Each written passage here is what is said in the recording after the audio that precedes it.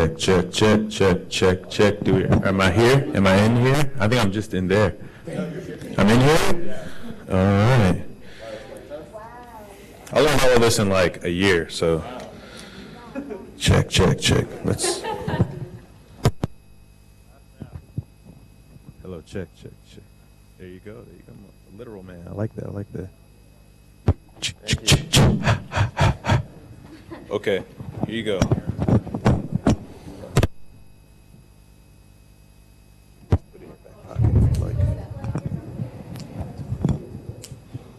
I would put it in my pocket. You're not on TV, so I mean you are. But you're not on national TV. Not yet.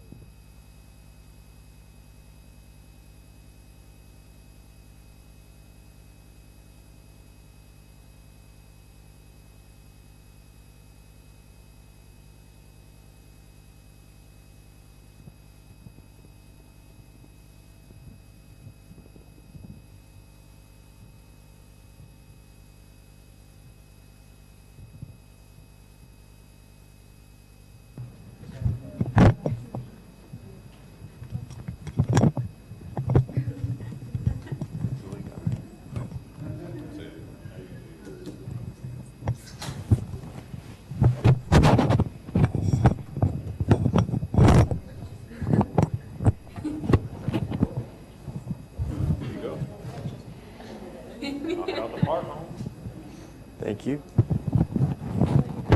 Hello. Hello. Testing. Does this mic work? It's on.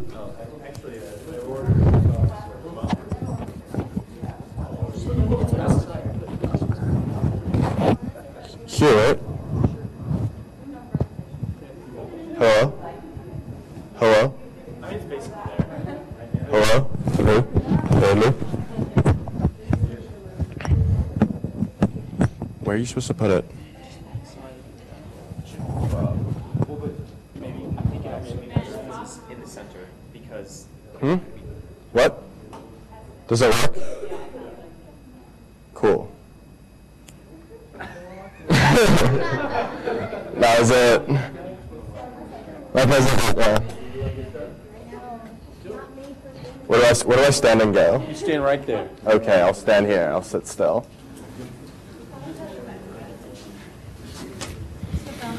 Good morning, everybody. For those of you, Doug Bradbury, the founding director, Fred W. Smith National Library. This is really an exciting day for us in the Melbourne Leadership Fellows program because this is the day we get to hear the capstone projects from all the fellows who've been working so hard for 5.5 weeks. Meeting lots of different leaders, seeing lots of different sites, having a chance to think about their own strengths and weaknesses, and getting to know a whole new set of people in their lives as they are designing a plan to bring positive change back into their communities. And that's what the capstones are all about. It's the heart and soul of the program, and we look forward to hearing what everyone has to say. So without further ado, we have a schedule to keep. Let me just say very, very quickly that I'm delighted to see everybody here, and it's going to be a great day. And let's get started with the magician Ben Goldfein, who will come up here and talk about globalizing diversity. Okay. Good morning, everyone. I'm really excited to be here, and I'm really happy that everyone is up and awake at 8:32 a.m. Today I will be talking about globalizing diversity. By that I mean why international universities truly lack multinational diversity.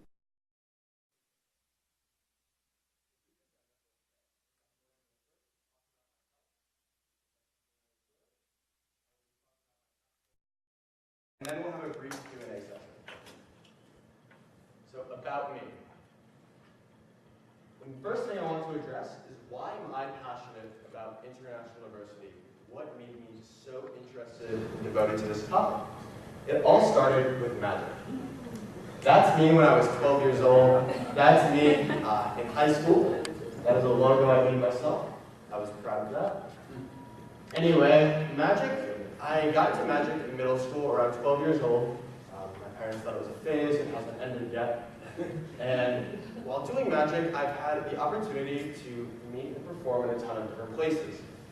That's me performing at a bat mitzvah. This is me doing a children's show. That's me in college doing a show for the Indian Cultural Exchange. And I've had the opportunity to have really cool mentors.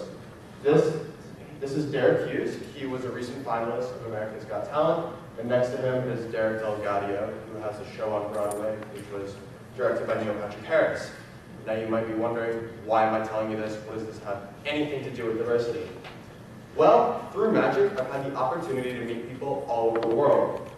That's me, that red dot. I live in Sandy Springs, Georgia, which is an oxymoron considering it's not sandy and there are no springs.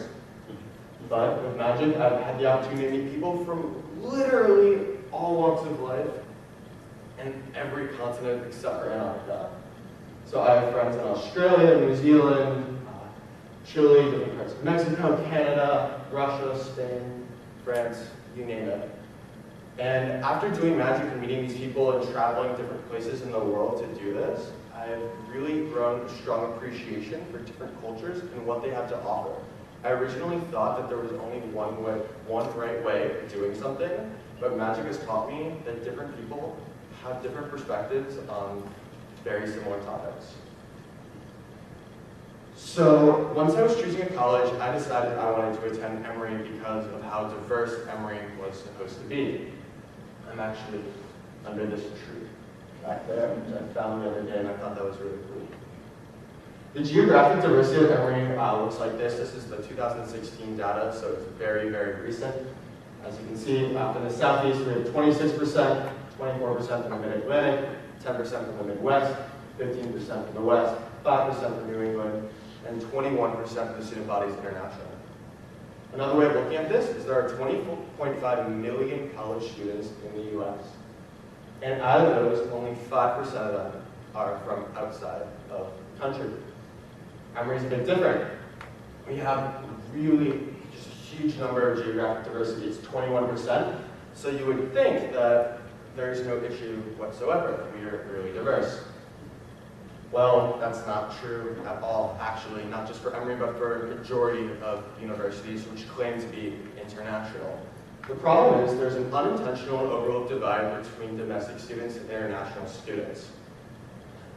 One example of where I noticed this is during Songfest. Songfest is the biggest first-year event of the entire year, where all the freshman halls, they get different colored t-shirts to represent their hall, and they dress up, and we all go, and we have like this dance singing competition. It's a lot of fun. Now, this is my hall. I was in RA last year, and there were about 26 people in my hall, and this is us right before getting ready. Now, this event is highly publicized. It's entirely inclusive of everyone. But you can see there are 3 people in the back who aren't really paying attention. They're not trying to get involved with it, and all 3 of them happen to be international. 2 of them are from China, and 1 girl is from Haiti. Now, originally looking at this picture, I thought maybe that's just because there's a height difference going on, maybe they were confused. But when I talked to different RAs in all the different halls, I discovered that many international students didn't necessarily know how to feel included in events which were branded as entirely inclusive, which is a big issue. That leads me to the conclusion that numerical diversity does not actually equal true diversity. So then my vision now for different colleges is for all university students, faculty, friends, and alumni to voluntarily come together to learn, appreciate, and grow cross-cultural relationships. Notice the word voluntarily. There are times when they force people together. That's not what I want. I want people to have an inner passion and desire to come together as a unit. Which leads me to my capstone research. Now my mission is to integrate international student life into more aspects of the American college experience, while also providing the resources for international students to thrive academically, socially, culturally, and civically. Goals in the short term, my goal is to integrate student life into the aspects of American college experience, whether it be certain clubs, and for the long term, I want to position my university as an international global powerhouse that sets the example for other institutions for what to do with this cause. When I started this project, I was asked, what does diversity mean to me? So to first answer this question, I decided to Google diversity. The definition is a range of different things, which is a nice way of saying a lot of things and nothing at all. My definition of diversity is very different from this. It is more about the diversity of thought, having different ideas. It doesn't necessarily matter where you come from in your background, but how you grew up might change the way you think about something, and the way you think about something can alter how you progress throughout life. So having true diversity is having a cross-section of different ideas rather than different just physical appearances and attributes. The importance of diversity, some of the key aspects is academically. If anything you study, it's very international. Socially, can all of you in the audience raise your hand if you know someone from a different country? That's everyone. So can you imagine not knowing those people? Like, imagine how much, you know how much they add to your life, just socially, academically, professionally. If they weren't there, all that would be taken away from you. Professionally, this is a growth. If you're really interested in business, we're now no longer just, business is not done merely like brick and mortar shops, but rather on a global spectrum. Culturally, getting to being able to appreciate different people. And civically, being a good citizen. I genuinely believe that understanding others will allow you to contribute to society in a more positive and proactive way. Upon realizing this problem, the first thing I thought of is diversity programs. That's what I'm going to do. I'm going to come to Mount Vernon, I'm going to make a diversity program to diversify my campus. But do they really work is the true question. The answer is they don't. Diversity programs aren't actually increasing diversity. This is a recent study that just came out by Harvard Business Review while we were at Mount Vernon. It's the first study of its kind, which also makes this topic extremely interesting, considering people rarely research diversity programs and their effects. Now, the reason why diversity programs fail, according to Harvard Business Review, is for 3 reasons. One, they end up ignoring biases. They decide to point out the differences and ignore the fact that there are socialized causes of these diversities, and they don't try to attack them and dispel them, but rather they just ignore them and pretend they don't exist. That's extremely ineffective. There's a rooted desire to look fair. Many institutions and businesses have this idea that if we do a diversity program, we're fair and we look fair, and therefore we're diverse. That's not true at all. And also to preempt lawsuits because they say, hey, look, we have diversity programs, so we provided you with the resources to be diverse, and if you're not diverse, that's your problem. It's really sad how these diversity programs actually have taken us in the opposite direction that we want, and I need to fix that. So before returns on the usual diversity programs, what this chart is basically showing you is that things that are mandatory that try forcing people together to become more diverse actually separate people. That way, force-feeding diversity programs activate bias rather than stamping it out. So the real question is, what works? How can we attack this problem if it's so complex? The thing is, there are a few different types of programs which work. In general, what works is diversity events that bring people together, not for the topic of diversity, but for the sake of bringing people together in a community as a whole. The top one is volunteer training, doing different types of community service events. These self-managed teams are all voluntary, cross-training is voluntary, college recruitment, mentoring, diversity task forces where people come together. So it's the most effective programming sparks engagement that wants different people's opinions rather than trying to teach people. So what can we do to make change? And notice that I put the word we in there because this is not a problem that only I can attack. I need the help of everyone to solve this. My action plan, I have surveys for international students and domestic service. There's very little information out there about this, and a lot of the information is quantitative rather than qualitative. The qualitative information that we would be receiving through the surveys would help me understand what students want and what they need, so I don't have to make an assumption of what they want, and rather just know what they want. Orientations, so we have an international student orientation and a more like student orientation for all the students, and they're very divided and separate. I would like to integrate those and look into ways of doing that. And I'm studying abroad. This will give me a unique perspective in that I will now be the international student, so I'll have an idea of what it feels like to be on the other side of it. So when I come back to my university next year, I can apply these concepts and really make a positive change. Some challenges are there's a new department head for the Office of International Student Life.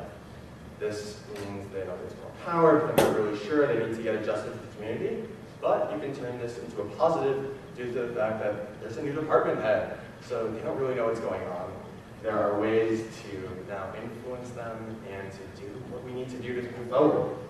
The quantitative versus qualitative, well, very, very difficult to survey people with a qualitative result because the surveys take a lot longer and it's hard to measure things and put it on a graph. A lot of things are opinions. We don't know necessarily where these thoughts came from, whether or not it was just one professor they had a bad experience with, or just their entire college experience as a whole. Lack of research, as I previously stated, Harvard Business Review is one of the first to do research on this topic.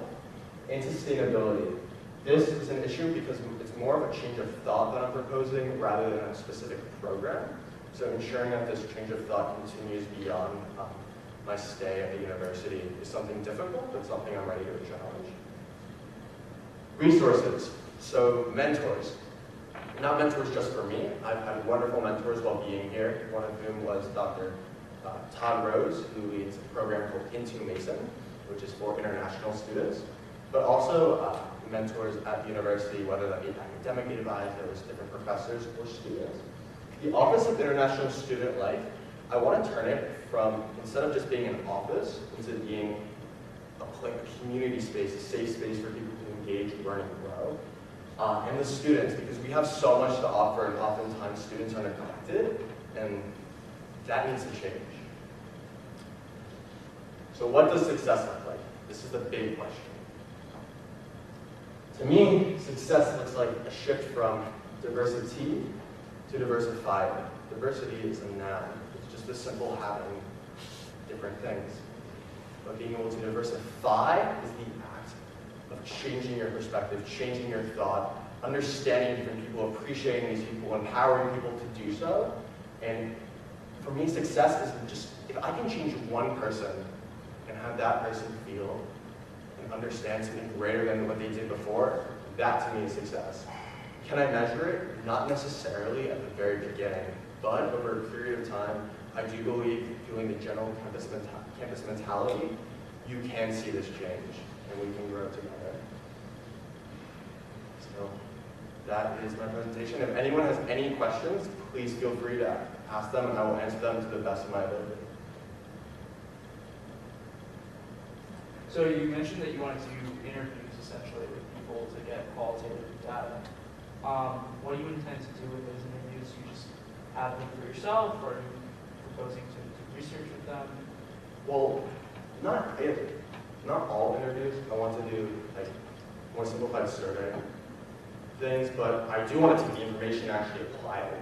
So if I see a consistent like trend of things that there's a problem with, be able to address that. For example, one question I asked is about campus resources, specifically with, we have a career center which is supposed to help students get jobs, but they don't really have any resources for international students, especially because international students can't get jobs on campus and off campus because of their visa and student status.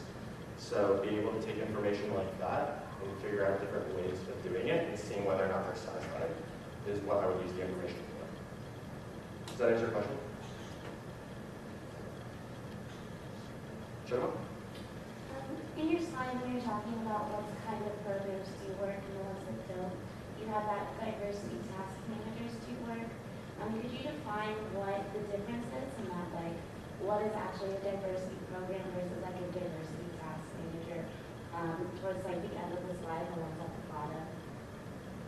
So a diversity program is, well, first let me address the task force. So the diversity task force is people who come together voluntarily and want to try to change this, while a diversity program is more we're going to like clump you together. So in regards to the task force, you'll have different people wanting to come together, they'll contribute ideas, and they are trying to go towards a specific projection, while diversity programs have the goal of stamping out and being colorblind, which doesn't work.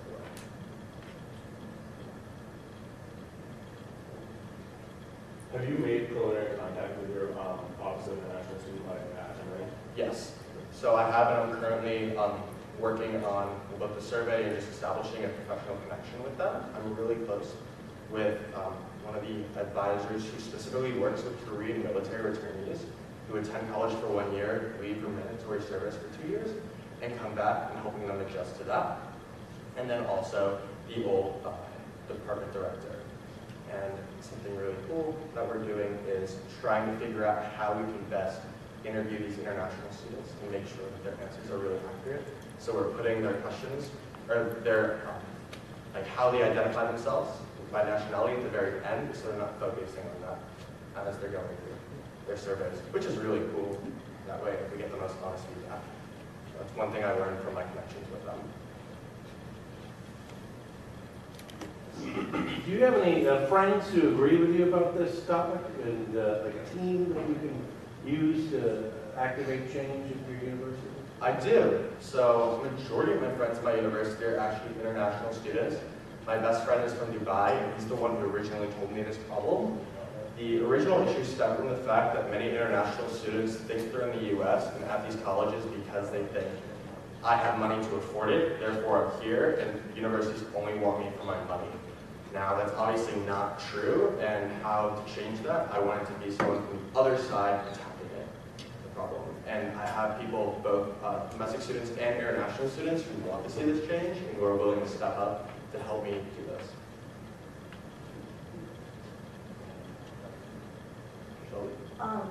So in one of the slides when you talked about why diversity programs don't work, you mentioned that they ignore biases, and I was just wondering if you could give an example of what those biases are, because it's kind of a broad term, and I feel like it can be interpreted in different ways. So like what kind of biases are they ignoring that creates the issue? What kind of biases are Yeah, there? like you said, it ignores biases, and I'm just wondering if you had like examples of the biases, like are they saying that the people in the diversity programs are biased, or that like socially there's bias? Like I was just confused about like what that actually means. I think they're more just a lot of times diversity programs are attacked, or not attacked, they're targeted towards a specific group of people to be more diverse, and they're pointing out like specific diversities and ignoring others. So for example, they're saying all people who are fall under this category, and they're being biased and saying that, oh, from one perspective I have, this is what everyone is like. And as we all know, one person can't represent their entire group of people. So I hope that, thank you for that question. So if you're conducting surveys or interviews, you probably have to get approval from your institutional review board. Are you planning on doing that? Do you know anything about the process? We don't need any approval. I can sort of conduct research. If I want to do it independently, I can just do research. But, so, yeah, I don't need the approval. But I do have the approval. Like, it's there. Like, I have it. Like, I don't need to go through a review board to do this. I already have the approval and I already have it set up, so I can send out these surveys. Well, if there aren't any more questions, I'll leave you on one final note. So alone we can do so little, together we can do so much. So together we can make change. Thank you guys.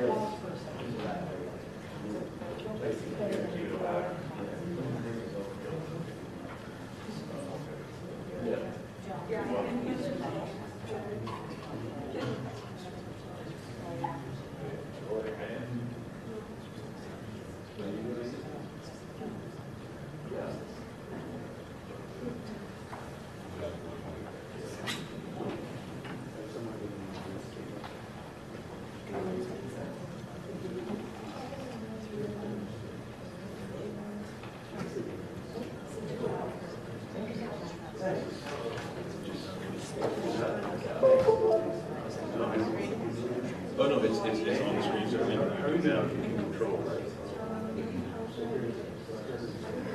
So we actually have money to incentivize people, so like, hey, you can win a free iPad if you do this.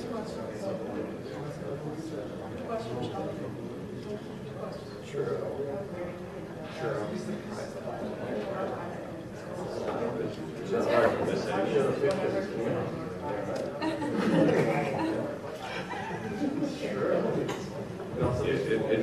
There you go, you're much better.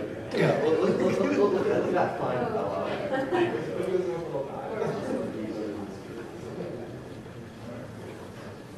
I saw that last night, so I need to point that out.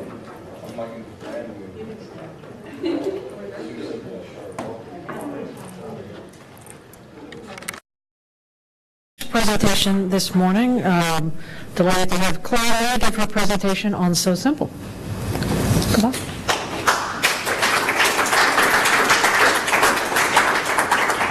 So, as Anne mentioned, my name is Claire Lee, and my solution to the number of sewers in the United States is, well, so simple. Some of my earliest memories are of sitting at the feet of my older siblings as they sewed late into the night on the sewing machine, turning normal pieces of fabric into beautiful dresses, skirts, and coats. And I'll always remember counting down the days to when I could learn how to sew. And when I was 8 years old, my grandmother sat me down at the sewing machine, gave me a piece of lined paper, and said, "Here, figure out how to make the lines straight." And that really started my journey into sewing.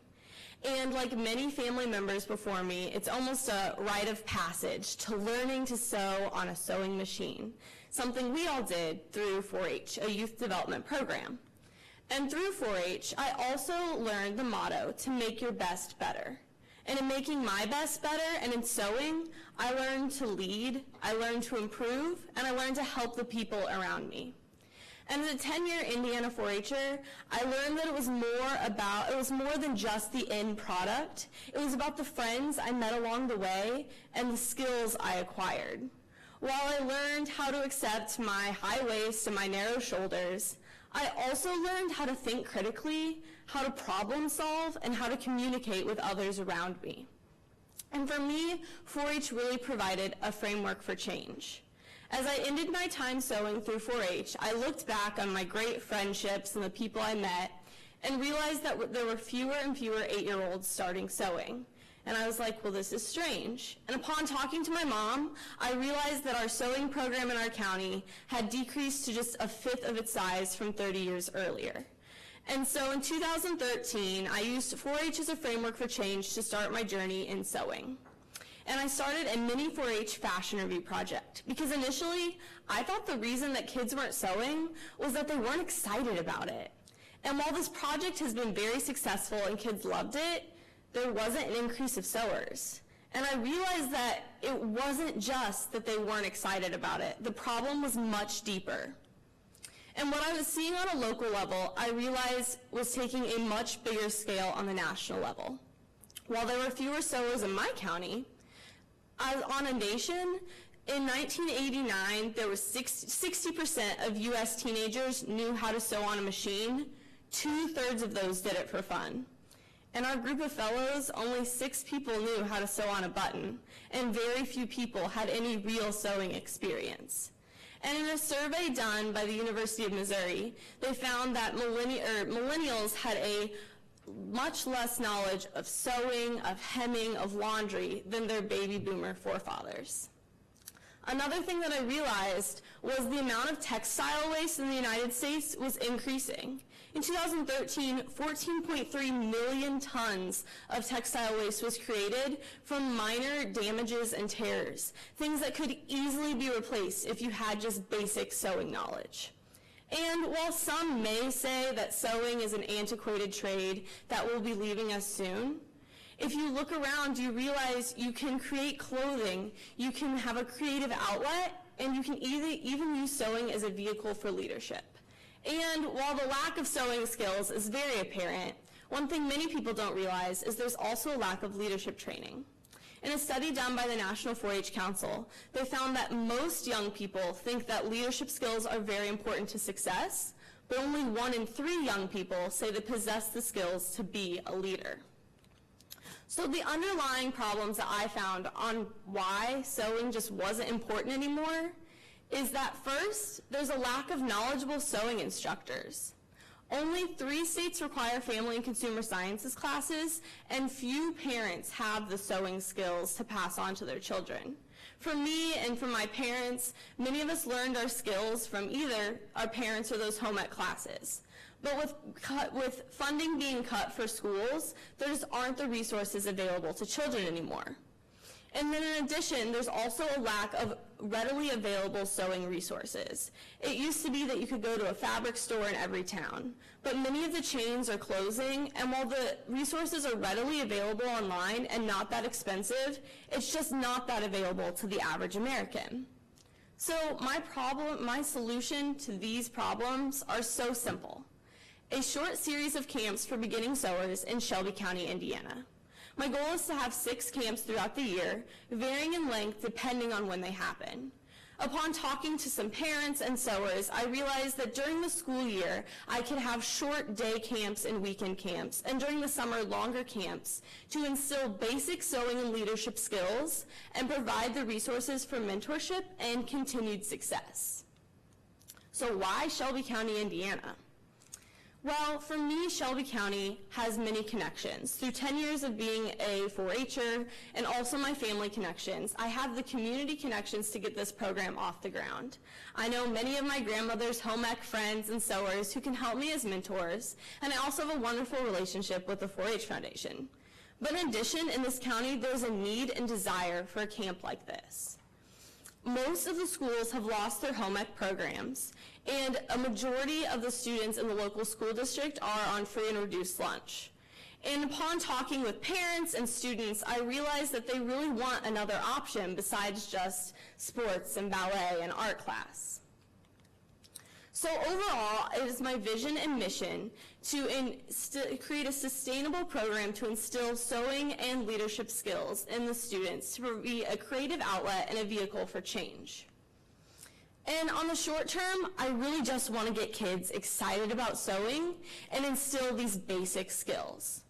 But on the long term, it is my goal to develop a toolkit of resources that I can share with other communities across the nation to begin programs like this, and also to connect children with possible community mentors.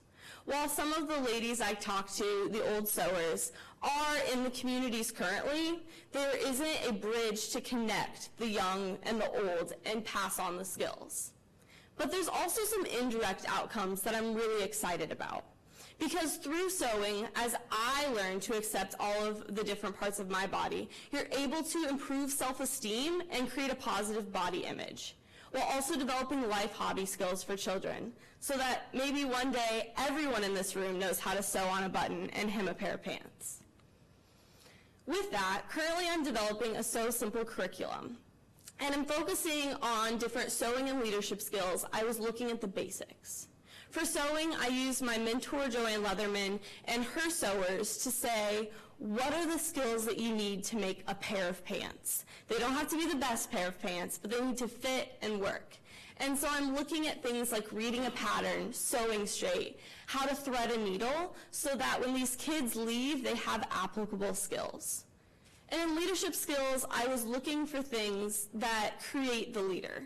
You know, sometimes you imagine the leader is the one at the front of the pack leading, but they need to have critical thinking skills and problem-solving skills to get to that point. And right now I'm also working on some different activities for the children to partake in. From a simple pillowcase or PJ pants that they can complete in a day, to a community service project that makes them know that they're helping the community, to just some really fun activities to get them excited about what's going on. And so this is what a sample camp may be. I've worked with my mentor to develop a day-and-a-half camp, a day camp, and just a morning camp with different activities, and working to see how it fits together and ensuring that throughout the time the children have the ability to not only leave with a finished product, but also have time to run around and get to know each other and have a lot of fun. So as I leave Mount Vernon, I'm working on a two-pronged action plan to finish my development and implement my program by the fall of 2016. So in the next few months, I will be finalizing my curriculum, as you saw earlier, with my mentor, in addition to securing funding for my program. Honestly, I only need about $1,000 to get this program off the ground, as I really don't need much besides some machines and some fabric and sewing notions. And I'm looking towards my community that has supported me through so many years of sewing to help with that. In addition, I'm working on finalizing my location and my marketing of my So Simple camps and recruiting my volunteer mentors by starting with those home ec women who helped me so many years ago. And in the next few months, I'll be selecting a small group, about 10 children, for my inaugural camp. I want to start small so we can see how it goes and then build from there, in addition to securing some fabric and patterns to get started. And by October 16, I hope to have the first So Simple sewing camp. So for me, success comes on a few different levels. Immediately, I will find success by launching the program in 2016. But intermediately, I'd like to see an increase in the number of sewers and an increase in the number of resources to the children. But long term, I really want this program to grow into something more. In my original community, to have the mentors take it on as something of their own and allow it to grow into other communities around Indiana and the nation. So thank you for listening to So Simple. Do you have any questions? Claire, I love this. I think this is fantastic. I'd like to learn how to sew and make some PJ pants. I wondered about the leadership skills of public speaking and where in the you know, as one of the skills it develops. And I remember my mom was a great sewer, and she would yell at me when I complained about the shorts that she would make for me, and you know, so that was the only public speaking that she got. So where do you see that? How does the public speaking emerge as one of the skill sets? Yeah. So with public speaking, one activity I'm hoping to implement is short speeches at the end called What Did I Make?, where the kids can come up to the mentors and explain what they did, have, you know, their PJ pants on, to not only, you know, model what they've done, but explain what they've done. So then when they go home, they can tell their friends, look, I put in, you know, 1 1/4 inch seam, and I was able to make, you know, these great pair of pants. Emerson? Did you sew yourself the items on the screen? Yes. And my dress. The one you're wearing now? Yes. Shelby, did you have a question? Okay. Well, if there aren't any more questions, thank you so much.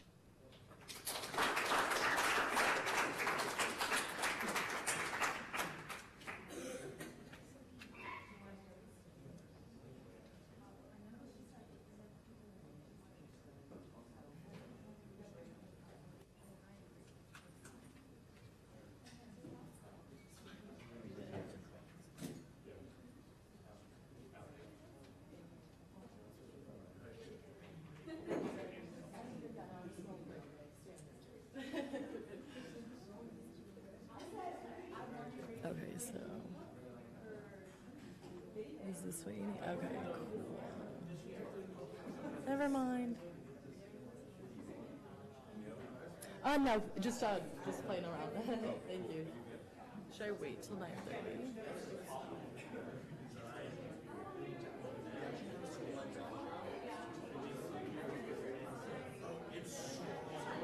Are we taking a break? Okay, cool. Hi. Make sure I pronounce your last name correctly. Ryshina? Ryshina. Yeah, thank you. You pulled up from here, right? What's that? I like pull it up from here, or just to like actually click on it? No, I can't even see it. Where is it? That's weird. Oh, well then just, Oh, okay, I'll just go like this. where are you? Right there. Should I have it open? Yeah, yeah, why not? We can leave the title open. That's good because this is Where is the...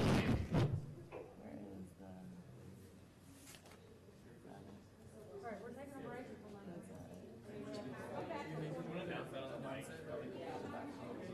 Should I do a mic or I could stand behind it? You decide. No? I know. We already talked about that. Yeah, people just didn't realize. We have time to have a break until just before 9:30, so we're definitely back here. So we stay on schedule for all of you and for all of your mentors and everyone else and your parents back home watching.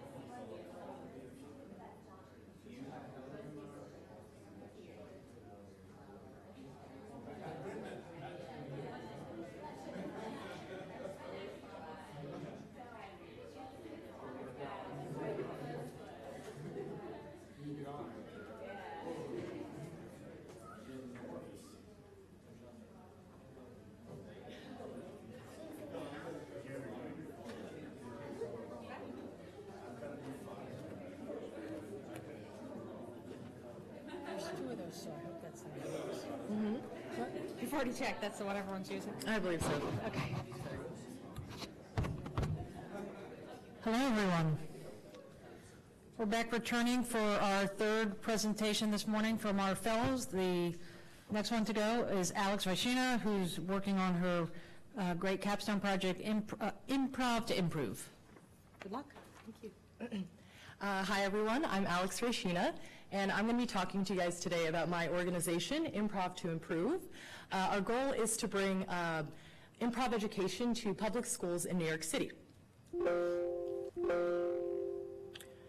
Okay, so there we go, we're probably already.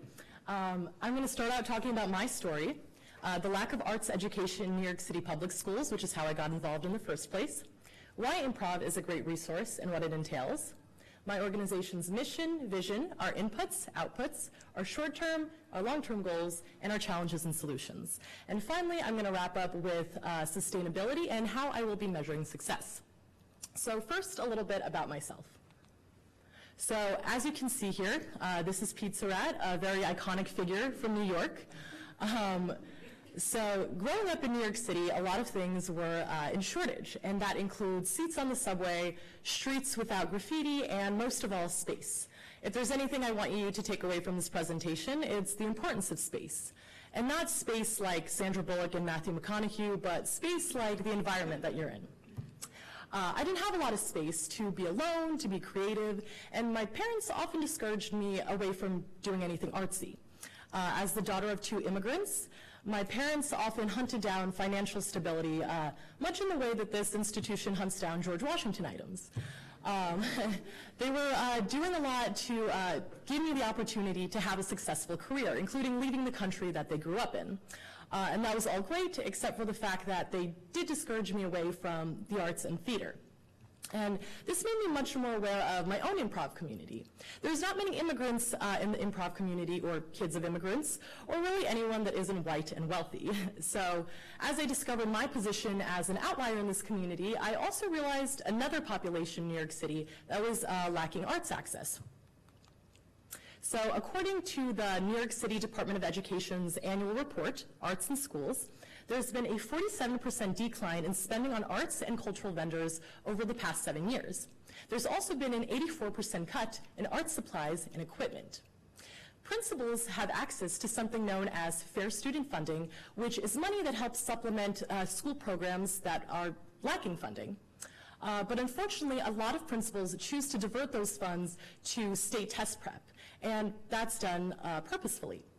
So a school's report card grade is largely determined by how students do on their standardized tests, and that report card grade affects how much funding a school has. This incentivizes principals to use fair student funding just for school test prep. So because there's such a lack of funding, 419 schools in New York City lack a full-time certified arts teacher. 306 schools have neither a full nor a part-time certified arts teacher. So this is especially troubling because according to New York State law, students between the 7th through 12th grades are required to be taught by a certified arts teacher. So schools that aren't complying with this aren't complying with the law. And of course, schools that are lacking arts access are largely in impoverished areas of New York City, including South Bronx and Central Brooklyn. So as I've shown you guys, there's a severe lack of arts education in New York City, so I wanted to tap into my experience with improv to fix that problem. There's a lot of benefits to improv. First of all, unlike many other art forms, improv doesn't require expensive props, equipment, or art supplies, and is entirely based off of your, the ideas of students, which makes it much less costly for an education system that's already severely lacking funds. There's also a study that was done with 2 groups of 34 ninth graders.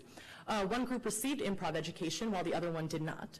So the group that did have improv teaching reported by the end of the school year that they were much more comfortable in public speaking, speaking with their peers, asking questions, and most importantly, they noticed that any progress they made was a direct result of improv. That means not only are the students who are, the teachers that are conducting reports noticing a positive change in the students, but the students themselves realize the importance of their interactions.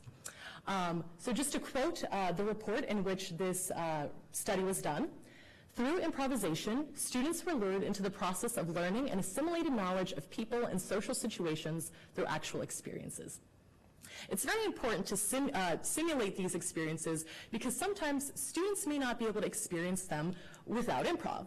And this makes students much more knowledgeable in tackling issues in multi-ethnic communities with many different diverse groups of people. According to the Council of American Teachers in English, improv also helps students develop their speaking skills, their communication skills. It teaches students to make commitments and fulfill them. It allows students to concentrate and sustain that concentration, as well as develop the creativity of the individual and the entire group. So, what is improv, as you may be wondering? Maybe some of you guys are familiar with things like Saturday Night Live, Key and Peele sketches, anything of Amy Schumer's. Well, improv is nothing like that. Those kinds of things, those take long hours in a writer's room where people are constantly dissecting the things that they're going to be performing. Improv, on the other hand, happens on the spot. It's both performed and created in the moment.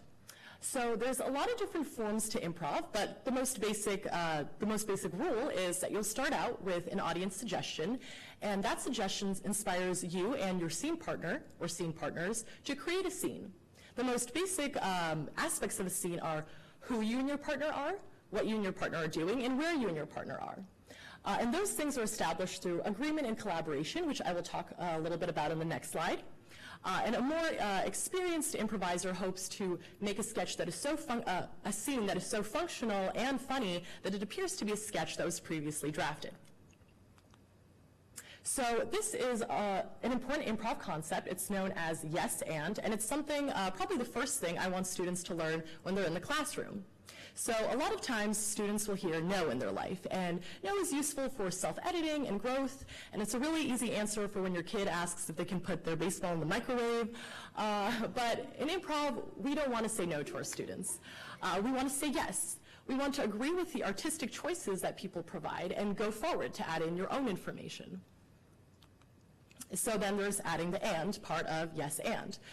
So while yes acknowledges that you're listening to your scene partner and shows that you're taking initiative to produce your own ideas without interrupting your scene partner. This allows students to be very aware of their own bodies and their own ideas as well as the bodies of the people next to them. So, my mission for Improv to Improve is to create a space for creative development to increase student confidence and communication skills.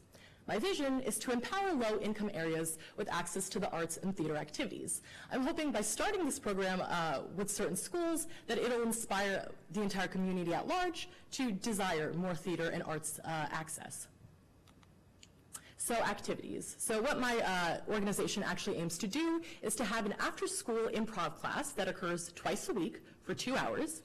And I will rely on improv teachers to be teaching the class based on a curriculum that I've been developing and will further develop with the help of other improv teachers as well as information that's already out there, including improv manuals and improv books.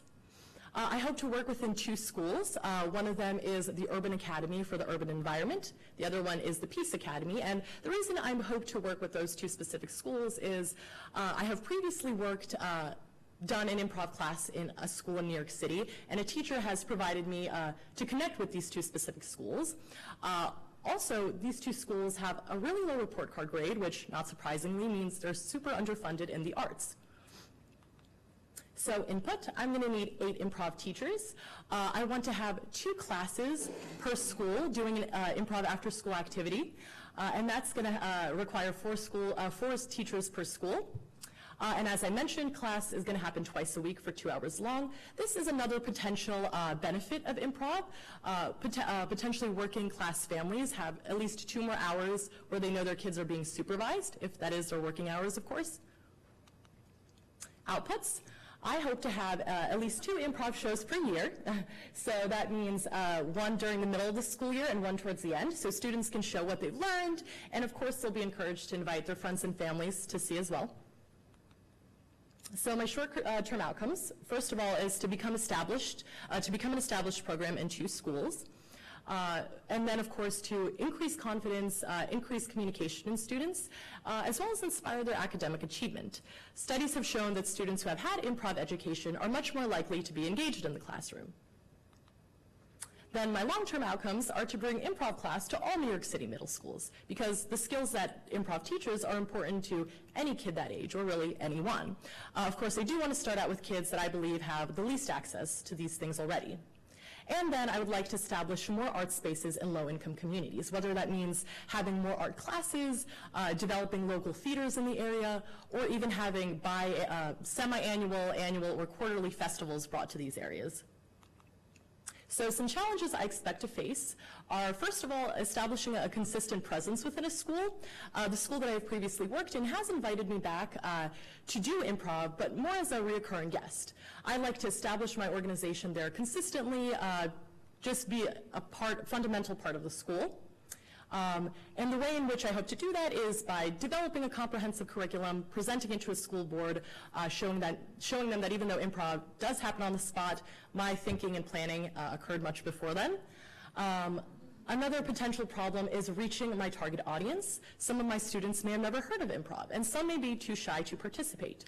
The way in which I hope to tackle this issue is to actually perform some scenes with myself and other improv teachers to show them what successful improv looks like, how much fun it is, and how okay it is to be really embarrassing on stage as an adult. Another problem I might have is measuring success, and I'm going to talk about how I plan to do that in the next few slides. But because this is social success, it is always pretty subjective to determine whether or not people have actually improved. So that's something I'm still working out to determine if this is actually helping students out. And lastly, I'm going to rely on feedback for my students. If I see students particularly liking one specific activity, I would like to rely on that activity much more than others. So sustainability. As you can see here, these are some popular New York City improv theaters. There's Upright Citizens Brigade, my theater. There's the People's Improv Theater, the Magnet Theater, and the Annoyance Theater. So within improv culture, there is something known as practice groups.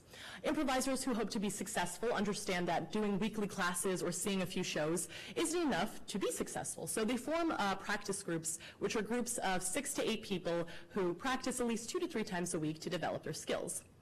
I believe this will incentivize volunteer improv teachers because by being in front of the classroom, they're always working on their own skills and making sure the number one thing, that their audience, be that adults or the students they're teaching, are clearly understanding what they're talking about.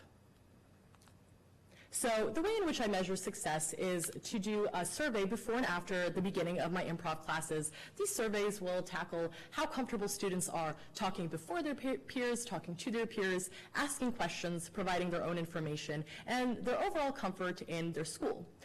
To me, success is students who do feel more comfortable talking to their peers, having their ideas be heard, and are more inspired to achieve academically and other aspects. So as for an action plan, as soon as I return from Mount Vernon, my plan is to reach out to improvisers from the UCB Theater and the Annoyance, specifically those two because I have the most connections there, and that's something I've already been working on. I hope to continue corresponding with principals of both of the schools that I mentioned earlier, and that's something I hope to further. I want to finish developing my class curriculum by at least October. Because I'm still fairly new to the improv community, I don't want to just rely on my own education and experience to develop this curriculum, and that's why I'm still waiting on other people to provide their information. Once I do have a set curriculum, at least 8 improv teachers willing to volunteer, I hope to do family outreach starting in November of this year. That means sending out emails, phone calls, and flyers explaining what improv is and why their kids should be doing it 2 hours for twice a week. So the final thoughts I have for you guys is that one of the greatest benefits of improv is that once you do a show, there's nothing like it ever again. You may be surrounded by the exact same group of improvisers or have the exact same suggestion, but it's going to be different every time.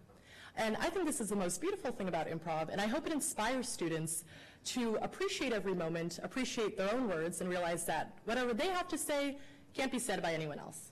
Thank you.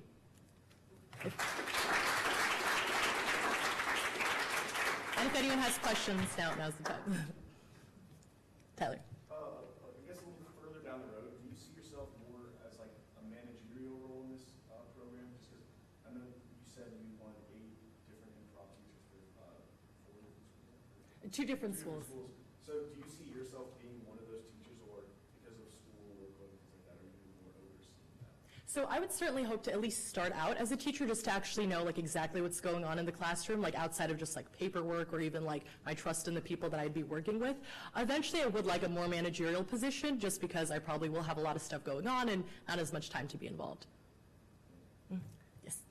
I'm interested in what you were saying about the improv improving student skills and transferable to other elements of the classroom. And I'm wondering if you've thought at all about training or at least updating teachers on the skills they should be looking for the kids that are coming out of this program, so that they can either reinforce it or maybe recommend it for others who they seem to be would be a great advocate audience, or to involve.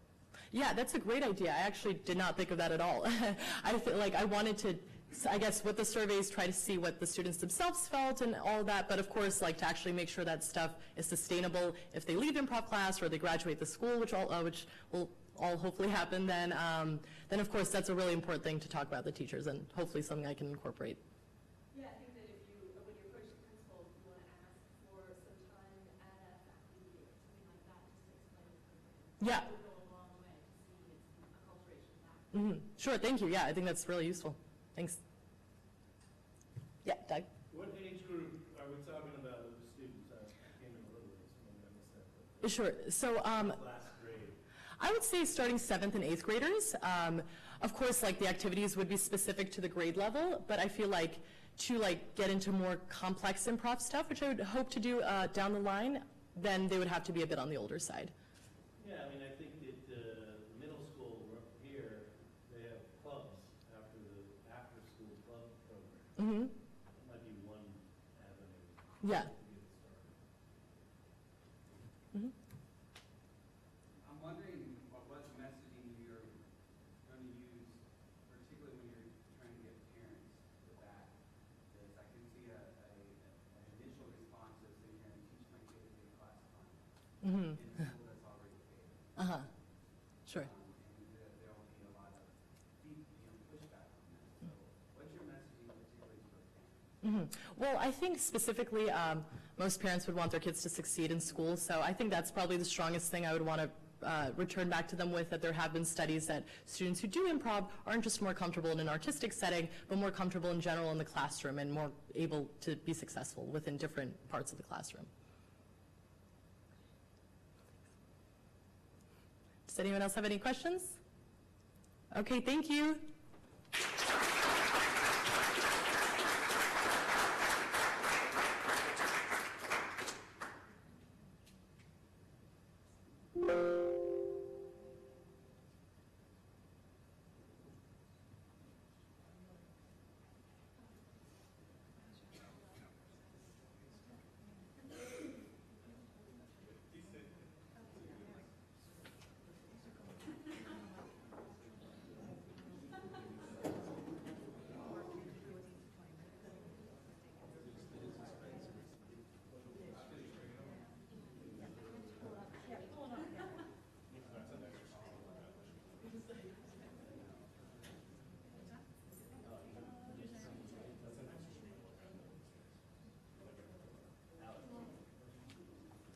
Before you get yours up, do you want to look at something? Yeah. I don't know why I can't see the screen, but you can like see it up there. The mouse works. That's fine.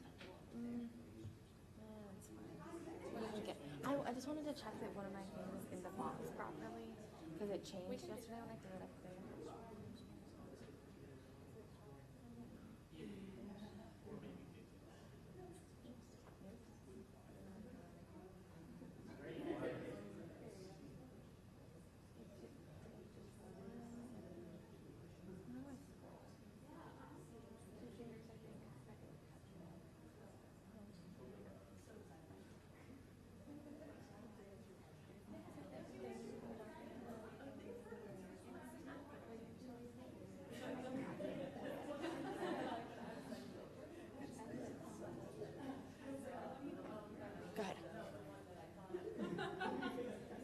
You're gonna kill it. I might kill myself. You're gonna tap into water? Is that what it's called? Tap into water. Look how beautiful that is. from beginning. Oh. There you go. Oh, and it looks so nice up there, Morgan. Okay.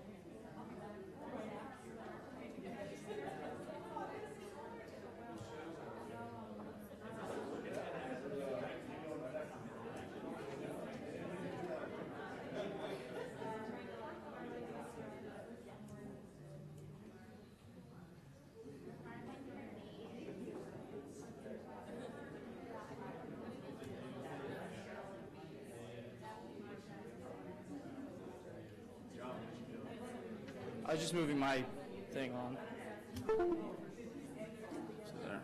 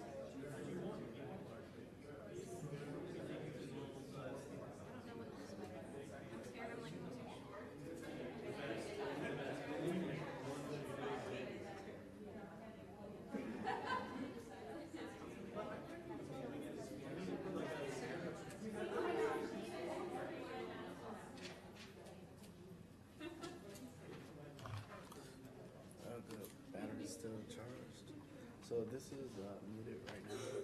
One button press makes it go loud green. Another button press makes it mute again. So hit it. Right hand. It's better to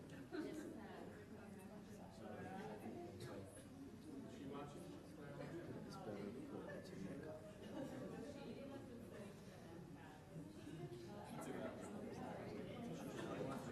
He's just trying to be very sensitive with the ladies, so appreciate that. And I've had to sometimes like put it up the jacket and all of that. Yeah, you can do that. But just make sure you go live before you are you about to go now? Yes. Yeah, in a few seconds I'm going to introduce you.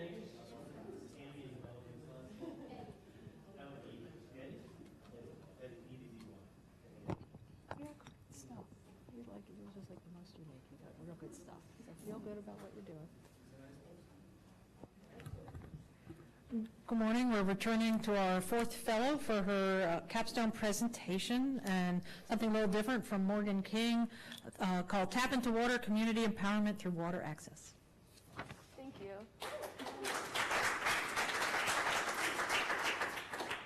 So thank you, Anne. As she said, my name is Morgan King, and my capstone project is called Tap into Water. It deals with community empowerment through water access.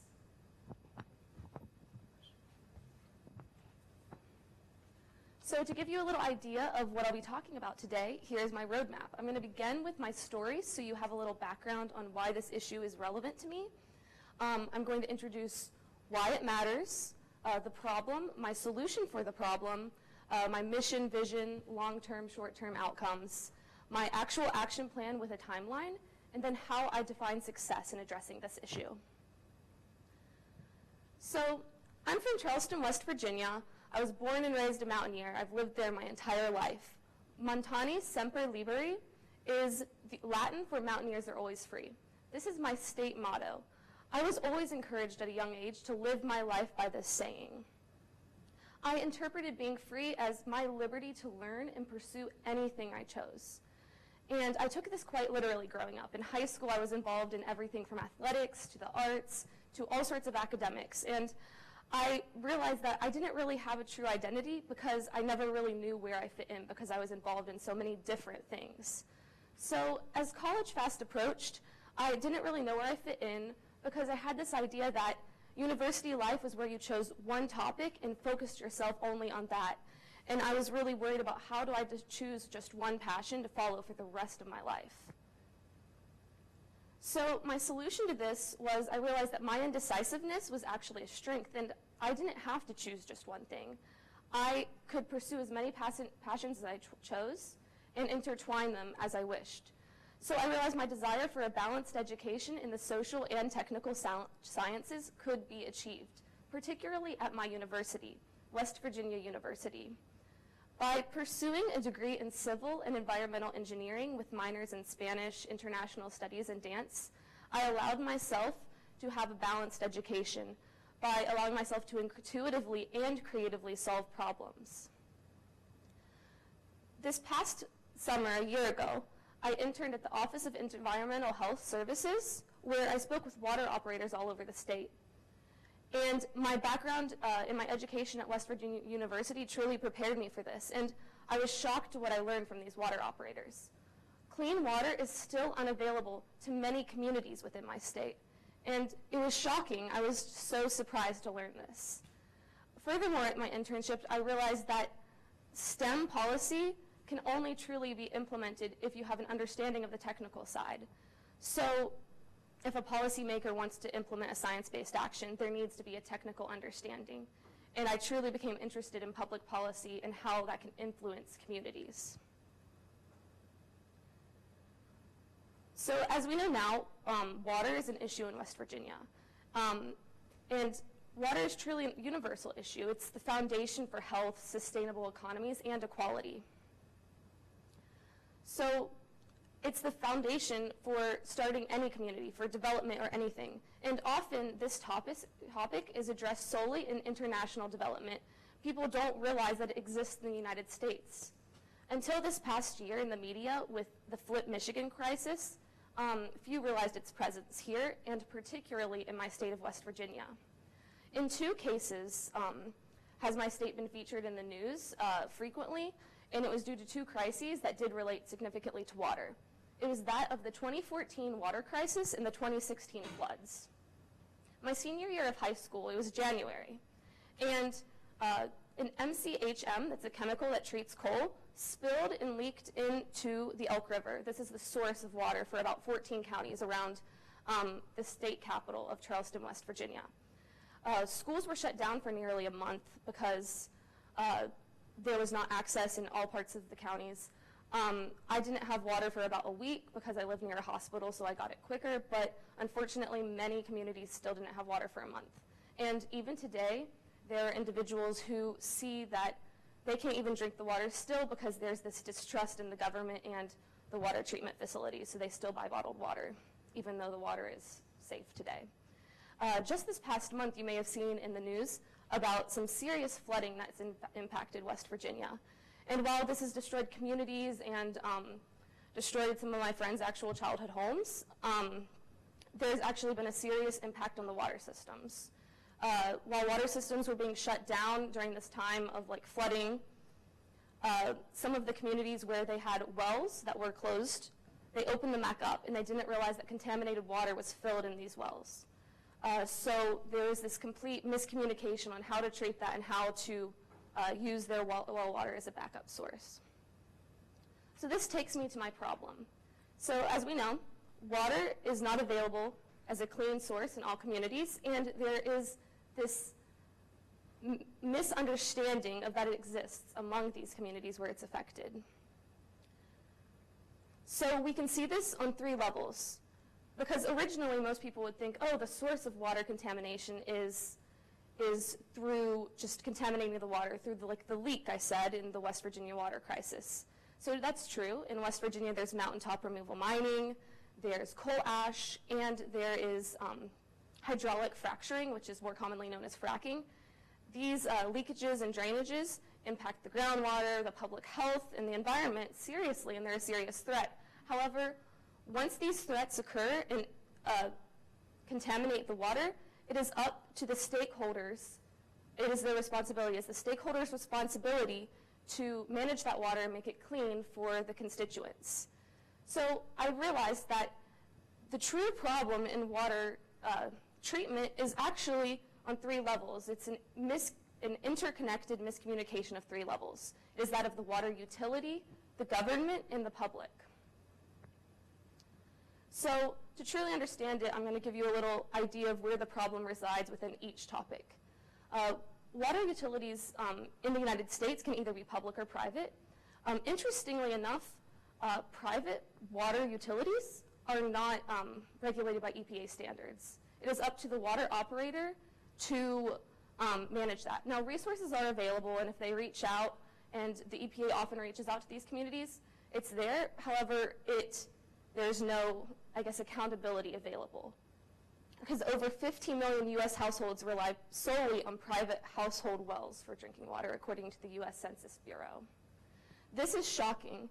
Even further, public water suppliers that exist, at least in West Virginia, are regulated by the state. However, in some extreme cases in rural communities, there is little to no internet access. And even further, there is one case that I learned about at my internship last summer where the water operator is illiterate and does not understand the violations that are being sent to him, so he does not act upon these violations to treat that community's water.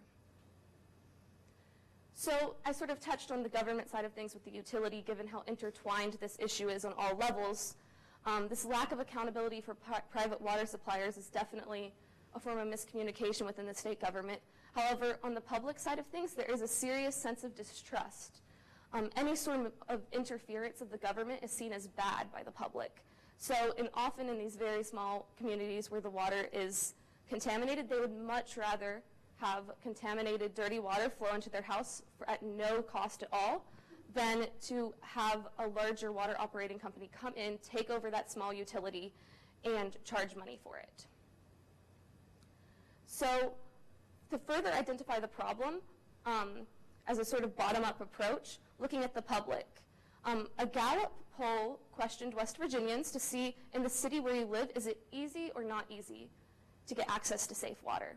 While a clear majority said it was easy at 90%, it is appalling that 10% of West Virginians do not find it easy to get access to safe water, particularly in a developed country like the United States. Furthermore, another Gallup poll questioned West Virginians on what the highest level of education they had completed is. 11% have a college degree, 10% have postgraduate degree.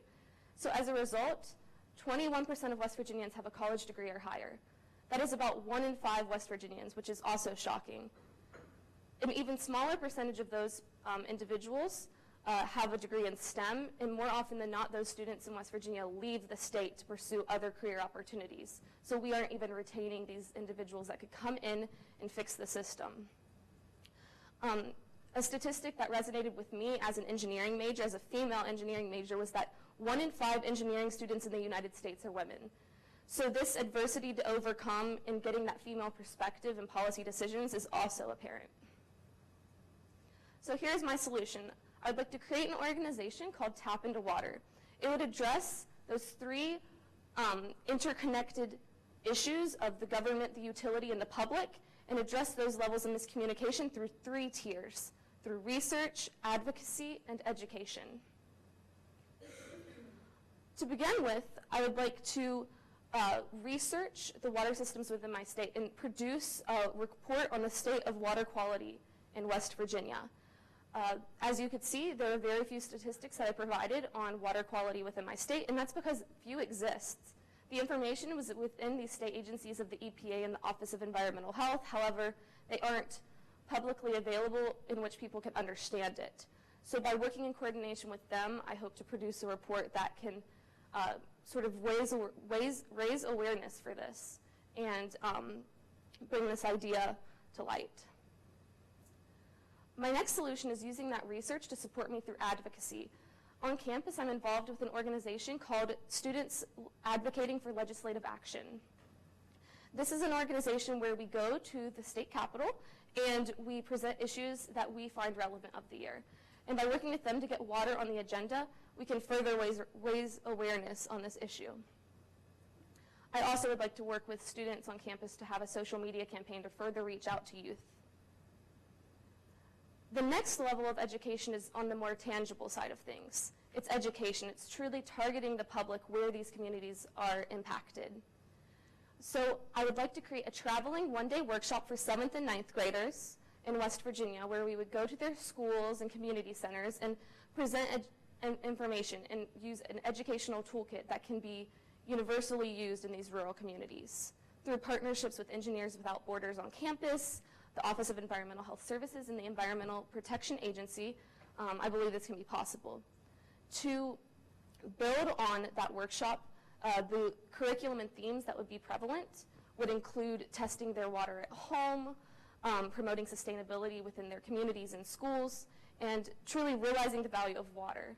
And finally, a portion of this workshop will be targeted solely at female youth to work on empowerment to get them interested in the STEM fields, to try to attack that statistic of 1 in 5 engineering students of women, to try to break that gap.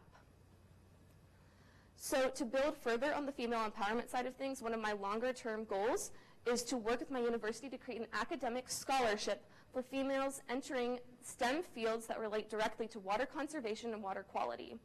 By providing this female perspective through STEM fields into water policy, I believe we can have a more balanced approach in finding a solution that can truly help these West Virginia communities. So as a result of the solution I created, I have my mission. Through education and advocacy, we can strive to empower West Virginian communities by increasing public awareness on the value of water to cultivate an open dialogue about resource inequities and sustainable water policy. My overall vision for my solution is we envision a world where the innate human right to water is realized by all communities as the foundation for health, sustainable economies, and equality. Some challenges, the key challenges that I believe I'll have to overcome are establishing credibility to pursue this cause. As I'm approaching it from so many different levels, I will need to establish professional connections to be able to even begin working on this.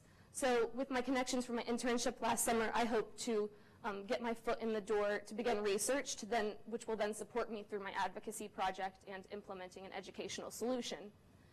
The lack of statistical data and public information is concerning. It does not provide support, but again, by doing that research myself and pushing to have it done, I believe that that will help establish credibility as well. And another difficulty in establishing credibility would be that of funding.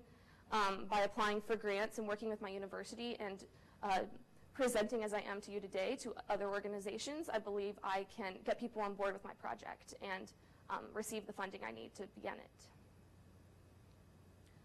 So the project outcomes I'd like to see in the long run are seeing rural communities be empowered to develop as their resource inequities are reduced. I would like to see communities value the resource of water and see them inspired to engage in civic action. I would like to also see females be empowered and prepared to reduce the gender gap through education in STEM fields. And finally, I would like to see families and communities strengthen and become lifelong learners through the desire of education.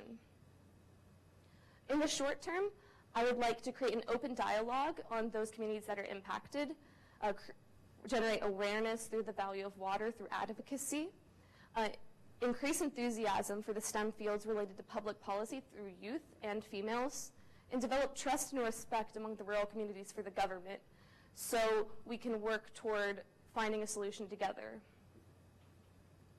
My timeline for my plan, as you can see, it spans about a year. This summer, I would like to begin by meeting with state agencies, making sure those connections are established so I can begin my research. I'd also like to connect with advocacy groups to get their perspective on how I'm approaching this topic. This fall, when I'm at school, I'd like to actually produce this research, which would then support me as I continue through the next year. I'd like to acquire a team, so by creating Tap Into Water student organization, I can get the manpower I need to begin working on these educational workshops throughout my state. So developing curriculum, creating promotional materials, that's very important in going forward into the spring, where I would actually like to implement my pilot program of this workshop. We would then, as an organization, begin lobbying at the Capitol for water issues along with the students advocating for legislative action. And I would begin meeting with my university for the scholarship that the organization would like to provide. And finally, next summer, I would like to continue expanding outreach, growing as an organization, and try to finalize that scholarship for females in STEM. And ultimately, a long-term goal would be evolving into a 501c3 organization. So in addressing an issue that is so broad and addressing it from so many different levels, it's really important that I'm able to define what I see as success in going forward. So ideally, you can see my levels of success truly reflect that of research, education, and advocacy. So by producing a practical and informative report on West Virginia water is the first step to success. Finally, launching the advocacy campaign in the spring of 2017, and evolving into a nonprofit organization where workshops frequent rural West Virginia communities. So thank you so much. If you all have any questions at this time, I'd be glad to answer. Have you, like going through the process, have you looked into talking to any of your professors on campus that may be doing similar work? You know, especially the environmental department, people are doing research into environmental contamination stuff, because I found that to be very useful in terms of So the advisor for Engineers Without Borders is one of the environmental engineering professors, so I've reached out to him, and once I get back on campus, I'm going to meet with him to talk more about that. I haven't thought about reaching out to research students, which is a great idea, and I definitely want to look into that. Yes? I have two things, question and maybe a comment with a question built in it somewhere. First thing is about your team. You Tap Into Water. Is you're envisioning this as a formal student group that will be able to get resources from the university? Yes, so that's what I'd like to see it start as, is creating it as a student organization and eventually evolving into its own organization, sort of separate from the university, but still be somewhat affiliated. You're heavily involved in student governance already, so you obviously know how to do that. Get that do-re-mi, so that's exciting. I love the project. I think it's really important. It's ambitious, which is wonderful as well.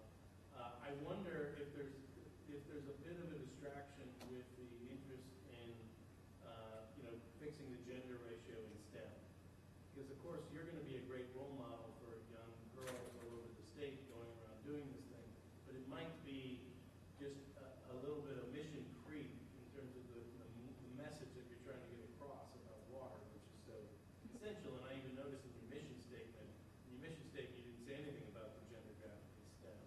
And so it might be something that, could evolve out of this, or is a different project, but I would caution you to try to not to do too much, to try to solve too many social and environmental and cultural challenges all in one group. But I absolutely know that you will be a great role model in that cause as well. That's my thought, my thinking. Are you of two minds on this, or do you have a response?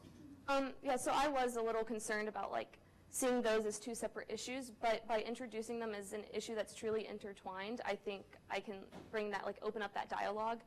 My main target is water as a whole, and I think that females in STEM can provide input on that.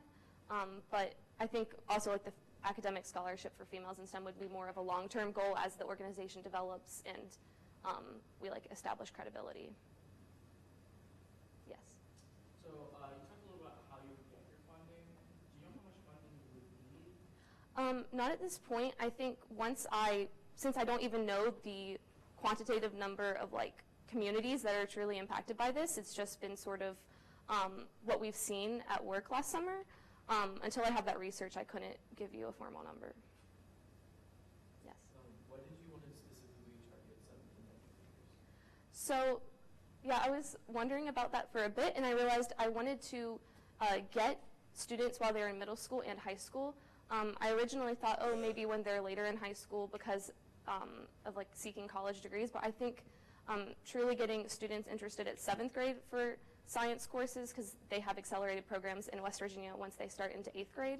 And then in 9th grade, once you start into 10th grade, they have accelerated science programs. So I want to get them interested prior to those opportunities. Yes.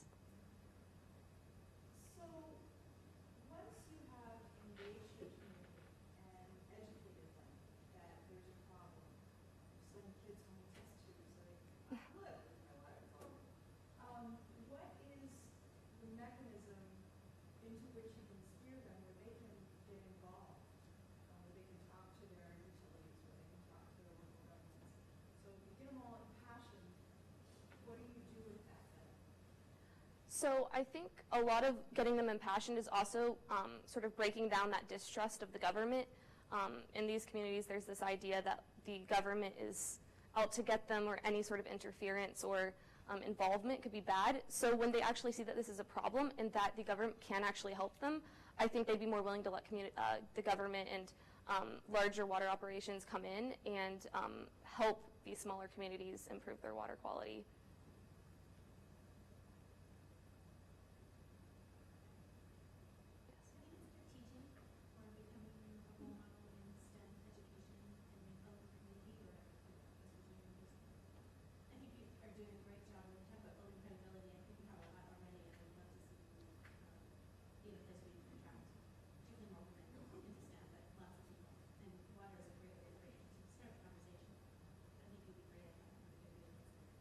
Thank you. Wait, is that a question or? Oh, okay. I'm sorry. Oh, thank you so much, though. So with Engineers Without Borders, they do go into schools already and do lessons, but they're more the broader idea of engineering. So even I think there's this organization called the Society of Women Engineers. It's called SWE, and by bringing them in too, that could bring more female role models to those communities in the teaching side of things.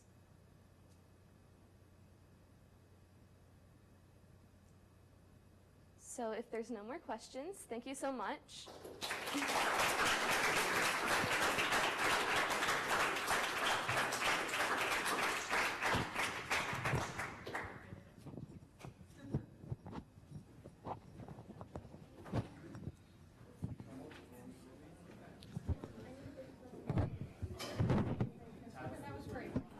Thank you. Tyler, don't, pull it up, just don't start yet. Okay. Is this the laptop? You took 17 minutes. Oh, really?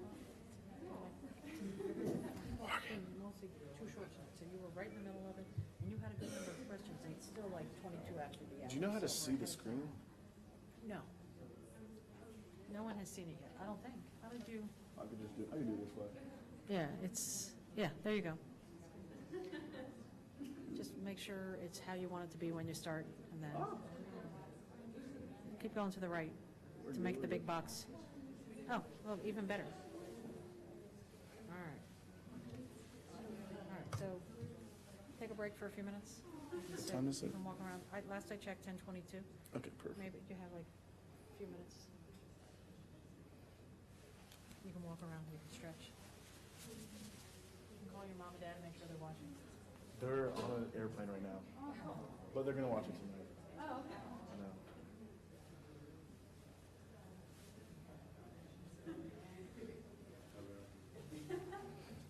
Remember, I'm going to introduce you, so I'll be back up. All right, all right.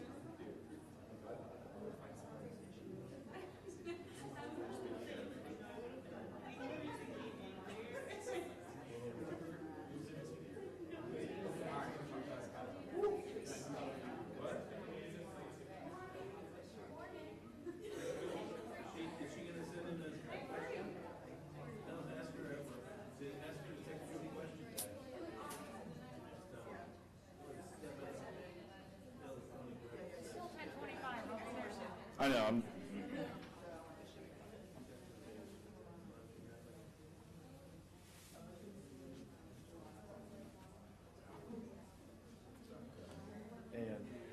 And are these for us? I assume, yes.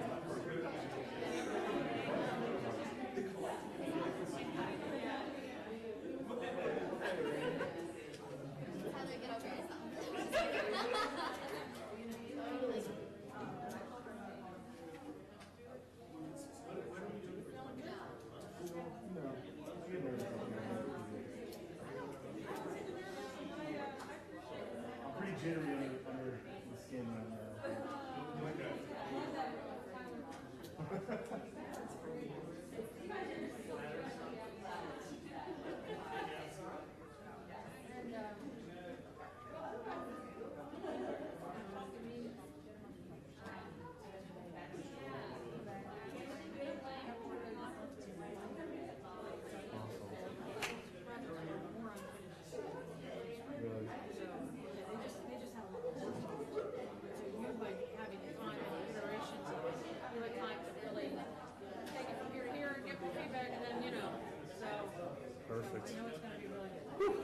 All right.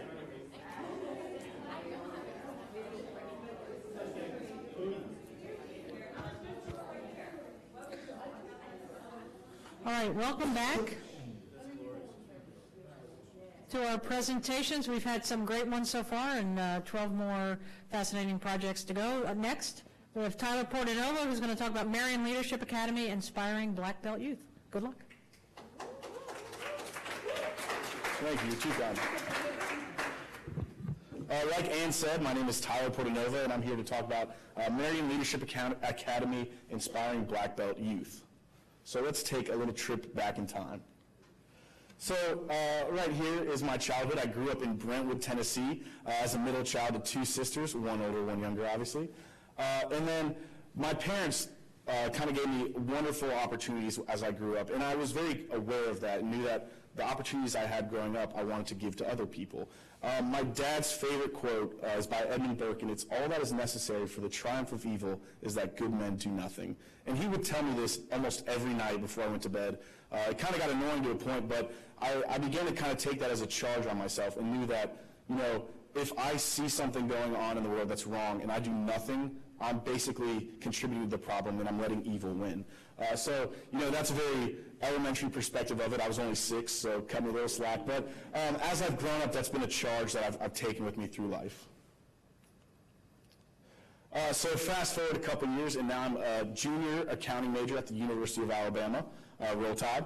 And I'm a member of Theta Chi fraternity, and in my fraternity, our motto is to extend a helping hand to all who seek it. Once again, that's reaffirming the charge that my dad gave me as a child to, if I see something happening that's not right, I need to do something about it. I'm a member of the University Fellows Experience, and that's where I was able to first see my cause firsthand. We do a program called the Black Belt Experience, as you can see on the right. The Black Belt Experience, the Black Belt itself is an area in Alabama, in the southern kind of region, named after its rich soil.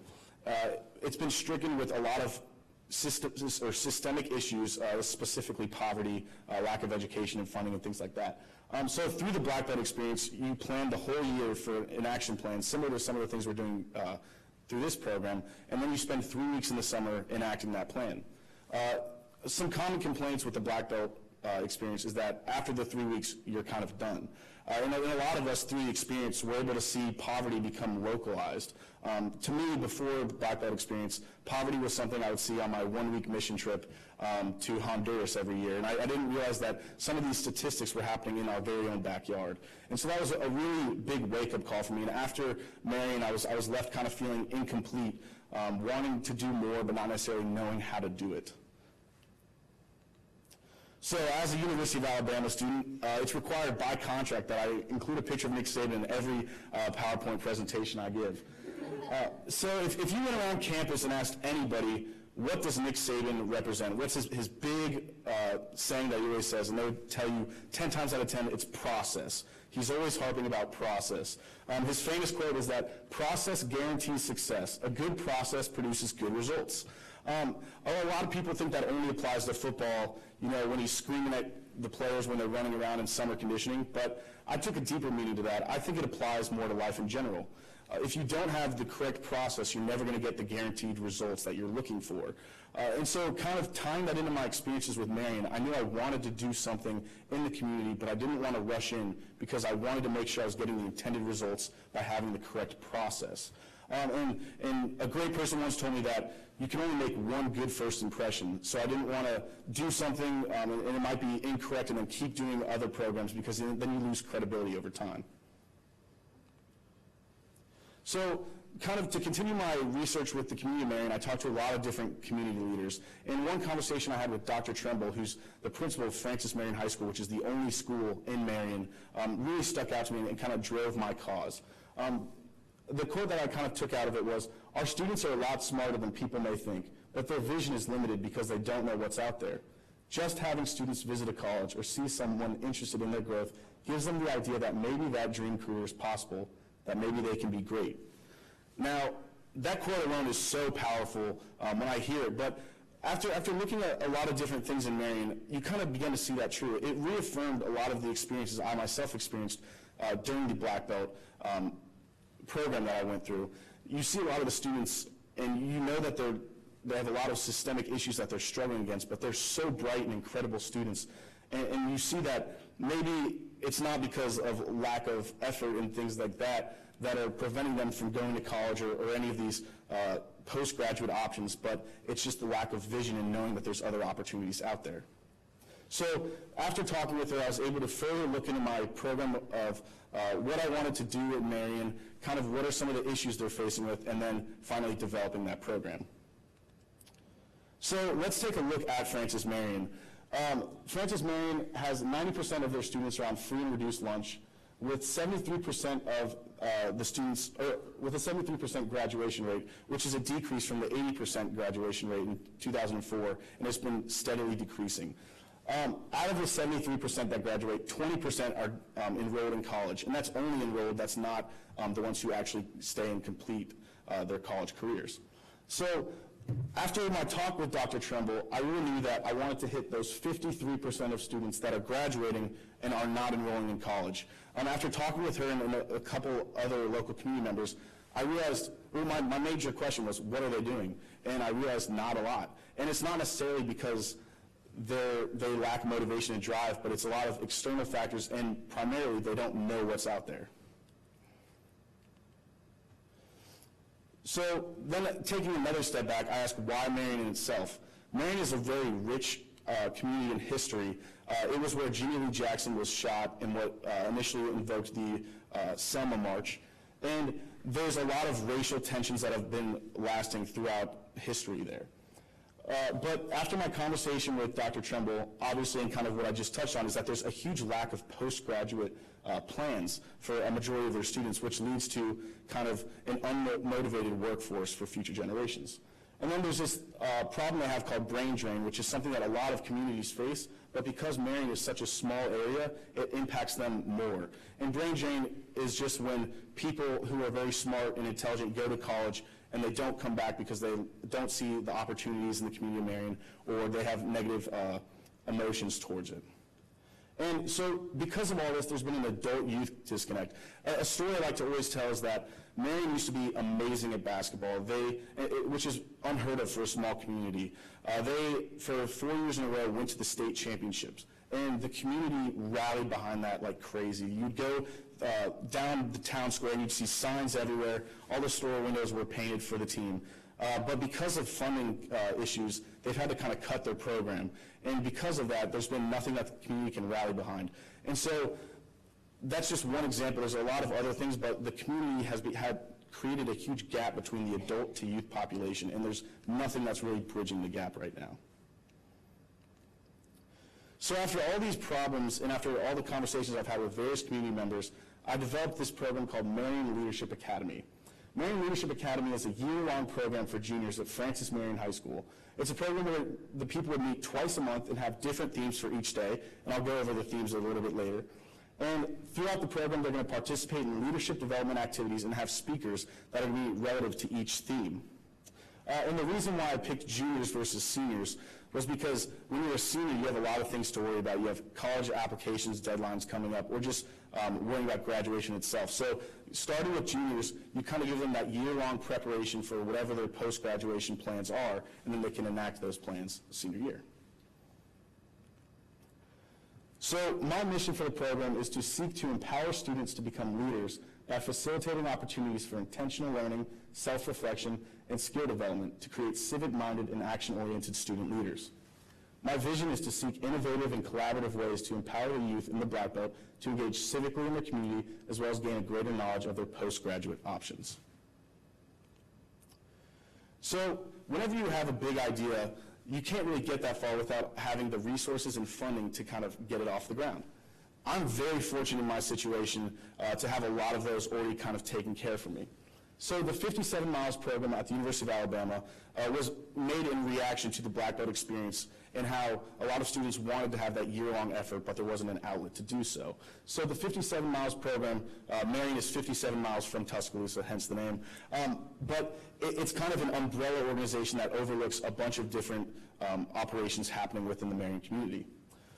The 57 Miles program owns 2 buildings on Marion's town square. They own the P3 building and the Harris building. The P3 building is going to be kind of my local area where everyone is going to have meetings, and that's going to be where the Leadership Academy itself takes place. It's a renovated ice cream store. Obviously, there's going to be an ice cream store, which is a bonus for anybody.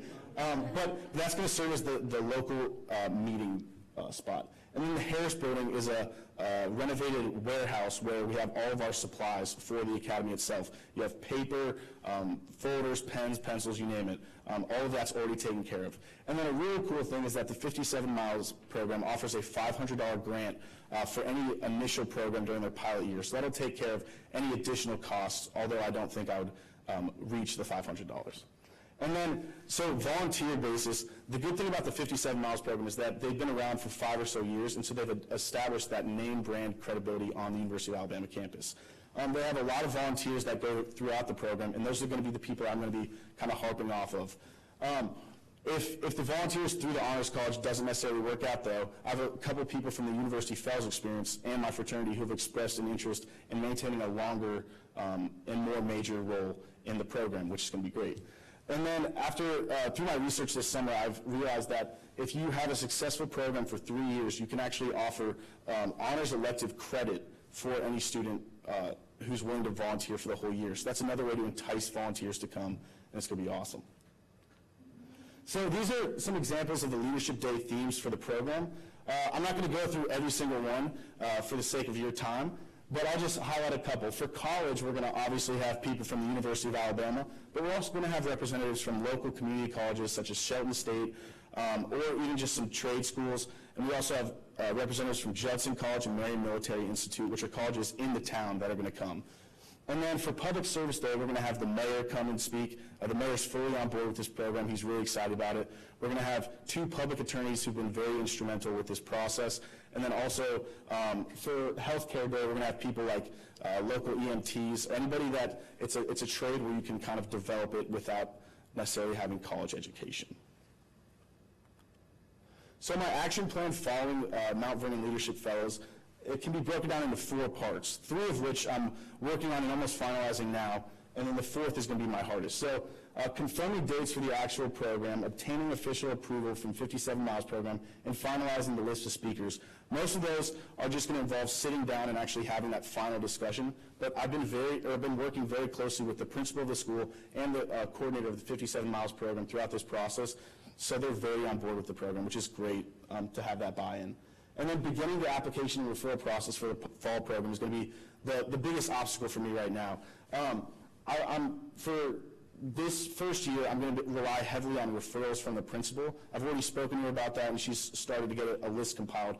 But and then hopefully for subsequent years, I'm going to focus more heavily on the application process so that it's more inclusive to all.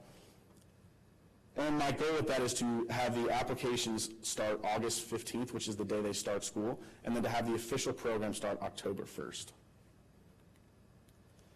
So what is success for me? Obviously having a postgraduate kind of leadership academy for juniors, you're not going to see any postgraduate results for the first year. So my short-term goals is that the program has a successful launch and that 20 students get through participate and complete the program itself.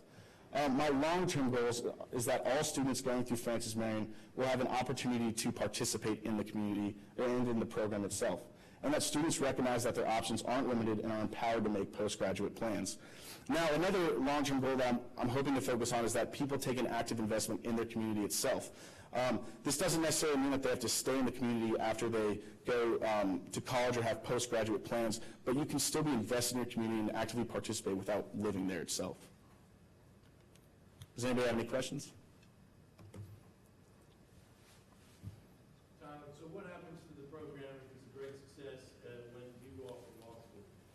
So the great thing about being a part of the 57 Miles program is that they have a sustainability kind of method built into it where I would be in charge of it until I graduate, and then they would recruit somebody who's been a consistent volunteer to take charge of it after I leave.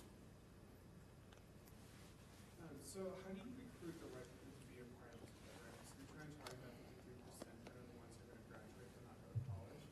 How do you recruit those people instead of the people that are already planning to go to college? And that's why the referral process is going to be so key in the first year, because the principal knows kind of the mentality of the students and knows who's there. And one thing I forgot to mention was that some of the students who have gone through our programs in the past through the Black Belt experience are actually wanting to participate in this as well, to be leaders for it. So they have so much more knowledge of the community than I ever could have. And so that's something I'm going to really rely on.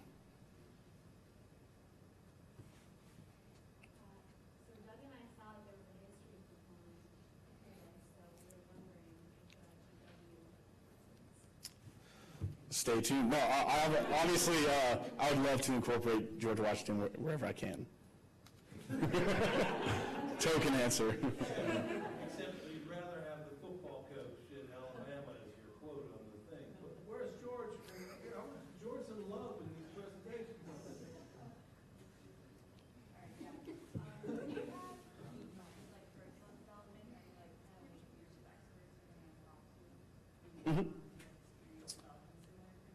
So I'm still working on finalizing the curriculum right now, but I've been basing it off of 2 programs the University of Alabama does right now in the Tuscaloosa community itself, and I'm hoping to transition that towards the Marion community. So I have a question from Amanda. She's texting me from home.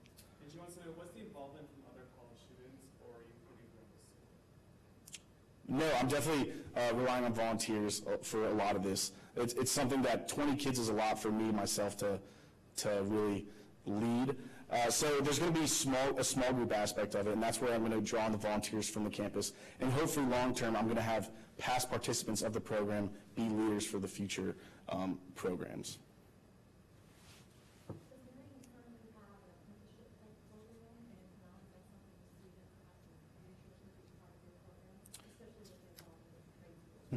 They do not right now, and that's something I've been talking with potential speakers, is that they'll have like applications and things like that they're going to hand out to the students when they come. But the biggest thing with the gap between the adults and the students is that they lack something like that, where you can easily see these are the professions that are available, this is how I get there. And so hopefully with these speakers, it'll begin to kind of build those relationships. Yes?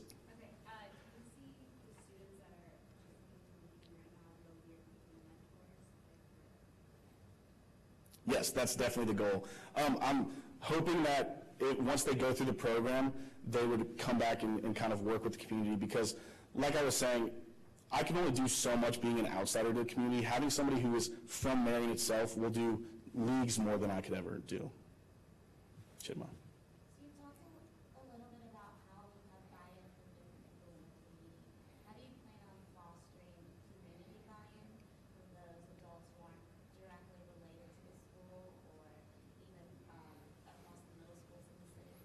So that's been the great thing about the University Fellows experience, is that we've been in the community for 10 years, and it's allowed us to develop a lot of those relationships. You know, having people do different projects in all the different fields. You have some people who are in the healthcare industry, some who are in the middle school and elementary school, and then also some on the college campuses and Marion Military Institute. And so we've developed kind of a network of people all throughout the community of Marion, and whenever we call on them, they've been pretty receptive in the past. So that's going to be something I really am going to kind of rely on.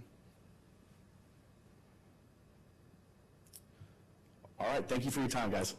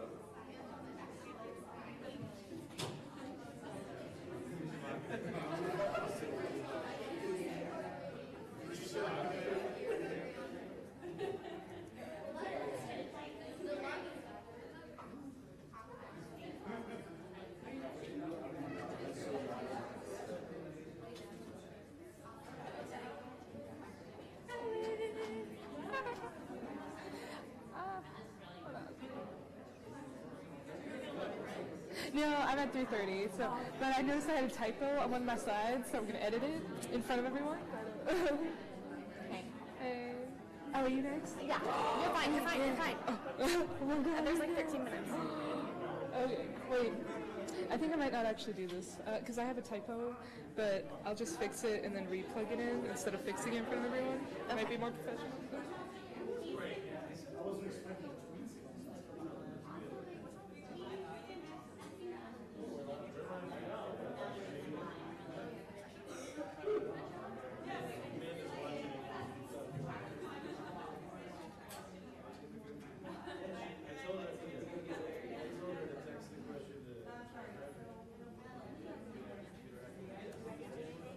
I think I'm ready.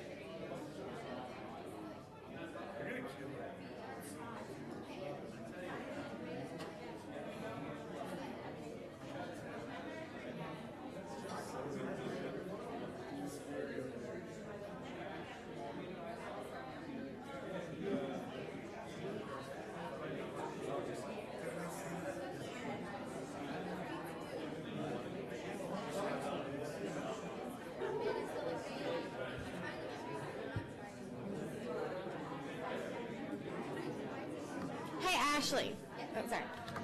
Can you see me? Does that? Does that? Is it? What's the? Yeah, pushing back. That's better. Yeah. You can't see it though.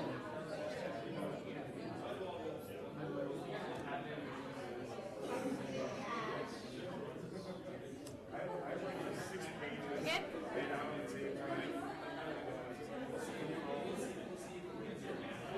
Wait, so what's better? Like that?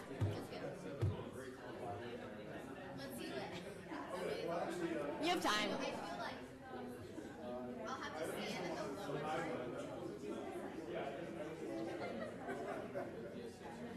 Right here. Fan skinny. I think you might have to mic out your walk out here. I don't know where I would put it. I see, that's my problem. I don't know where I'd put the mic. I could clip it to maybe the back of my dress, but... I think I can even clip it. I don't know. I don't think I can even clip it to it. Maybe back here. Maybe. But it's all like... This like zips up all the way to my head. What?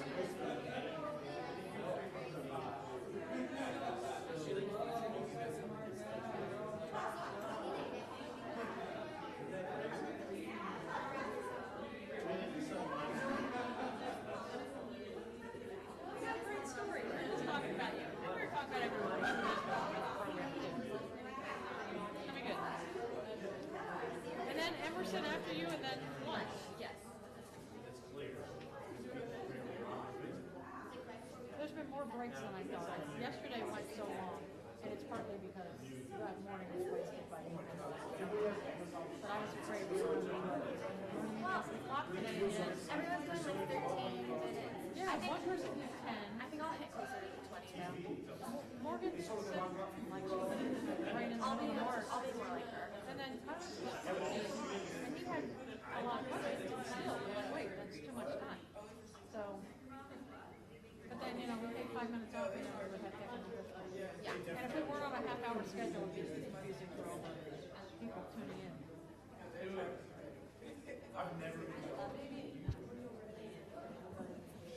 All right, good morning again. We're returning to our capstone presentations.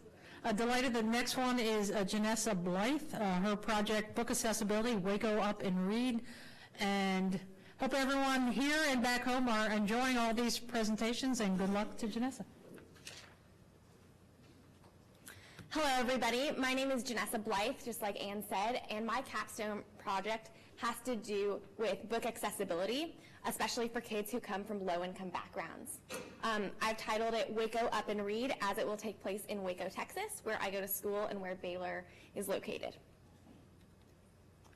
So first and foremost, I think my childhood and the way that I grew up really informed why I care about book accessibility so much and why I love books in general. I definitely grew up in the kind of household that always had books everywhere. In my family, every single night, my parents would read us books, and as we got older, we would race to finish the library summer reading programs. And just everything about my childhood really involved print rather than TV. And I loved all of the books I had. My dad would build new shelves in my room as I needed them, and I really fell in love with all of the characters and all of the stories that I had access to. And when I think back on my childhood and I think about the books that influenced my life, I can point to certain books that taught me a certain lesson or helped me understand something that I was going through. And this book here, Chrysanthemum, is one of those books. When I was a kid, my name, Janessa, was kind of insecurity for me. I thought it was a little bit strange. None of the other little girls had names like mine. And I was afraid of my own individuality, I guess. And my mom, in her infinite wisdom, got me the book Chrysanthemum. In this book, the little mouse, her name is Chrysanthemum, and she's insecure about her name because none of the other little mice have names like her. So through this story, she starts school and she comes to learn to love her name. And it was through this book and reading the story and seeing her learn to love her individuality that I came to love my own name and became a lot more comfortable with my individuality. Now as a college student, I actually study in a department called Great Texts, which basically means that I get to read great stories all the time. And this past year, I spent a lot of my time studying story structure, and that's actually what you see here on the screen. These are all different points that exist in pretty much all great stories. And what's really neat is that you can actually map most stories to these points really easily. You can take anything from a Shakespeare play to Harry Potter to Star Wars, and you'll be able to find all of these points if you know what you're looking for really, really well. But what I really want to point you to is this one called the brick wall. So this point in a story is the point when all is lost for a character. The main character has made choices that have led them to this point that's kind of, they're up against this brick wall because they don't know what to do next. And in order to break through the brick wall, the character typically has to make a change themselves, or do some things a little bit differently. And what you see if you are paying attention to story structure and you're seeing these patterns is that these characters are able to do that they're able to overcome challenges that they face and challenges that they may have created for themselves, and that there's a lot of ability for people to overcome. So I think this idea that stories teach people that they can overcome things is another reason why I'm really passionate about book accessibility, because yes, books bring you knowledge. Yes, books allow you to become better at reading and do better in school, but books also give you access to story. And story teaches you things about humanity and teaches you things about yourself. And I think that for kids, especially who come from low-income backgrounds and from disadvantaged backgrounds, being able to see characters overcome things, I think that offers a lot of hope and teaches you that you can overcome things yourselves. So this past year, I was actually introduced to the problem of lack of book access through a project that I did at Baylor. I ran a small-scale book drive where I took books from some schools that are in higher income areas, and I turned around and gave those to kids at a program called Restoration Haven. This program deals with third-generation poverty cycle kids, and here I am with some of the kids when I delivered the books. Their books are in those bags. And these kids, I found out through my project, lack access to books mainly in their homes. Speaking with the volunteers at this program, they kept telling me time and time again that this is exactly what the kids need. They have books at school, and they have some here, but they don't have any books at home. They can't read when they're at home. And while I was working on this project, I was also doing some research that just showed me that the issue extended beyond this small community that I was witnessing. And it just really pushed me to want to do something about it. And that's actually part of the reason that I applied to this program, so that I would have the time and space to do so. So what I saw with this community was that their lack of book access was coming from really three sources. The first of those was that they had either underfunded or faraway libraries. And the second was that the parents either do not or cannot provide books in the home, or are sometimes illiterate themselves. So I mean, this is an issue in itself that parents don't know that they need to provide books, but a lot of times they're not able to because books are expensive and they're hard to access for people from low-income communities. And the third thing I saw was that the school libraries didn't allow the students to take the books home because the risk of loss and damage was too high. And while that's an understandable thing for a school library to do, it also limits access to books in the home for children. So as I did some more research, I found that the problem actually is a lot deeper. The ratio in low-income neighborhoods for age-appropriate books is 1 for every 300 children. That's a staggering number, especially for someone who, until I stumbled upon this community, didn't know that kids didn't have books in their homes. Additionally, 61% of low-income families have no books at all in their homes. And even when the kids do participate in after-school programs or have books at school, still 80% of the preschool and after-school programs serving low-income populations have no age-appropriate books for their children. So it's actually really hard for low-income families to have books in their home, and the kids just aren't able to read because of that. Because that's the first step to being able to read, having access to books. And just to give you an idea of how many children this actually affects, this is a map showing how many children by region are low income in these areas. So if you think about it, and you think about almost half of the children in the South are from low income families, you just realize that like in those neighborhoods, there's one book for every 300 children. And you just see that it's a bigger problem than you'd ever know. So there's another aspect to this problem of book access is the fact that it affects kids later on. It's not just a problem when you're a child. It becomes a problem when you're in high school and you're taking standardized tests, when you're trying to get into college. It's compounded over your life. So one of the studies that I was looking at shows that children from high income and low income families at the beginning of second grade, they differ by 7 months in reading level. And that's not too bad, but by the time you get to the end of 6th grade, they differ by 2 years and 7 months. So you just see it compound over time. What you have to understand is that even 15 minutes of independent reading a day exposes a child to like 1 million words of text in a year. And so when high-income children go home, their parents are able to provide books for them, and they're able to get that time and more exposure to words and books. But the low-income children go home and there's no books and they don't even have a chance. And so while the higher-income children keep learning while they're at home, the lower-income children aren't able to do the same. And the study did find that while school was in session, the children learned at the same pace. So it's not a question of kids being smarter or not doing as well in school. It's actually those times away from school and when the kids are on breaks that are really impacting the low-income children.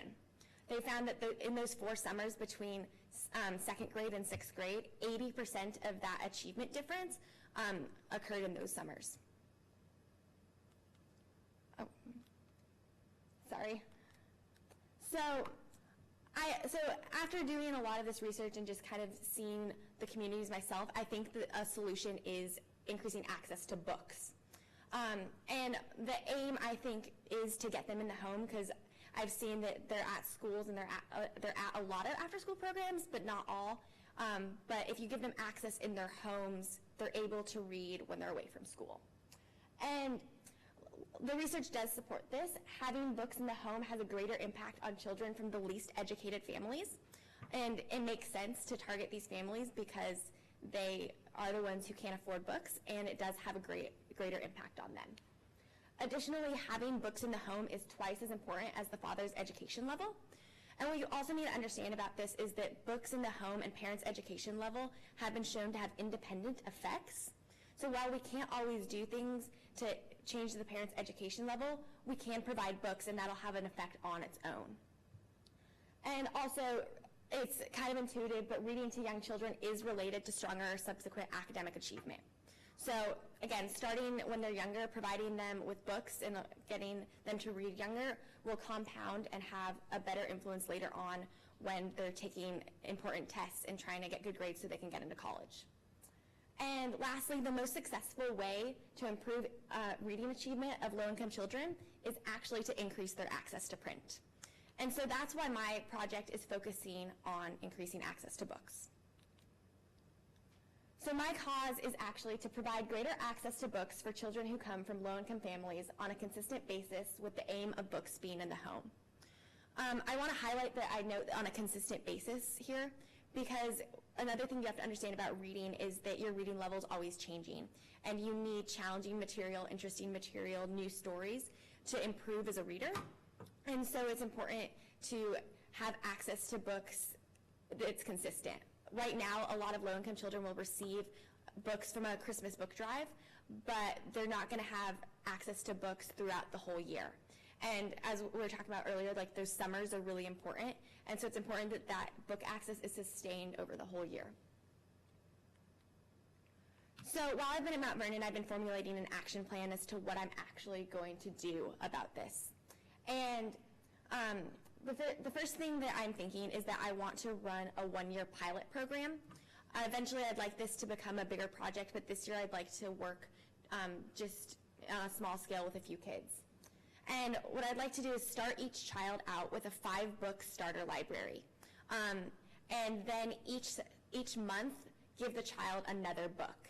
So this would total to 16 books over the year. And throughout the program, we'd be trying to teach the kids how to take care of their own books, how to cultivate their library, and be encouraging them to read their books. I would like to work with the children at Restoration Haven, which is actually that first group that I did a book drive with. I've been in conversation with their director, and we're actually speaking tomorrow a little bit more about cultivating a partnership, and they're really interested in doing this with my program. The books are going to actually be sourced through First Book, which is a nonprofit that my mentor actually is from. She's the vice president over there, and she and I have been talking a lot about how First Book can make the resources of books available to me for my project. They're a really unique organization in that they have deals with publishers so that they can provide new paperback children's books at a low cost. And they also have books available for free through their book bank. And I'll be sourcing my books through both of those methods. And funding. So what I'm thinking is that this year, just for my pilot program, I'd like to crowdsource my funding. And First Book also makes that really easy. Via their website, they have a tool for that where I can set up a page. And I can reach out to my own network to try and crowdsource. But also, First Book has agreed to write a blog post about my project and put a link to my fundraising page. That way I could possibly gain resources from their network too. To complete this project for the first year, I should only need about $1,500, and I think that's a really attainable goal via crowdsourcing. So my vision statement is that every child would have adequate access to books to support learning and development, and that no child would have educational opportunities closed to them because of inadequate access to books at a young age. And my mission for my program, Waco Up and Read, is to provide greater access to good, age-appropriate books to children who come from low-income backgrounds. So some of the outputs that I anticipate my program producing are things like book selection. It's important to have good stories. It's important to have stories that have diversity in them. And it's also important to have stories that match a child's reading level. So I think that's actually going to be one of my challenges that I face too, is making sure that the books match the reading level of the child. Another output I see is raising funds, and I've talked a little bit about how I'm going to do that. And additionally, book distribution is another output. I've been thinking about where I might store the books and who might help me distribute them. And I started a conversation with a group at Baylor in the School of Education who might be interested. Another output is teaching kids how to own books. I think I want to focus on things like having them write their name on the inside front cover and teaching them that this is your book. And you can lend it to a friend, but you guys need to trade back and you can put your name on it, that way you know. So you can cultivate sharing, you can cultivate ownership of things and treating them well. And so that's another aspect of my program. And eventually I'd like to partner with other programs. So some of my short-term and long-term outcomes that I'm looking at. Short-term, I'd like to make more books available in the homes of low-income families. I'd like to promote reading early on in childhood. And I'd like to provide consistent access to books. Long-term outcomes, I'd like to see greater access to educational opportunities for kids who have greater access to books early on. I'd like to see better test scores, better performance in school, and a smaller achievement gap. I recognize that there are a lot of influences that go into these types of long-term outcomes, but book access is one of the things that plays into it, and so I would like to see a change in that. So some of the challenges that I think I might face with my program is, of course, book selection. I touched on that a minute ago, trying to make sure that the books are age appropriate, that they match reading level, and that they're good material. I think that's going to be a challenge. I also think sustainability is a challenge. I'd like to see my program evolve into a nonprofit. That way that I could fund it via grants and that I could expand it to more schools. Buy-in from parents is another challenge I see. I've been thinking about how I can talk to this community and get the parents to understand that their children need to be reading and that increasing their access to books is really important. And I worry about books actually being read. I don't know if I can force any child to read a book, but I think it's a risk that I'm willing to take to provide them book access at this point. I'm thinking more about that, obviously, but if they don't have books, then they can't read. So at this point, I think that the first step I need to take is books. And I also worry about other negative influences on a child's life who comes from a low-income background. A lot of them face things like hunger and have trouble with shelter and things like that. And so I worry that the other influences may hurt the children as well as they seek educational opportunities. For me, I think that defining success in the short term would be launching my pilot program during this 2016-2017 school year. And I'm already in conversation with people, so I think that I will hopefully be able to meet that. But long term, I would really like to see this program become a nonprofit that provides books access to more children in Waco. This year, I'm just going to be working with about 30 kids, but beyond that, I'd like to see it help more children. Waco has a pretty overwhelming poverty rate of 37% of the children, and so it could really impact a lot of the students there. And that's all I have, so I'll take any questions at this time. Doug. I think it's really great. I love it. I agree. I mean, I think the research is wonderful. Do you have a lot of possible team members or helpers in your university community or in your local community there that will be part of this movement? So I've just recently started conversations with Baylor School of Education. There's a Living and Learning Center, which is one of our residence halls on campus, and that's actually where I work as an RA. And I'm hoping, and this Living and Learning Center is hoping to get a more sustainable community service aspect in it. And so we've talked a little bit about possibly making my program one of the projects of the hall. Amanda again. Are you planning on focusing on grades 2 through 6, since those are the mentioned grades, or are you planning on expanding to other grades as well? Initially, I'm planning on focusing on around the grade school age. But the program that I'm hoping to work with this year has a couple of 6th and 7th graders, but most of them are grade school. So I think the focus would be grade school because that's when you're learning to read, and I think that's a really important time period. But it's possible I could expand later on. So I'm really interested, first of all, of the presentation, but on your thoughts on digital books, because that could have the benefit of increasing access, like digital books and is cheaper, but also we talked a lot about the tangible experience and benefits of actually holding a print book. So how do you see like the future in that, like taking on the goal, or do you just want to stick with print books? I definitely prefer print books, and I think that may be a little bit more of a personal thing. I think it is important to hold books and be able to cultivate a little library, and I think that means a lot to kids, especially kids that come from disadvantaged backgrounds. Owning books, I think that can mean a lot to them, especially when you can promote things like sharing stories with each other and trading. So I think that for now, my project will definitely focus on print books, but I do see a possible future with digital books. It's just that accessing technology is also a problem for kids that come from low-income families, so I think that that could play into that. John. So I was curious, you mentioned book selection is really important, especially with the reading level, because some people might need to read lower levels than with their age, and some people might be higher. But also, I was wondering how you plan on addressing that, but also like interests, because some people might want to read like sci-fi and fantasy, some people might want to read like biographies of George Washington. Well, that's what we would give Doug. But so I do think that part of that is going to involve feedback of the programs that I'm working with. So the director of the program that I'm hoping to work with this year, she knows all the kids, and if she can give me some feedback about what the kids are interested in, I can cultivate the books that they would get personally.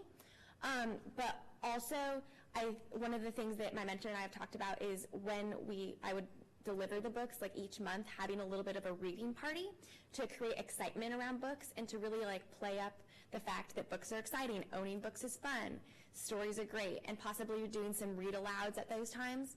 I'm not exactly sure that I'll be able to do that because I'm still working out my partnership with the program that I want to work with, but that's definitely something that I would like to do to get the kids interested in reading. Sean. Yeah, I did, you mentioned it several times, and I know it sounds like you don't have it necessarily all worked out, which is fine, but are there any initial thoughts on the assessment and knowing where the students are at, so you're not handing someone who's at one level, books, that could have the opposite effect if they find it too challenging and they're giving up reading. And saying, I don't want to deal with this. I mean, is there any initial thoughts on how you would handle the selection? So I thought a little bit about that, and the first thing obviously is grade level that you can look at. But beyond that, I think I am going to have to speak more with the directors of the program to see which students they feel like are a little bit more behind and which are more at grade level. But I've also considered looking into the methods like the accelerated reader kind of things that mark books like a 6.7 or 3.4 to see if I can use some of those methods to try and get the kids where they're at. Yeah, you may also want to just check with the local school system and see what assessment they use, and that the students may be well aware of where they're at. So, if it say it's a DRA, well, I'm at 38, and so then you can look easily online and find all the books that are DRA 38. Not all, but a good bunch of titles that you can then compare to other books. So there's a lot of assessment that public schools use that will tell you exactly where they've been assessed, where they're at, that could help you in figuring out, okay, these are some books for these different people that you're matching up selection. That's a really great point. I will definitely look into that. Chidima had a question. Yeah, I have a question from online viewer and inaugural fellow, Claire Milokovic. She asked, what is one book that you believe all elementary school children should read and why? Oh, that's a tough one. So I think that all students should read the Nancy Drew novels. Because I think that mysteries are really great schools for elementary students to be able to read, because it gets your creativity flowing and it makes you think a lot. So it's kind of a puzzle while it's also kind of a cliffhanger, so it keeps you involved in the story. And there's so many Nancy Drews that if you love one, you're probably going to love them all. And we had a question over here.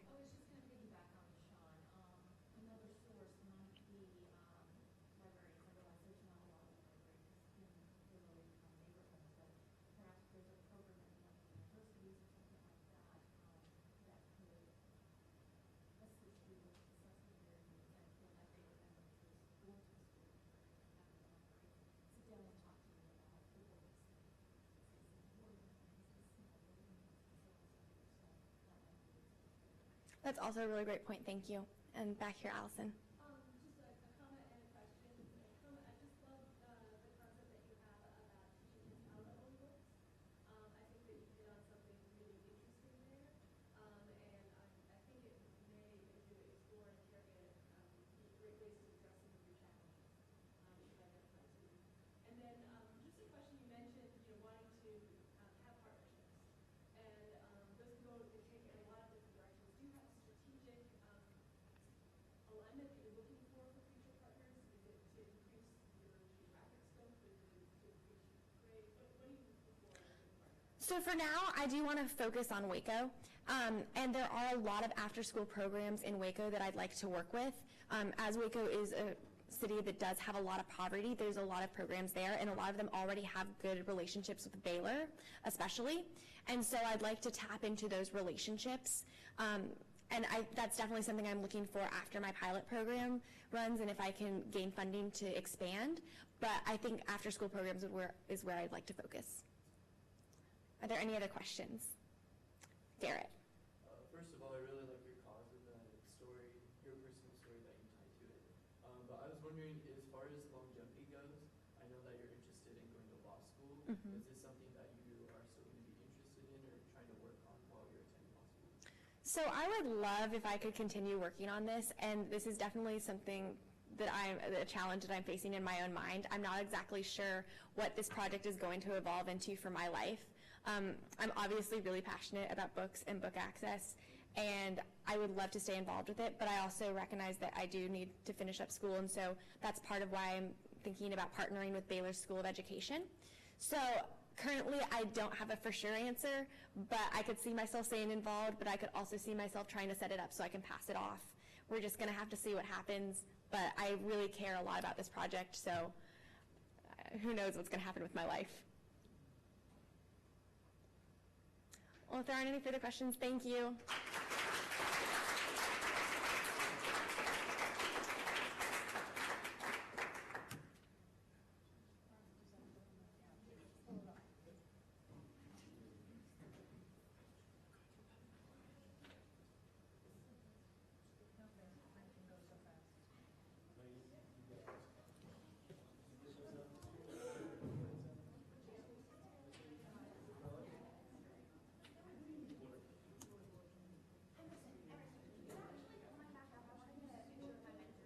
Yeah. Sure. Janessa, how do I pull that back up? With this. There we go. You want to go to the top? You right clicked. There you go. Yep. And would you say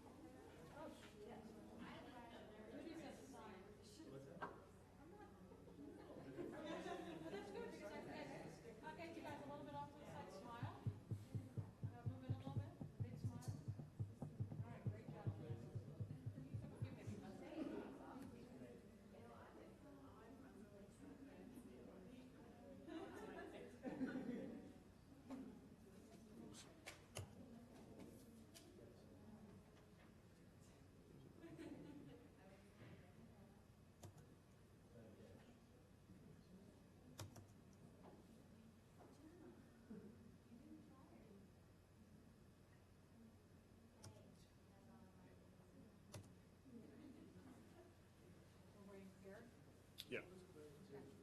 I'm actually just going to throw up something.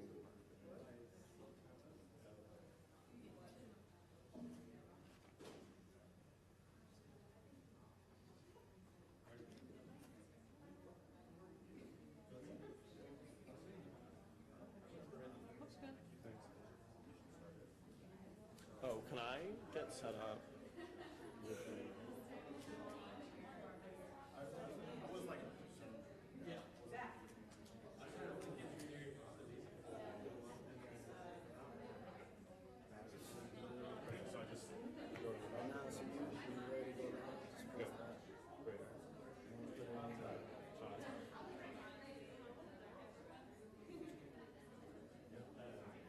Put the rest inside your coat.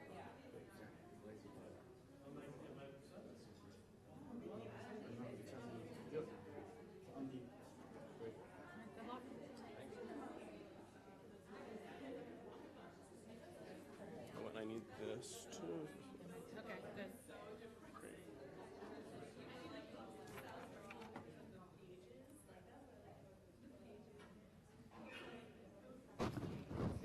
You want me to still wait for him?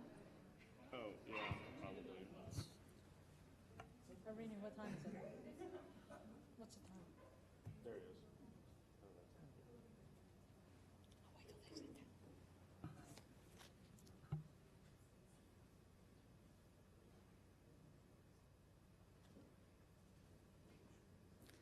Good morning again. Another great presentation that we have coming up from Emerson Wells, talking about mental hygiene.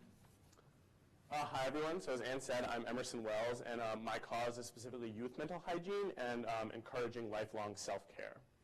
So just, what I'm going to do today, I'm going to start out with my, my particular story, how I got interested in the cause, then I'm going to go into some quick definitions that I think you all need to know, then some specific topic background, both generally and in, where I'm from, the theory behind my project, what I'm actually going to do, and then where I see it going. So to start out, I grew up in upstate New York with an older sister and a younger brother. That's me and my sister. I was Winnie the Pooh. She was a princess. And my brother, I think, was a pumpkin because he was born like 2 months before, so he's not in the picture. And that's us about 2 years ago, which I think is one of the last photos of us taken together that we all look good in. So I threw that one in there. And when I was a kid, my sister was my best friend. But more than that, she was the person that I looked to be my leader. She used to have me do her chores for her so that I would get to play whatever game she invented that day. She was such a creative, inventive, and bright person, and I was definitely, she was the alpha, I was the beta. It was all about her, and I was totally okay with that. As we got older, a lot of things started to change, and we grew more busy, but we also started growing apart. And as we started growing, she wasn't just growing apart from me, though. She was growing apart from a lot of things. She was growing apart from her peers in school. She was growing apart from her own happiness and well-being. And she was growing into things like, self-abuse, self-medication through drugs and alcohol, and, depression issues, suicidal thoughts, a lot of really scary things. And, she was going to therapists. She was diagnosed with a host of different mental illnesses. But it wasn't really, necessarily enough, and it's still something she struggles with today. And, growing up with that, we went from people that are really close to, I really care about her, but I think it's really tough for me to, still make that connection, and we're not necessarily as close as we'd like today. And although she still does live at home. So I went off to school when I was, 2 years ago, and went to Brown University, and was finally kind of away from my sister, and, was away from that, I guess, in a lot of ways, dark cloud over my life, although, it's tough to call someone that you love so much, something like that. But, so I got to school and I started studying neuroscience and public health, and in both of those topics, mental health is still a huge part of my life. So, in neuroscience, we're not just learning about how the brain works, but we're learning about ways that it doesn't work. We're talking about how drugs work, which, guess what, they still don't actually know how they work, but somehow they do, and they're, trying to treat mental illnesses. And in public health, mental health is getting a lot of attention now for being a really important part of health and of quality of life in general. And I also am starting my first semester in school. I started teaching through BEAM, Brown Elementary After School Mentoring, at a local school in Providence called William DeBate Elementary, which is a tremendous school with a lot of community buy-in, but that's also suffering from a host of issues. It's about 90% free and reduced lunch. It's many minority students whose parents don't have a high education or might not even be able to speak English. But when I was at the school, I noticed a lot of really amazing things, but I also noticed, again, mental health wasn't really being addressed. And you can see issues where kids from a very young age aren't learning to trust or deal with their emotions in a healthy way. So that leads me into some definitions that I want to quickly share before I move forward. So the first is just mental health in general. And all it really is just a state of well-being where you are able to complete the tasks you need to do to have a successful life. Mental illness stems from that, and it's basically when your mental health isn't good enough to lead your healthy life the way you need it to. And mental hygiene is something that a lot of people don't know about, and it's kind of the focus on my project. It's very preventative, and it's just routine emotional self-care that helps make sure that issues in mental health, that imbalances, don't become a further manifest themselves in future mental illness that really is disruptive to your life. So luckily, there has been a lot more focus and attention on mental health recently through the CDC, through the WHO, the World Health Organization, and other public health entities. So we're learning a lot more about the actual issues of mental health. So when you look at disability worldwide and the things that are really causing people to not be able to contribute as well as they could to their lives and to their society, 5 of the 10 of those causes are psychiatric conditions. So these aren't just things that people are feeling a little down about themselves. These are things that are causing people to not be able to fully function in their normal life. And this starts early. 20% of teens suffer from developmental, emotional, or behavioral problems, and this is actually a much greater this actually has a much greater impact too in low-income communities when there are a lot of extra, emotional and environmental stresses that are added on to students from these communities. And those stresses and abuses actually cause genetic changes that lead to further mental and physical issues down the line. So this isn't just something that, manifests outward. I know that for a lot of people it might not just be enough to say, oh, it causes mental issues, but it actually does lead to physical things, things that can be very clearly measured as well. And I have seen, so although this data exists, especially in Rhode Island where Brown is located, I've seen very specific issues. So in 2012, Rhode Island released a strategic plan. The Rhode Island Health Department released a strategic plan that talked about where they want to go, what they want to do. You all know strategic plans. And the phrase mental health showed up exactly once in the entire thing, and it was not actually at all in a priority or a goal. It was just, there was kind of a list of things they measure, like birth, death, marriage, divorce, and they measure the suicide rate. There was nothing more than that. They didn't talk about things they're doing to address it, to improve it. It was just that they measure it. Secondly, if you go, the health website has a great section on resources for schools, tips about nutrition and hygiene and all those sort of things. There's nothing that at all begins to address any sort of mental health issues in schools. So I've also seen this awareness gap firsthand in the school I work. And I spend a lot of time at the school, and a lot of it's really fun. I actually this year was Santa Claus at their Christmas dance. So, there was dancing going on, but I donned the costume and sat in the chair, and kids came up and took their pictures with me to celebrate Christmas. We do stuff where, the kids actually come to Brown, and we do a big Halloween thing. So, as you can see, we did a little mummy wrapping, and those were 2 of the kids that I worked with there. But you also see some stuff, when you're working, when you're there every week or multiple times a week that aren't so fun.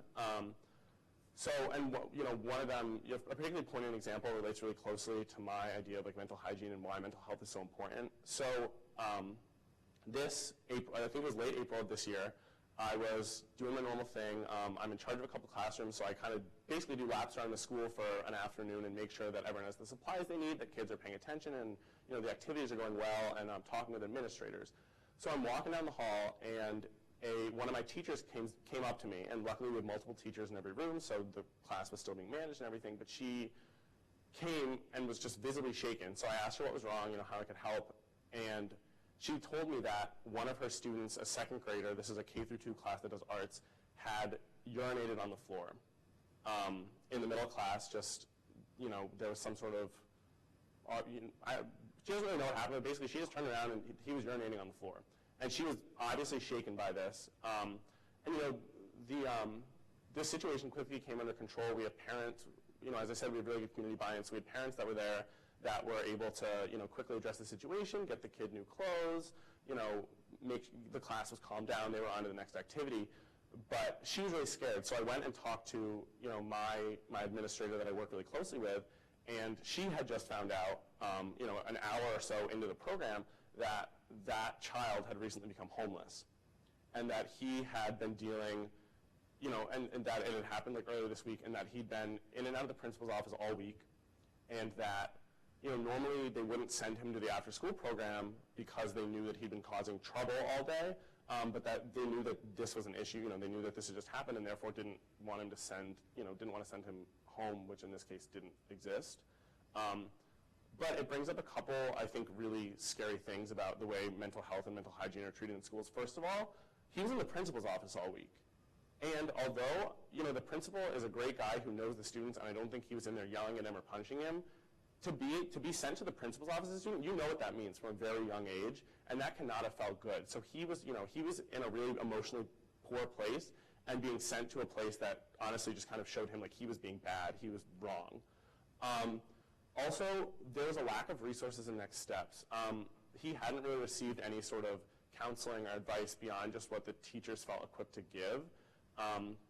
And we, as the after-school program, were not informed of this issue, which was a pretty, concrete mental issue, like we would have any other physical ailment. I'm sure I and my teachers would have been notified right away if he'd, hurt his leg that day or something, but that was just something that wasn't really deemed important to share with us. So my project basically revolves on this. A healthy outside starts from the inside, and that's really what I'm seeking to address. So I'm just going to read this to you, unfortunately. Sorry, guys. But I wordsmithed it, so hopefully it's pretty good. So for my vision, I envision a society in which all children have the emotional foundation to build happy, healthy, and successful adult lives. Paramount to this effort is the acceptance and maintenance of mental health as a valued part of one's overall well-being. And therefore, my mission is to teach those who work closely with youth to incorporate the values and best practices of mental hygiene and illness prevention throughout their work. So I really want to be working, there's already a lot of partners in the schools. I'm part of an organization that partners with the schools, that works closely with the kids. They have teachers that are really, very involved in their upbringing. So I want to give those teachers, those students that are working with them, the tools to, on a daily basis, to really address this like they would maybe physical hygiene.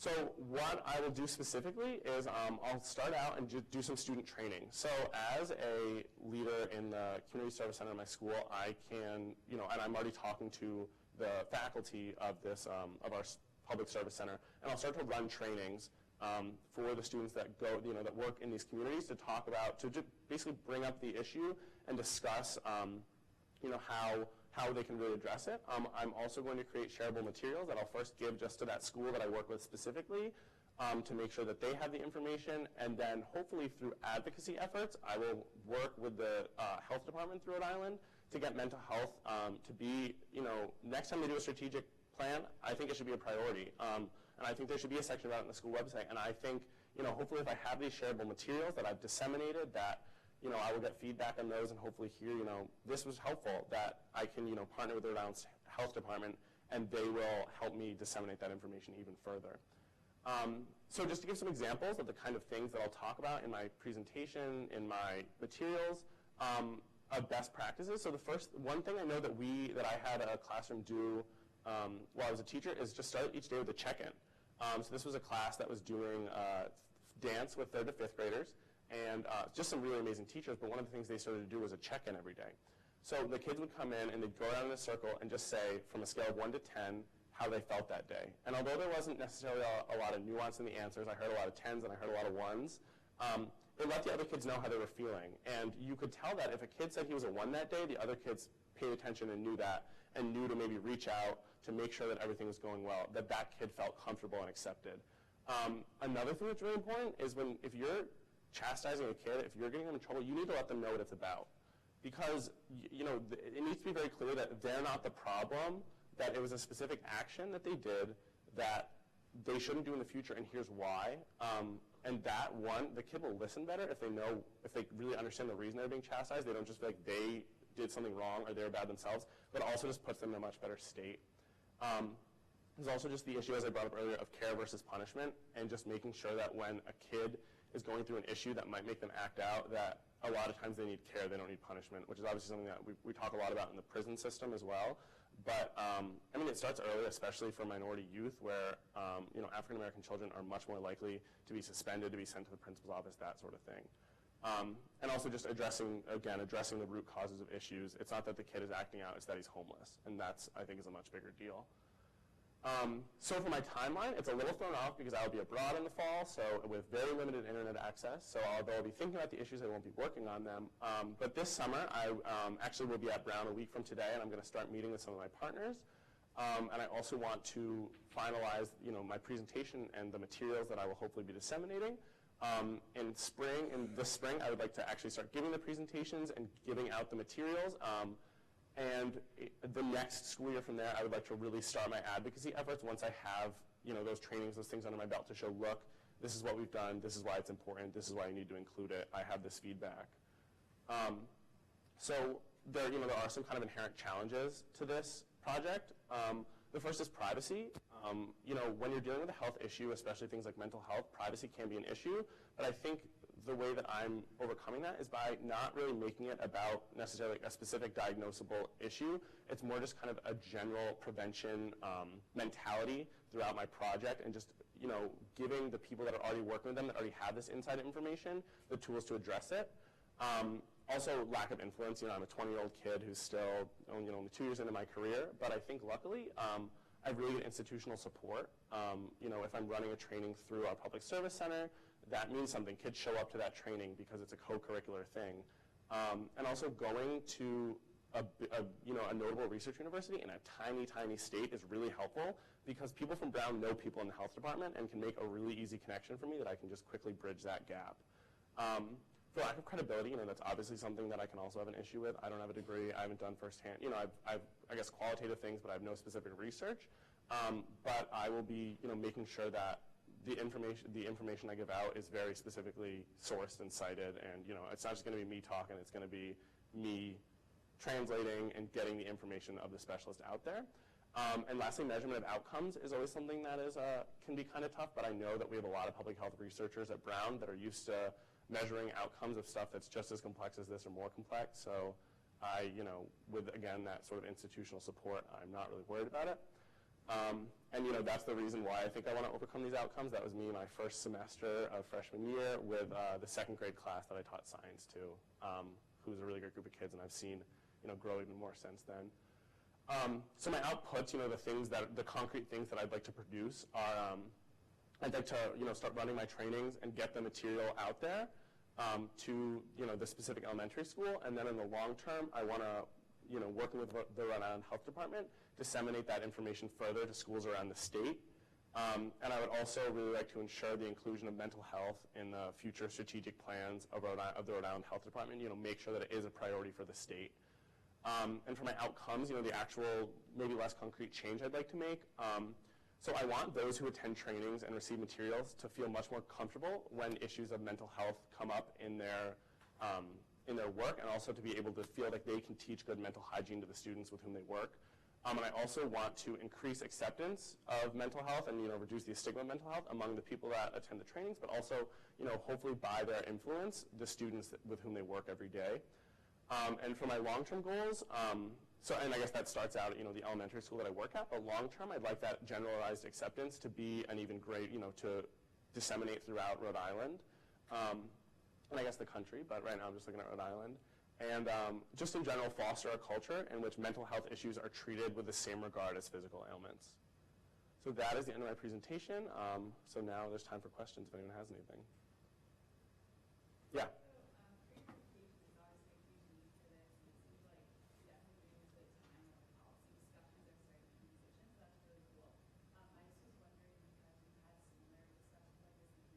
Yeah.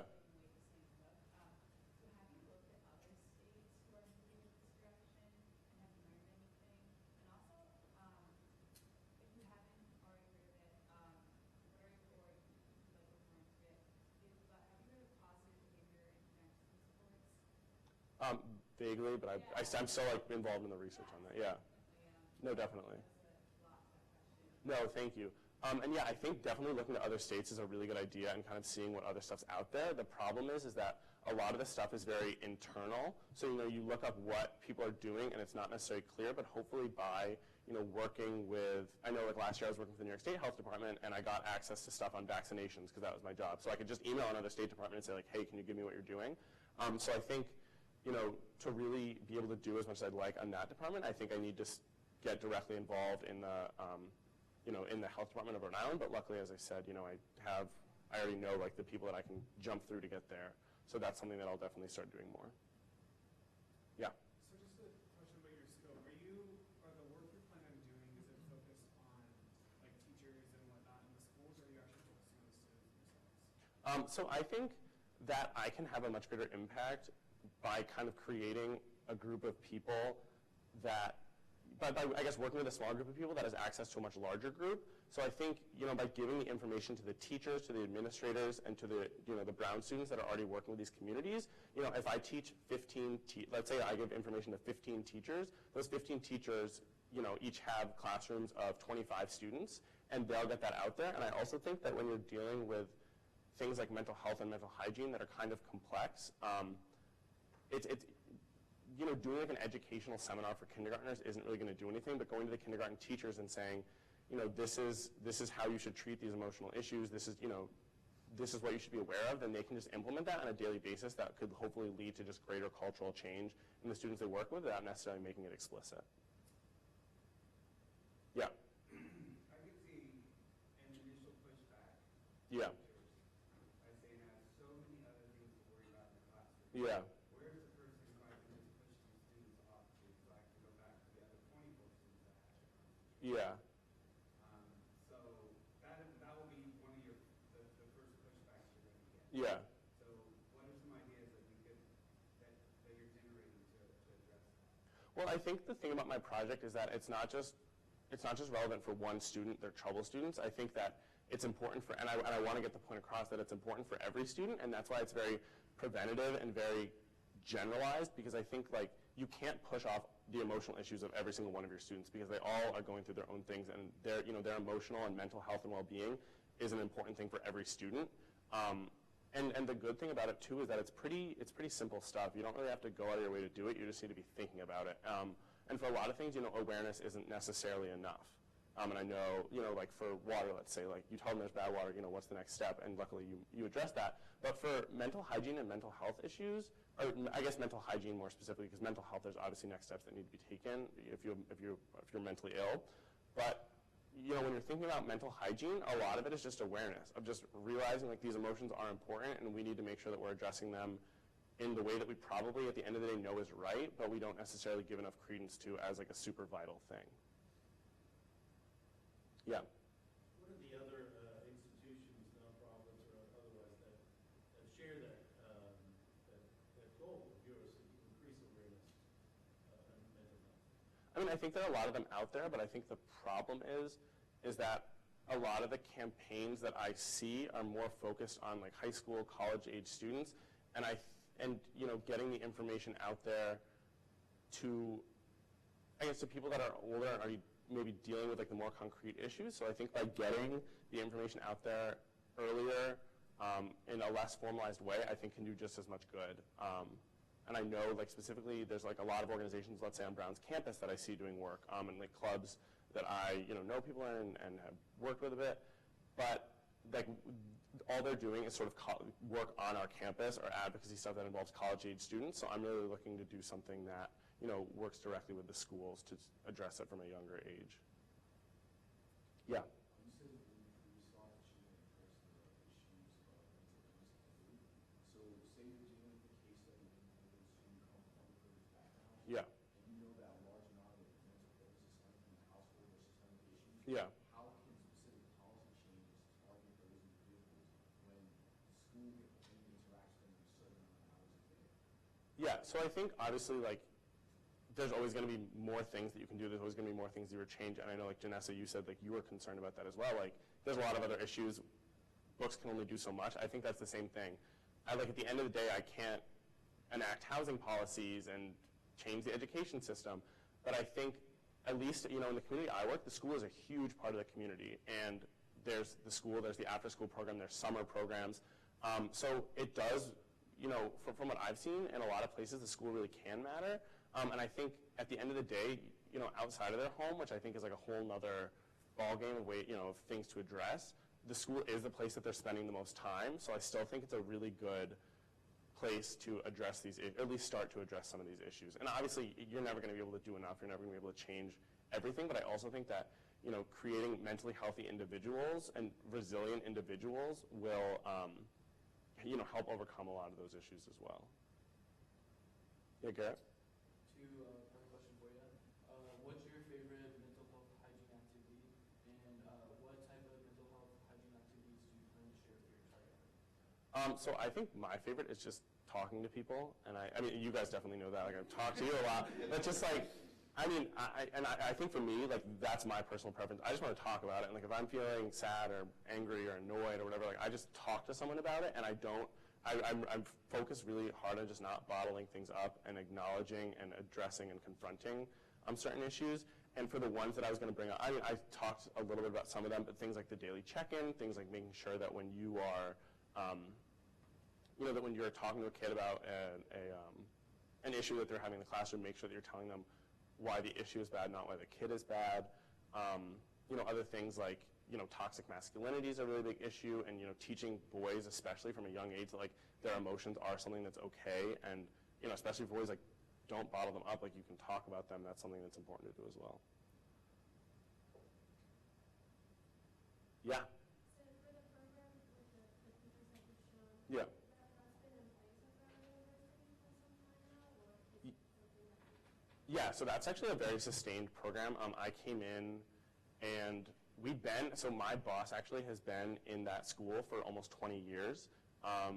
Being the program that we created just kind of combined a bunch of existing programs and really made it into a more sustainable, long-term structured program. So that was incorporated, I think, the year before I was a freshman, and then my freshman year I was a teacher, and then this past year I was in a more administrative role. But it's been around for a while, and we have a lot of volunteers, we have a lot of campus buy-in, so I see it being around for a long time to come. Well, do you have another question? Oh, okay. your actions are bigger than your words and what you've shown, and you're making a big difference. Well, thank you so much. Working with them, even though it's been established, Mm-hmm. but you are doing those things, Well, thank you so much. So it looks like that is it, so I will not hold you from your lunch any longer. Thanks so much, guys, and if you have any further questions, you can obviously talk to me or reach me at my email, which is just my name with an underscore in between at brown.edu. Thanks, guys.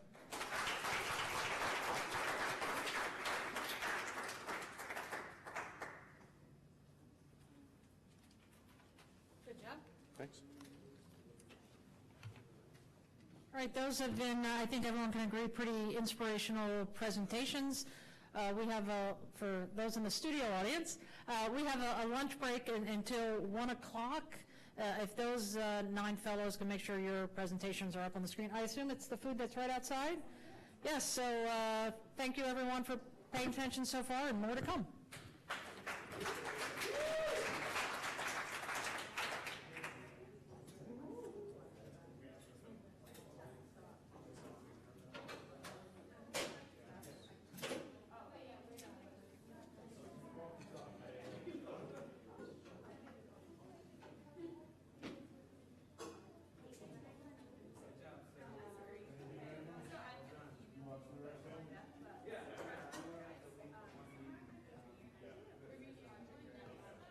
No, I'm going at 3:30. I'm just going to get it on.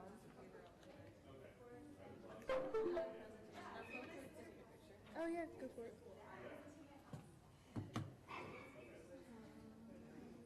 Oh, is this new work? Yes. Yeah, I don't know. Yeah. Wait. That's so weird. Okay. Oh wait, his is still up. Hold on. How do I get rid of this? Okay.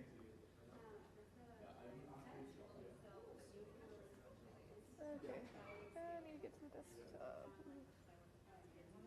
Thanks There we for go. completing. And dress. Alright. Can I exit out of this? Wait, I gotta eject it. Oh. Wait, don't know how to do it from this angle. Hold on. Is it this? Okay, I'll just whip it out and hope nothing happens. Alright, I'm gonna drag it and then it's all yours. Thank you. Uh-huh. I just wanted a picture with my presentation. Yeah. And my mom. Ow. Did your mom watch? She watched after I gave it. Oh. You have to drink it.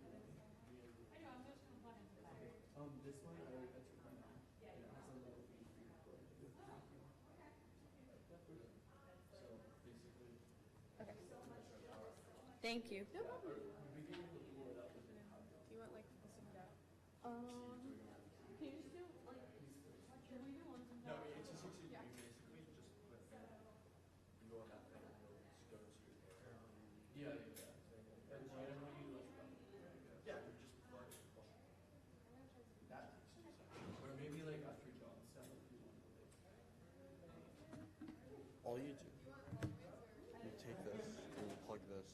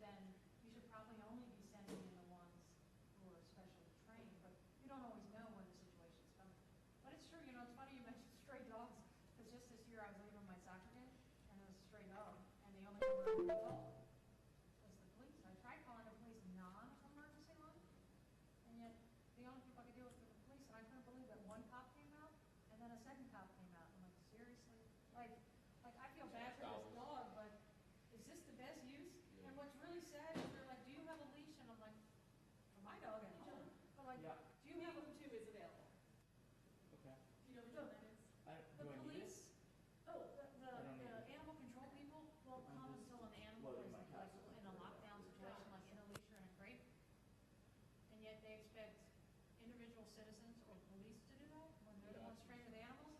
I'm like, wait, I'd rather my police be patrolling the streets for what they're supposed to be doing. Unless it's been bad, sacrifice on police. And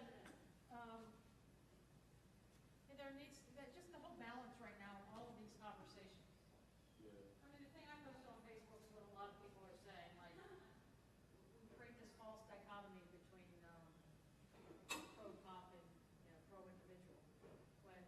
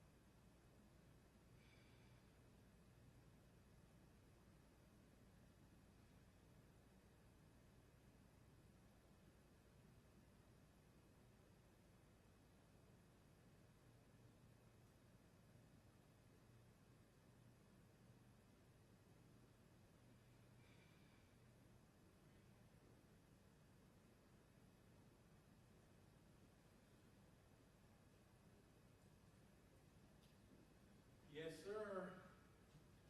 Leader Lab should be done this week. Oh, Should be yeah? all the scripts. Oh, the scripts? When will construction start? Well, they've been doing the design wireframe process at the same time, and then, yeah, I don't know, the hard construction and the DLC. Who's doing the production? Probably. I know it's a Cortina. Cortina, they did the joint push, decision making. Oh, okay. You're not meeting with the Orville team meeting at 2 a.m.?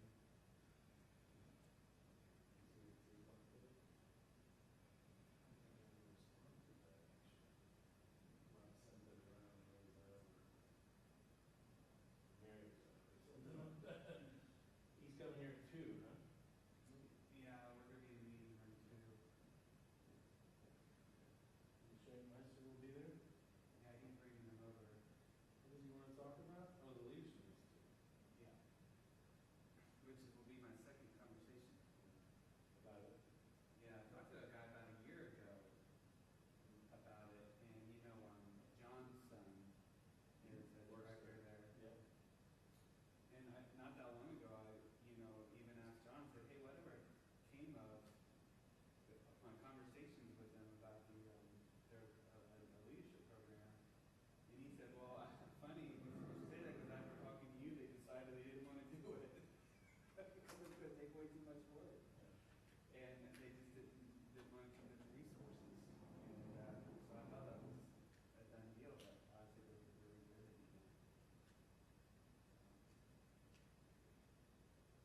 I've talked to I've probably talked to 3 or 4 similar type organizations who have contacted us, and it's really kind of like, oh, you mean you can't just throw some things on a page and then do it every once in a while? Well, you can.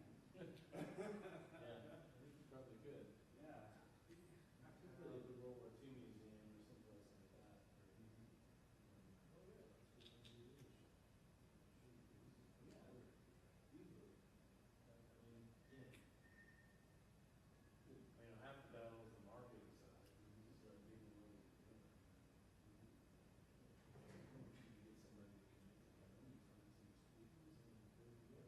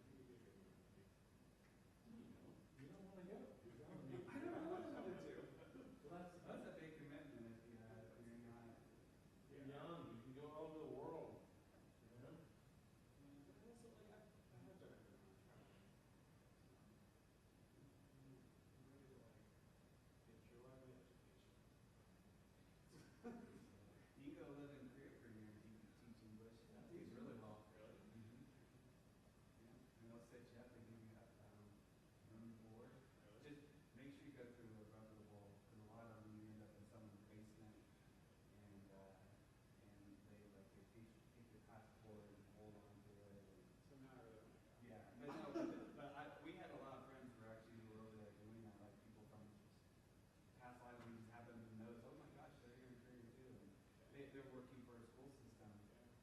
Teaching English in any of the Asian countries is a huge industry. A lot of expats go and do that. India, Japan, gosh, it's just all over the place. Yeah, you learn an Asian language? Yeah. Because of from kindergarten up, you go to school, and then you go to school, and then, you go to your regular school, and then you go to English school. They all do it. So you need a lot of people to teach. Yeah. I will enjoy the law school. That's the point of this conversation. I hope they're live streaming.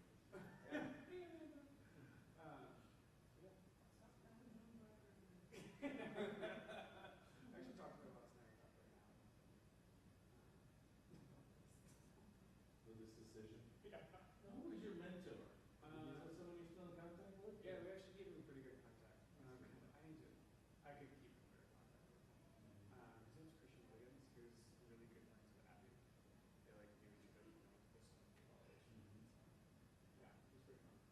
He's a fun guy. So yeah, that's good ish. Well, ask him.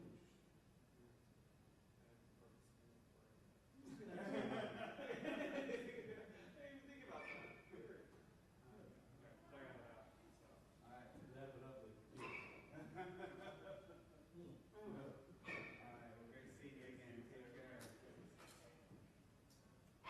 Is Marissa going too, or is it just you? She sees all 3, so she'll be from there. Safe travels, Ron Badger. You're doing a great job, isn't it? I do. Yes. Are you happy? Yeah. So, I don't know if you noticed, if I was out of other things, doing registry.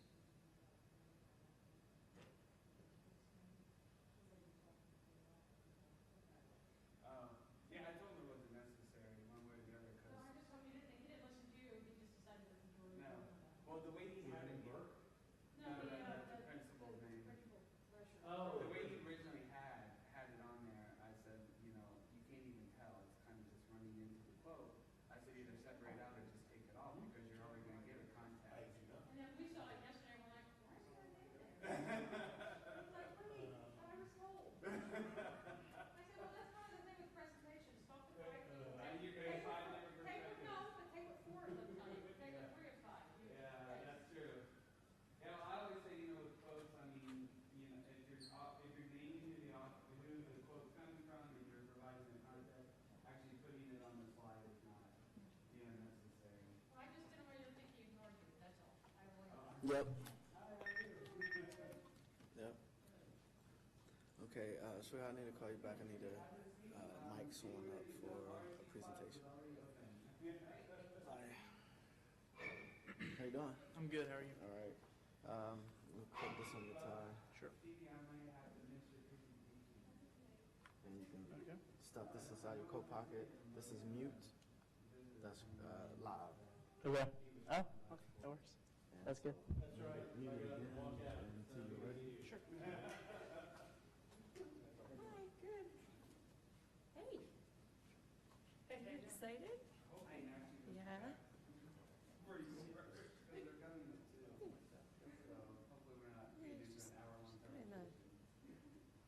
Yeah, last time I just put it in my pocket. This is exciting.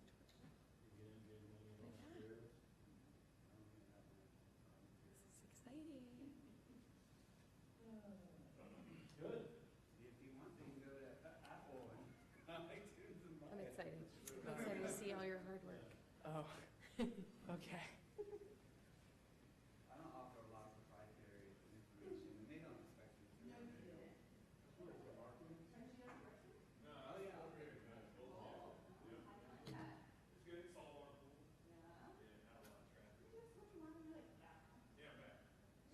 I gotta get my work done.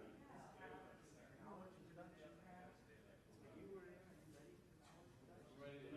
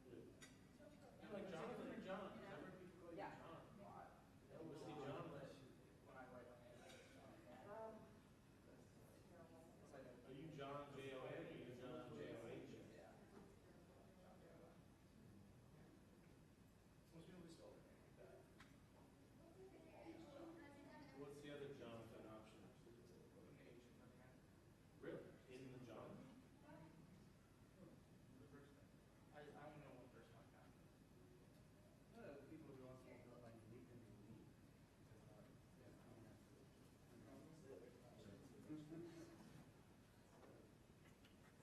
think there's a lot of John. See, it's nice because it can shorten down. Hey, John, are you using my thumb drive? Megan, what are we doing? Sorry, John. That was me trying to sabotage you. I can Just see kidding. that. Oh, thanks. My ninja like reflexes. I just wanted to make sure I didn't know where it was. Just click through my presentation. Ashley. You know what I know what I do.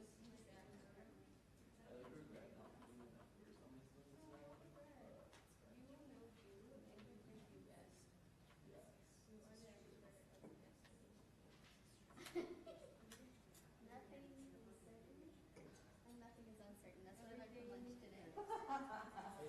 Good.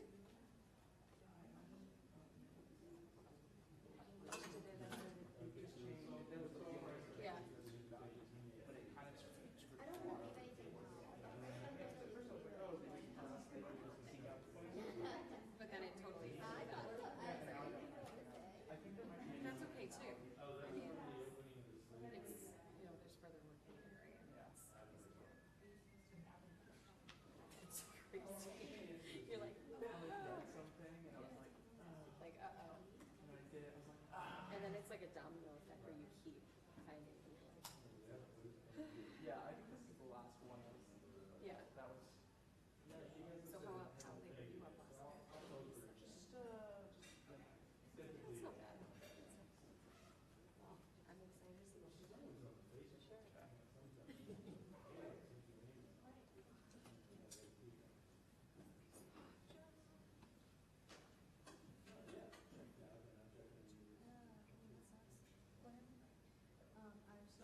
I forgot if I deferred maintenance. I assume I'll try to Just in case anyone asks about the national research deferred maintenance. I'll tell you what. It's billion. It's a billion. I think I might have the Improv here. I meant to just. I know this is terrifying. Like, I mean, it's just billion versus billion. Like, what? Is it okay? What's the difference?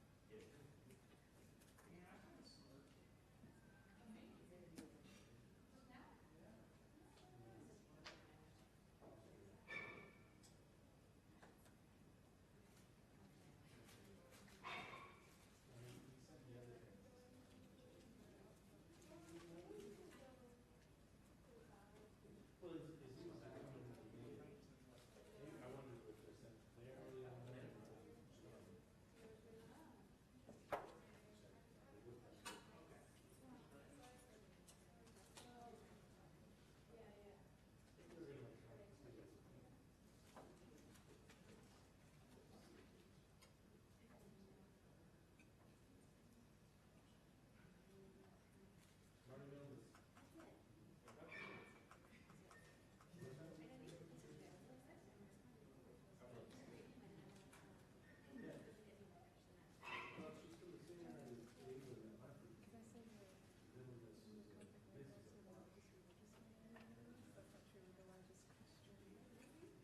That's okay. Just when you're up there, just be like, I'm making it.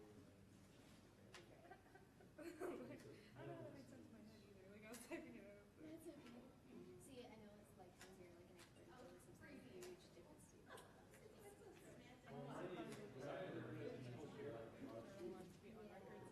Just for, yeah. Or I mean, maybe.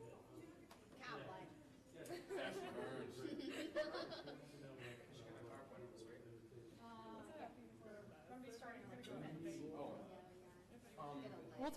There'll be those natural 5 and 10 minute breaks soon enough, but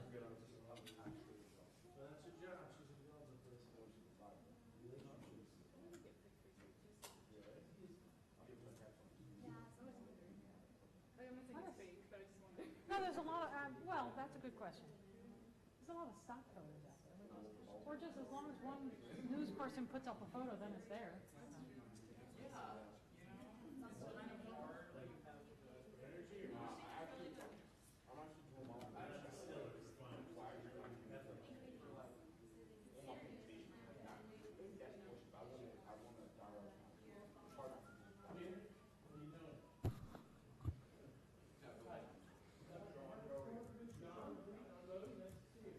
right, John, I'm not going to give you a full title. That was the...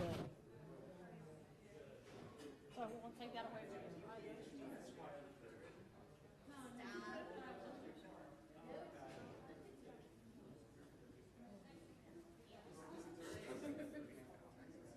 I'm going to go with just child soldiers.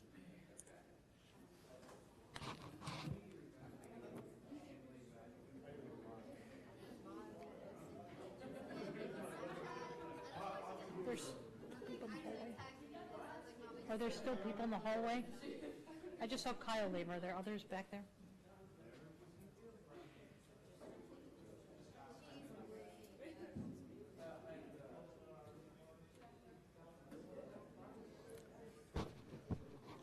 We'll wait a few minutes for the returnees from the bathroom. People are refusing. They're like, lunch. Well, I tried calling people back in, but I didn't give them enough time for bathroom.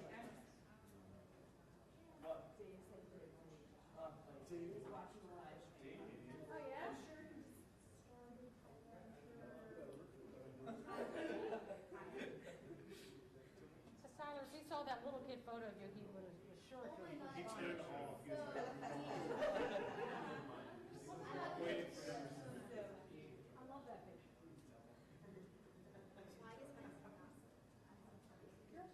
Everyone has nice pictures, but they did those. It's easy when you peek at sisters.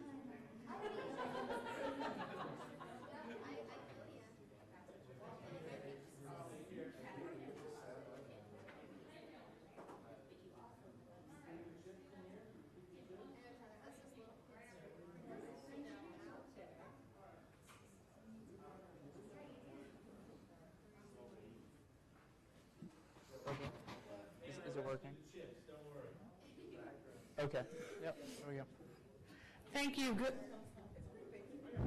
Good afternoon, everyone. We'll be returning to the capstone presentations here of our Mount Vernon Leadership Fellows.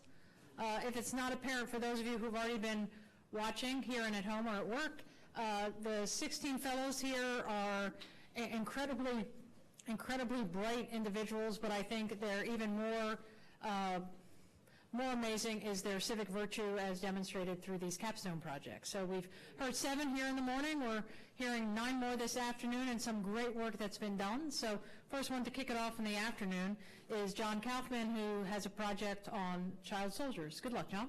Thank you.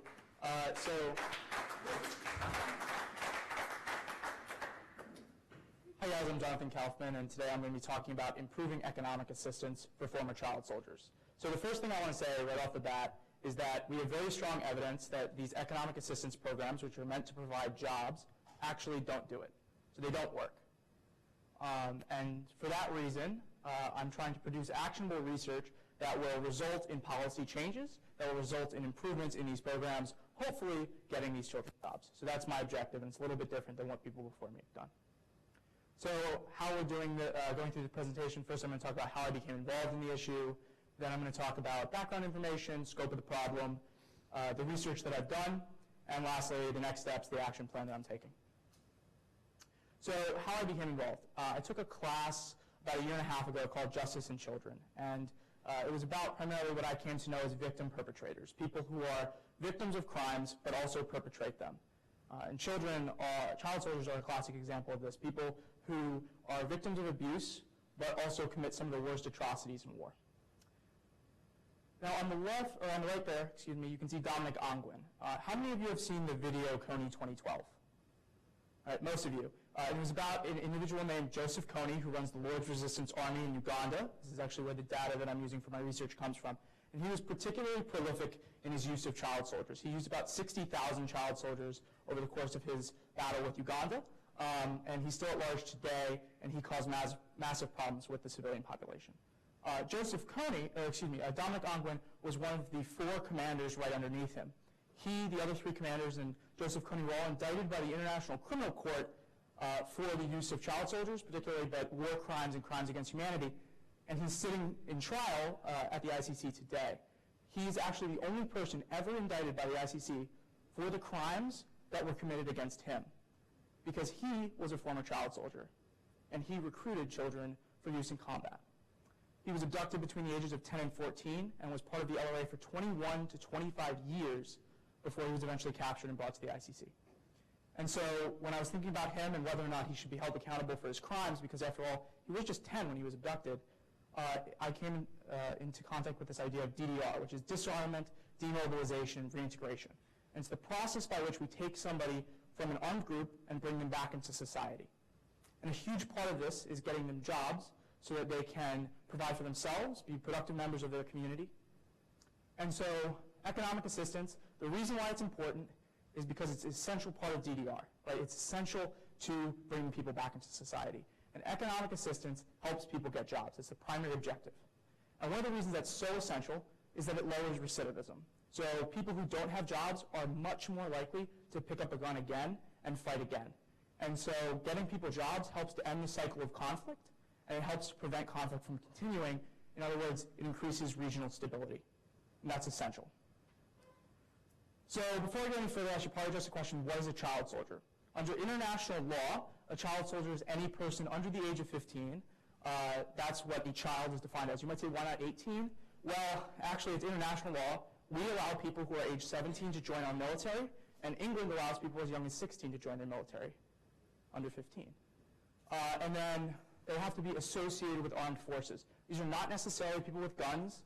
A child soldier could include people who are porters, cooks, or even water boys, anybody associated with armed forces. And I want to make something clear. Some people talk about volunteers under that age. There's no such thing as volunteering under 15. If you're a volunteer, it doesn't matter. Recruiting of any sort of people under 15 is illegal under international law. And one major group that a lot of people actually don't know recruited from child soldiers is ISIS. ISIS uses what they call caliphate cubs. And they're people who volunteer to be part of ISIS. And that's a big problem. So how big is the problem? Well, there's an estimated 300,000 former child soldiers in conflict today. My university is just 7,000 people. Think about how large your university is, and think about how large 300,000 people are. They're in 19 different countries, primarily in South America, Africa, Asia, and the Middle East. And they're used by 86 different groups, including governments of some of these countries. So DDR fits into this larger process of post-conflict recovery, right? We talk about ending conflict, preventing conflict, but what happens when everybody lays down their arms? They come home to destroyed economies, destroyed infrastructure. As you can see, that road on the side is completely destroyed and the vehicle is partially overturned. Nobody's using that for a truck. Nobody's using that for resources. And there's massive amounts of people displaced all over the country. So when you go into these environments, you ask what people really want. People provide food, water, shelter. What they really want is jobs. And right here you can see a transcript, an interview with a former child soldier. And ask, if we could give you one thing, what would you want? And he says, I need a job. There's no jobs here. Right? And he goes on to talk about how when they leave and they provide food and water, but when people leave, they take all that stuff with them. And so the sustainable form of assistance is getting people jobs, because it's kind of that old bring a man a fish, teach a man to fish adage, because it's sustainable. So what gives you a job according to economics, right? Things like work experience, right? If you guys have all been in the job market, you know you need work experience, you need education. And one thing we don't really talk about is mother's education. Actually, mother's education is a huge window to the opportunities that people have. When you talk about mother's education, women are more likely, especially in developing countries, to spend the extra income they earn from their education on improving their families and their communities. And when a father's more educated, they're much more likely to actually spend that money on themselves. It's well documented that they tend to drink the money away or use it to buy meat for themselves, things like that. So women's education is a much better metric. And so all of these contribute to skills and knowledge, and this is the idea of human capital. Human capital theory was developed by Mintz and Becker, and if you want a little light reading, that's some of their essays on the side in their books. But these programs have been largely unsuccessful. So what have they been doing? Well, they've been providing microloans, things that you have probably heard about, providing money to people to start up. But among former child soldiers, the repayment rate is lower than 5%. So it's very unsuccessful. They provide vocational training. Over there you can see a woman being trained to be a hairdresser. There's actually this very famous example where they trained 200 women, female former child soldiers, to be hairdressers. Now, when these people went out into the market, it completely destroyed the market for hairdressers because you don't need 200 hairdressers in a single camp. And all the people who were already hairdressers lost their jobs, and all these people couldn't get jobs. Lastly, education. And we can kind of understand why education doesn't work when you think about somebody who's been abducted at age 8. They've been in conflict for 5 years. They come back at age 13, and the government says you have to go back into a classroom with 8-year-olds. Nobody's going to do it. So it just doesn't work. So when we think about this, they've all given skills and knowledge, all these programs have, but they're still unsuccessful. So why don't they work? One is that microloans don't provide skills training. So you might have the physical capital to start a business, but you don't know how to do it. So if you don't know how to build a business, it doesn't matter if you have the money to do it. You're not going to be able to. When vocational training programs are there, they don't have any market analysis, right? They could have known that they couldn't put 200 extra barbers into an economy. And they could have said, we need this many barbers, we need this many weavers, we need this many cobblers. They didn't do that, and that's really important. There's also a lack of data, so there's a lack of evaluations of these programs and whether or not they actually work, and more of the data is indicating they don't. And there's also a lack of research on improvements. And one more thing is that the research primarily points out problems, but it doesn't really include solutions. And academics like to point out a lot of problems, but don't include solutions. But this is one thing that's a big problem because all of the research is focusing on the problem, not the solution. So what's the research question I'm proposing to answer? It's how distress, psychological distress, impacts employment and income or labor market outcomes. And so my hypothesis is that as psychological distress goes up, income goes down. It's pretty simple. So the data I'm using is from Survey for War-Affected Youth SWAY, Phase 1. And it was conducted in Uganda in 2006 in that red region up there. That's the sampling area. And it includes 462 former child soldiers, 167 of which are unemployed completely. It's 25% unemployment rate. It's pretty high. But keep in mind it doesn't include people whose only form of employment is odd jobs. So how is distress measured? It's measured via symptoms of distress, not whether or not they have PTSD, because we don't have the contextual evidence to say this many symptoms of distress equals PTSD. It's different between contexts. So it's gauged on a scale of 0 to 15. The median is 4 symptoms, and the 90th percentile and higher, the top 10%, exhibit 8 or more symptoms. So income is measured in a logarithmic function. It's basically changes in the income by percentage. So basically, the way that we say this is each symptom of distress results in an X% change in income. So an extra year of education, for example, would result in a 2% rise in income or a 3% rise in income. And an additional, let's say, a disability would result in a reduction of 3% of income. It's very standard in economics. So control variables we're including are work experience, education, mother's education, marital status, violent experiences, abduction length and abduction age, and also whether or not they're displaced in a refugee camp. So the method that I'm using is called the Heckman selection model, and it solved this problem. So we can say that when somebody's employed, they make a certain amount of money, right? But when you're not employed, we say you make $0, but that doesn't really work because if you were in the labor market, then you would be making presumably more money than $0, right? So we have to evaluate first whether or not you're employed, and then we can evaluate your income. So we do this via a probit model, which basically says this variable affects your likelihood of being employed. So if you have more education, you're more likely to be employed. If you're disabled, you're less likely to be employed. And then once we know you're employed, we can evaluate via a regression model how your income stacks up. So if you have more education, you make more money. If you have less education, you make less money. So the results. We can answer 2 questions. How does distress impact chances of employment? And how does distress impact your income if you're employed? Well, distress has no significant relationship with your chances of employment. It doesn't change that at all. But it does change your income. So if you do work and you have high levels of distress, it will significantly reduce your income.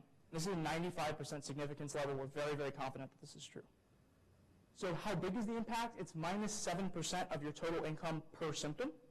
So if we think again to the scale of 0 to 14, median is 4. The 90th percentile is 8 symptoms. So at the 90th percentile, they're getting 28% less income than people at the average. So if you can think about it, 72% of the total income, which is already incredibly low. The average income is actually below the poverty line in these areas.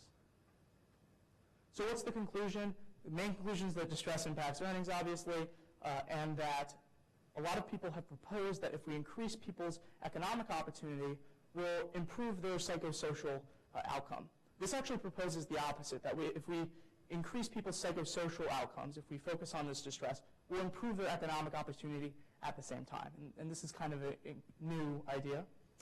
Second, treating distress is essential to increasing people's economic opportunity. And we kind of already know how to treat distress, how to treat psychological issues. So the first one is through cleansing ceremonies, through ritual cleansings and reconciliatory justice processes called Matu Oput in Uganda, and they're throughout different contexts, where people are forgiven for their crimes. And this will decrease their levels of distress. We also know that psychological counseling does work, and that community and familial support really does improve distress. So when a parent is more understanding, or when people are participating in church groups or drama clubs or volunteering, this helps their distress levels. So what are suggested improvements to programs? Very simply, integrate the psychosocial and the economic assistance that's offered. Work it all together, right? Look at the child in a more holistic fashion so that we know that improving any of these various areas will really improve the total outcome. Second, perform market analysis on vocational training. Talked about that a lot before. Integrating business training with microloans. There's a very famous example of a few women, female former child soldiers, who were given money to start a restaurant. And when they first started, people were stealing money from the business. They were feeding their families for free. And after they received business skills training and they worked with a few of the NGO individuals to improve their business, they ended up being the most profitable business in their community. Lastly, collecting data to offer evaluations and improvements. So what are the next steps? Well, the end goal is to get the improvements implemented with the programs, and the only way to do that is to influence these public organizations, UNICEF, USAID, and local organizations to make these happen. And the way to do that is to speak with their leaders, speak with their policymakers, and so that's kind of one next step, but also to influence the scholarly debate, which does influence these public organizations. And the way to do that, obviously, is publishing research. So these are my two goals, publishing research and speaking with the organizations. But success for me would be implementing these improvements. Long-term goals are to influence the public organizations and influence the scholarly debate. And then the short-term goals are to speak with leaders and policymakers and also publish this research in a journal. So some of the challenges that are upcoming, obviously, is writing the paper. Producing knowledge is a time-intensive process. Writing papers is a very time-intensive process. And writing it to a quality that would get it published in a reputable journal, which brings me to my next point. Getting it published is a whole other issue, very difficult, and is also extremely time-intensive. So those are two of the main challenges that I see. And those will help build credibility if I get it published. But lastly, a third challenge is just connecting with leaders in the field. And I already do have some connections to them, but getting the research published would build more connections and build credibility. So that's my projects. Do you have any questions? Yes? What are the journals that you're looking to publish in? I think I'll evaluate that after I write the paper. When did you do the research? I did it this summer, so in the last few weeks. Yeah.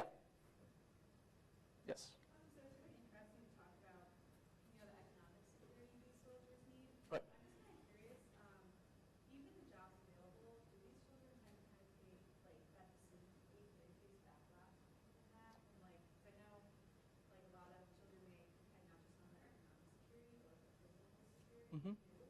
So is that an issue you run into, that if the child, even the jobs available, that decision to leave in itself might be Right, so one of the main issues is community sensitization. The group's already working on this, so I'm trying to go into it. No real economic knowledge has been produced yet, and so this is kind of a different thing that hasn't really been touched on very heavily, and so a lot of people are working on that side, and I'm trying to work in another area. But it is an issue. What have they found? They've implemented community sensitization efforts in Uganda and in Sierra Leone that have been extremely effective, primarily because in Sierra Leone, people were on drugs when they committed most of the crimes. They gave children cocaine and other addictive substances. And then in Uganda, nobody volunteered. All of these children were abducted. So that made it much easier to integrate them back into society. Are there any other questions? No? All right, well, thank you.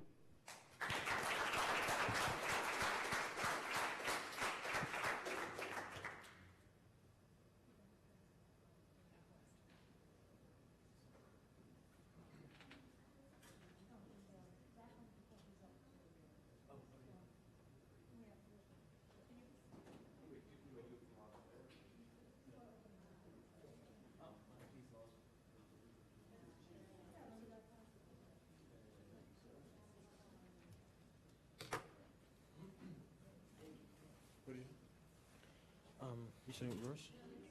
Yeah, I'm just trying to. You after music. No, I'm later. I never put my PowerPoint, and everyone's like everyone downloaded it beforehand, so I thought I should do it. Here you go.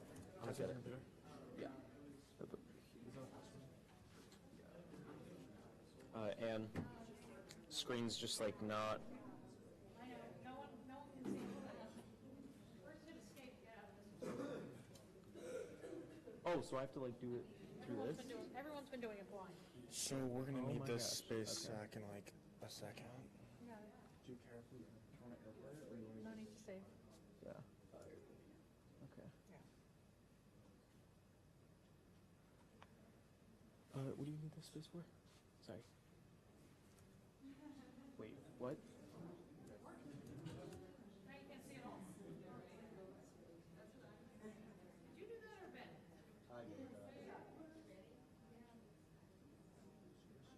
Wait, Okay, what just happened? he took over.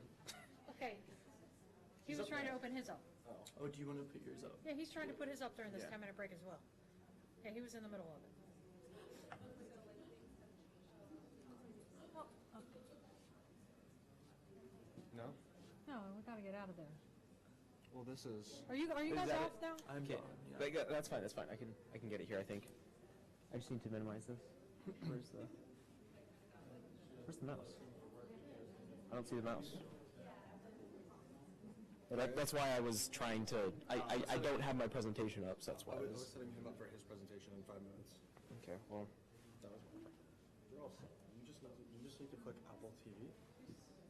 But Okay. Okay. Could you just? Okay. Well. You. Yeah. Well, I can't even get the mouse right now. There's no. Do you see the mouse? Whatever buttons, where do you push back to be on the right thing? You're on the wrong computer, apparently. Still the wrong computer. Right. Thanks.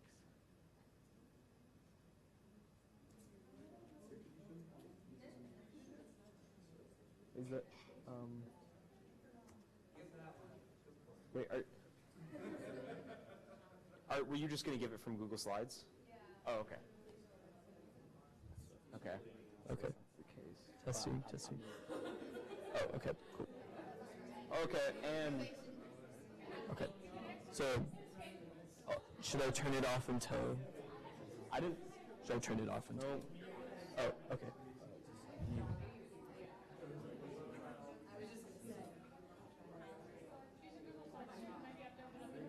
I'm not logged in. Okay. Now, if they're both using Google Slides, I can't actually access my Gmail. So I'm not logged in, but Andrea is logged in. Okay. Well, you should switch it to your thing. I can't do it now. Are you sure? Well, no, because they're both logged into Google Slides, and they didn't download it, so I can't access my Gmail without. Yeah.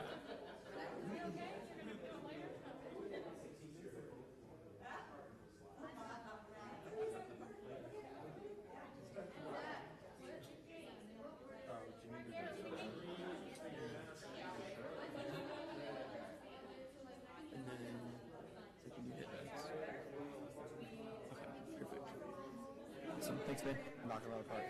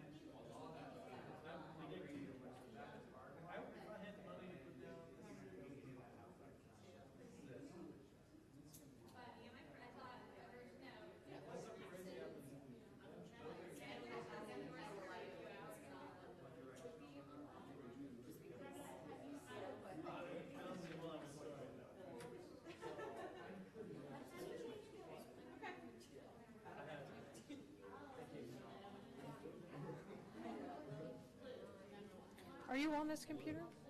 No, that one. Okay, you want to put it over here?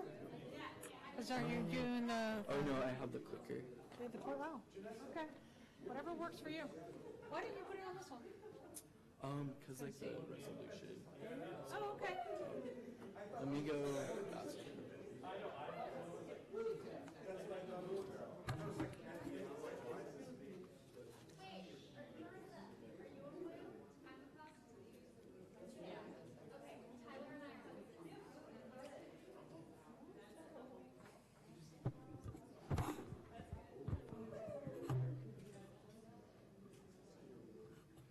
All right, welcome back, everyone. We have our next presentation from Garrett Kalt talking about sexual assault on college campuses, and looking forward to hearing it. Good luck.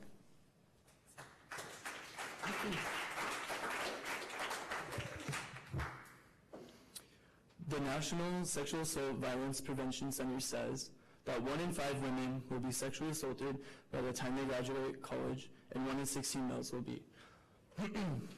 Distressed, I set out to learn more about this growing statistic, and I helped with the It's on Cougs campaign at my college. My name is Garrett Kalt, and I am a sexual assault awareness prevention advocate.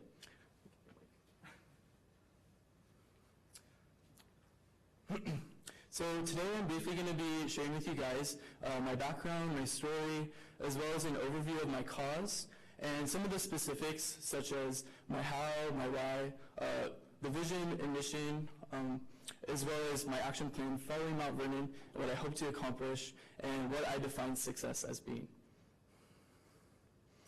So we'll start with my story. It's always the fun part. So in that left photo there, that is me at our Waco Welcome event. So like many other universities, Waco Welcome is a time that students come to school a little bit early and are able to meet their peers, get acclimated to the college setting, and yeah, so it's just a week of doing all these fun activities, and that is where I met my good friend Megan, who is in that picture there. And me and Megan quickly became really good friends. She's part of the Comm College with me, and we went on a leadership retreat that weekend, and she was part of my group. So yeah, we really got to know each other very well. And once classes started up, I noticed that Megan wasn't her normally bubbly self. She just wasn't acting how she usually does. So I wanted to approach her to see if anything was wrong. And later that night when we hung out, I asked her, and that was when she shared with me that she had been sexually assaulted. And I just remember I didn't know what to say. I was so upset and frustrated, and I really felt bad for her. And yeah, I did everything I could to support her in that difficult time. And yeah, and at the same time, I was starting school, joining organizations, and I joined student government and joined the It's on Cougs campaign, and that is the campaign that I help led at my university. And before I go to the next slide, I do want to let you all know that Megan is with us. She's watching back home. So I want to say hi, Megan. She is happy that I'm able to share her story as she tries to be an advocate for this issue nationwide. So this is a national campaign that really gained steam in 2014 when President Barack Obama and Vice President Biden joined Americans across the globe in launching the It's On Us campaign. This campaign is aimed at stopping sexual assault on college campuses. And we all know the popular headlines of Baylor University and the Stanford sexual assault incident. So this campaign really added a spotlight to this important issue. And luckily, our university, along with many other universities, wanted to join the It's On Us campaign. And we did a little rendition of it, and we call it It's On Cougs. So before I get into I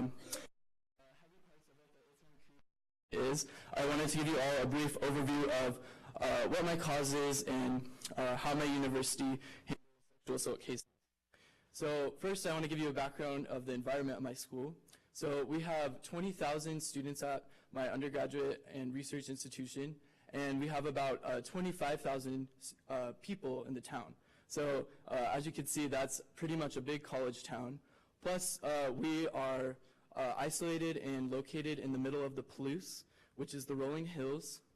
And we also have a big emphasis on athletics at my school and Greek life, and it's normal for students to go out on Friday and Saturday nights. As far as statistics go, again, nationwide, it's 1 in 5 women will be sexually assaulted, and men, it's 1 in 16. Unfortunately, at my school, it is 1 in 5 women and 1 in 16 males. And this kind of adds to another issue that my school is dealing with, is that we're on the watch list. So us, along with 50 plus other universities nationwide, are currently on the watch list from the U.S. Department of Education about how we've handled sexual assault cases in the past. So yeah, as you can see, this is a really big nationwide problem that not only my school is facing, but also other universities nationwide. So now I'd like to take a few moments to talk to you all about my campaign. I'm going to go over the why, the how, the what, and also the who. So the why for me is pretty simple. It's no one should feel, or no one should get violence perpetrated to them, nor should they perpetrate violence. So that's my big why, and specifically when people aren't in control. That's something that we need to make sure that we remember.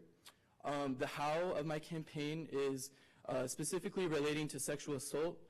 We hope to address the why through education, awareness, and a committed community that does not condone violence. The what, I have a couple of things listed up here. These are a few things that our campaign does. We have the Take the Pledge, which is students can sign up online on the It's On Us campaign and take the pledge to intervene in cases which sexual assault may occur, and also to be an advocate for this important issue.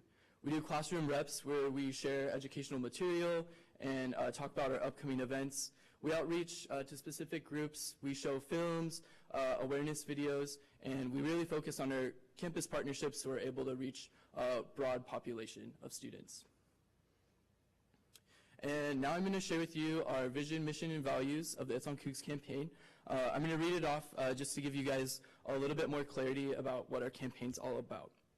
So our vision is, we envision a Washington State University where all feel safe and free of violence. A student body mindful of their resources, we seek to educate others about the importance of healthy relationships and stepping in cases which violence may occur. Cougs help Cougs. Our mission statement is, it's the mission of the It's On Cougs campaign to outreach to students and work with administration to prevent and spread awareness of sexual assault and gender-based violence, to educate students about the meaning of consent and healthy relationships, to encourage others to step in cases which violence may occur, to give support to all who fall victim to sexual assault on our campus. We value a safe and educational environment free of violence, a campus which all students feel like they belong and are a part of the WSU Cougar family, a student body that is aware of the issue of sexual assault and is willing to step in cases which it may occur. Cougs help Cougs. A faculty and staff that supports students and has their best interests in mind. A conduct board that provides justice in cases which sexual assault may occur. So after sharing that, hopefully you have a little bit better picture of what our campaign is aiming and focusing on doing.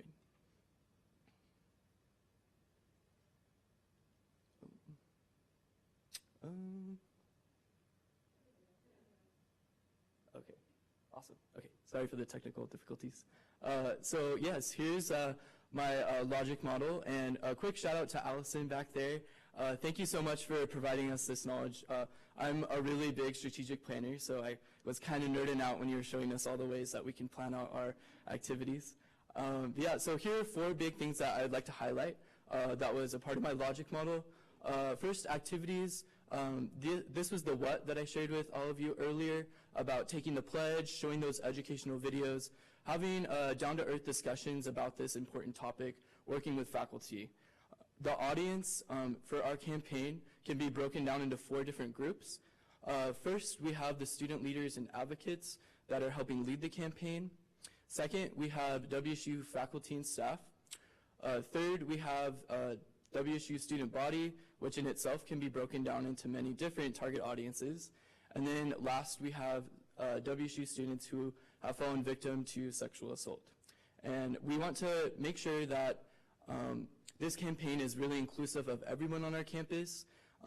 At this time, I'd like to mention the who of our campaign, which is one of my favorite things. The It's On Us campaign that nationwide was started really has a good ring to it because it is on us to stop sexual violence.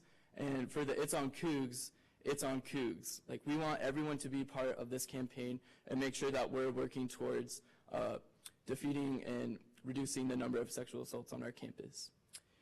As far as our short-term outcomes go, we really want to make sure that the student body is educated about the resources that they have for them, as well as they know like what consent is and how it can be given. And we also want to make sure that students are aware that sexual assault is something that does happen on college campuses and that they are able to step in and be an active bystander. Our long-term outcomes, of course, our number one thing that we are striving to do is reduce the number of sexual assaults on our campus. And this comes along with wanting to make sure that students are active bystanders, so if they see something, they say something, and also that everyone knows what resources are available to them. So I have been here for 5.5 weeks, along with all the other fellows, and we've been working on our capstone causes and really honing in on our leadership abilities. So what are we going to do when we go back home? This is what I personally plan to do. As soon as I return back to my campus from Mount Vernon, I want to make sure that the It's On Cougs committee is an official committee. That way we can receive university funding and that the campaign is more organized. In the past 2 years, it's kind of just been student leaders doing what they can to put this on. So we want to make this more of a formal committee. And just to name a few here, also establish like an online presence. So we want to create a website with all the resources, as well as social media presence so students are aware of what's going on. We can put our events on there, as well as reminding students to be safe when they go out on Friday and Saturday nights. We also want to make sure that we really foster our partnerships and that we have everyone connected, so contacting those partnerships and making sure that they're on board. Creating an educational workshop. This is one of the biggest things that me and my leadership team are working on. Currently, freshman students don't have to go through mandatory training about consent or sexual assault, and I think it would be greatly beneficial if there was a program which students learned what consent is and issues surrounding that, and a strategic plan. So I've been lucky while I'm here at Mount Vernon to have the help from staff members and my mentors back home to create a one-year strategic plan that I hope to utilize in the year to come and act as a framework for this campaign. But further down the road, we want to create a longer-term strategic plan that can be used to create my next point, which is sustainability. We want to make sure that this is a campaign and movement that is constantly being talked about, being that it is something that is very important. So challenges. Well, one of the biggest challenges I'm going to have is being on the same page with everyone. So I've had the unique opportunity of coming here to Mount Vernon for 5.5 weeks to work on this, and I have been in contact with my leadership cohort back home, but just making sure that we're all on the same page, not only when I get back, but also like throughout the year when we're putting on the campaign. We want to make sure that everyone knows what's going on. Getting the Greek community involved. Statistics shows that sexual assault is more prevalent in the Greek community, so we want to make sure that we're able to address this, not in a way that we're attacking this community, but in a way that they can own this campaign, because it is their campaign too, and really be a part of it and something that they push forward and advocate for. I think that my involvement with the Greek community, as well as other people on the leadership team that are in the Greek community, will be beneficial, as we'll be able to outreach to them in that way. Faculty support. So no school wants to be known to have a sexual assault problem, and faculty often like strays away from even talking about the issue because it tarnishes their university and institution. But if we really want to see changes being made, we're really going to have faculty support helping us and collaborating with them. We don't want to just be the ones telling them what we're doing, but we also want to constantly be getting their impact or their feedback. Dedicated leaders and advocates. This is an issue that a lot of student leaders can see as daunting. So really getting people that are passionate about it and want to see a change, and people that are going to be able to be lifelong advocates and really push for this and pass it on to the next generation. And lastly, rhetoric and developing the right message. So it can be pretty hard to talk about sexual assault, and I myself, as not being someone that has been assaulted and has not had intensive training on how to talk about it, really want to make sure that our campaign isn't just a group of people taking pictures for Instagram. We're not just trying to spread awareness, we're really trying to make a positive impact. So with that, I feel like the people that are part of the campaign have to be educated about how to talk about it so that they don't negatively affect a victim or survivor and have them, in a sense, relive their experience. All right, defining success. So success can be defined in many ways, and here are a few ways that I've outlined. So as far as numbers go, event attendance and video views, we want to see those numbers continually going up in a positive direction, and make sure that we're increasingly always outreaching to the student body and getting more and more people involved. We'd like to pass out knowledge surveys to see what people know in the beginning and then what they know at the end of the year to see if they're actually learning what we're trying to advocate for. And developing a long-term strategic plan, like I mentioned earlier. This will be definitely a big piece of success and a legacy that I want to leave at my school, is helping by leaving a long-term strategic plan and working with faculty, staff, student leaders, the whole university, all our partnerships, and how we're going to move in addressing this issue for years to come, which goes into sustainability, definitely leading the torch and making sure that other people are able to pick up the campaign when people that are really passionate about it now have to go to law school and other things. And then creating a mandatory workshop and educational program.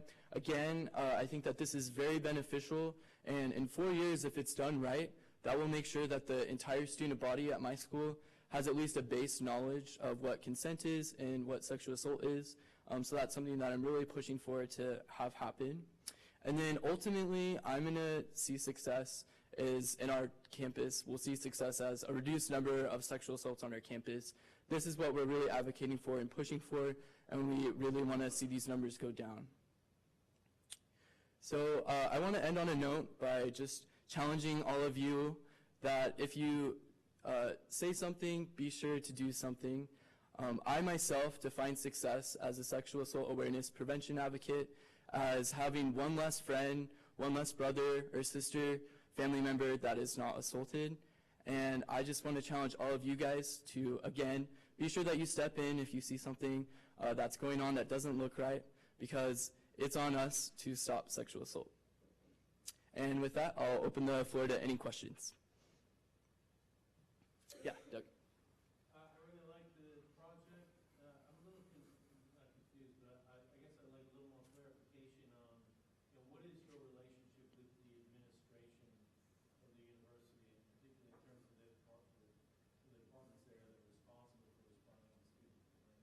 Yeah, definitely. Yeah, good question. It actually just blew past my mind. I had that written down. But our university, the students of the It's on Cougs campaign, we currently have a pretty good relationship with the stakeholders that are involved, such as like Dean of Students, our Title IX office, and that's something that we really want to make sure that we continue to foster. And as far as, I think that the campaign has really opened the university's eyes as to how they deal with sexual assault and making sure that victims and survivors have the support they need. But I really think that the It's on Cougs campaign, the gap that's missing is the prevention side. So the It's on Cougs campaign is trying to fill in and be more proactive rather than reactive.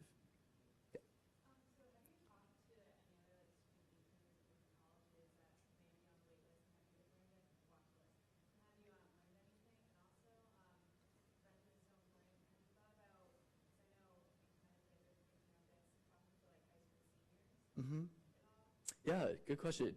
So yeah, I've had the great opportunity to be here with 15 other student leaders, and I have outreach to quite a few of them as to what their universities do.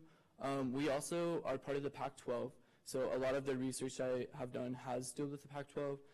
So with everything happening in Stanford, that was a school that we really looked into their research, and I have a couple friends there that I've outreached. And then what was the second part of your question, sorry?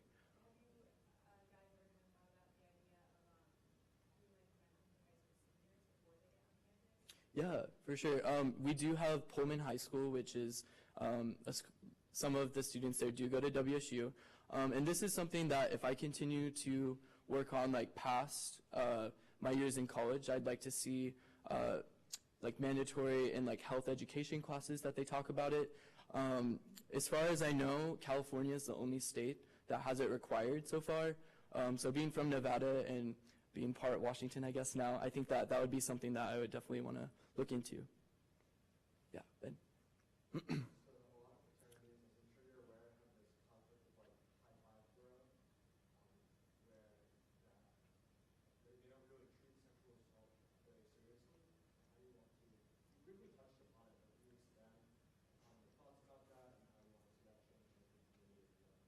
Yeah, definitely. That's a good question. I would have to say that, again, the biggest part of this is it's on Cougs, like it's on us. So we want to make sure that when we are targeting different specific groups, such as the Greek community, that they can take ownership of the campaign. And being a member of the Greek community myself, definitely being like around like some of that happening and just encouraging like my house in particular, like, you know, like setting an example, like that is not something that should be going on.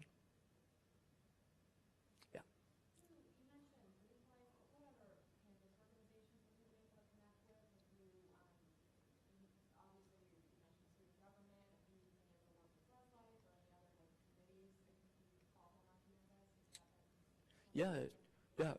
Yeah, for sure. That's a really good question too. I myself was a resident advisor last year, and we go through like brief training about sexual assault and like how to deal with it if like your resident comes to you. But we have a good connection with residents' life, and we definitely want to make sure that RAs are getting trained, and also encourage them to put on programs in their hall.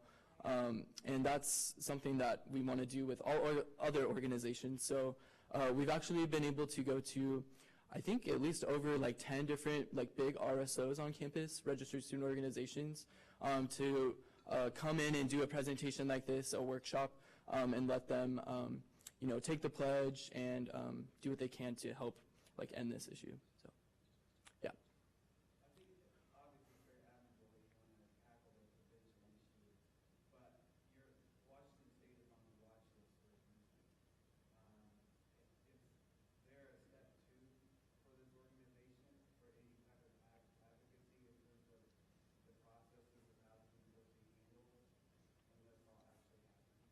Yeah, definitely. I think advocacy and prevention is probably something that we, I guess I'm speaking from my perspective of what I see the campaign to be, but advocacy is probably one of the #1 things, but also really looking into university policies and making sure that they are up to code and like being helpful for students in the long run. One important thing to note too, I'm glad you asked this question, is to be on the watch list, it's not like this is like happening over and over again. One student can file a report with the Department of Education, and then automatically your university's on the watch list. And we've been on the watch list for 3 years now, I think, 3 to 4, and we haven't heard anything back, rather than like we're on the watch list. So it's kind of something I think that we definitely want to look into, but that's again a big like problem. So yeah. So since you've been working on this campaign for a little while, how has the administration responded to you in the past, and how do you expect them to respond to you in the future? Yeah, good question.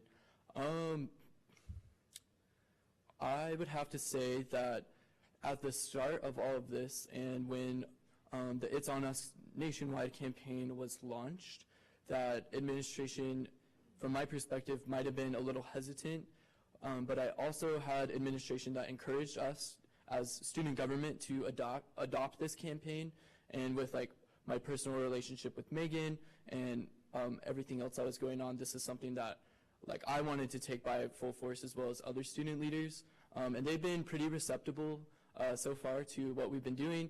They've actually been featured in some of our educational videos, so like our university president has been in a video that we've posted. And as far as the future goes, I think that they'll continue to be close partners with us, and that we'll be able to foster that relationship, because that's something that we really do need, like I said, if we want to make a positive impact. Yeah.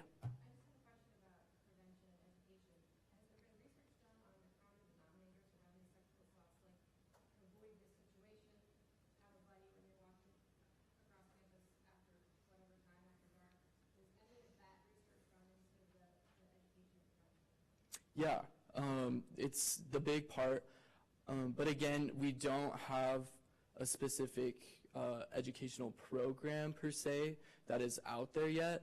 Different departments such as residence life do programs, but really looking at the statistics, there does show, you know, like when alcohol is involved, when you're out like with people you don't know, even that like your friends are more likely to assault you rather than a stranger, and those type of things. And those are something that we definitely want to be aware of, like I said, because we have to be knowledgeable about the issue if we want to truly spread awareness and see a positive change.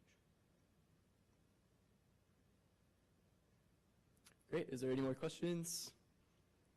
Awesome, well, thank you so much for your time. Oh.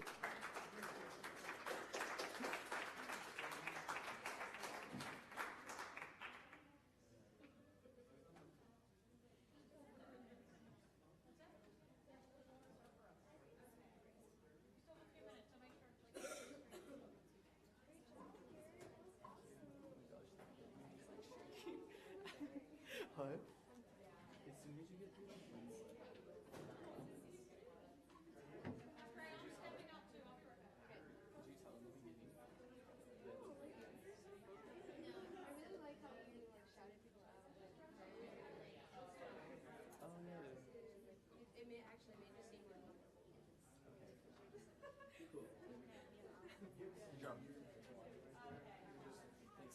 I really don't think I should. Can you see me enough? do you want to use the... Are you looking to use the remote? No, but oh wait, this one? Yes. I mean, I guess. Alright, well, if you want to, I need to set you up. The remote? That's to change the slide, right? Yeah. So you... Then yeah. This is right, left, laser pointer. Wait. Right, left, laser pointer. Don't click the bottom two. How do you turn this on?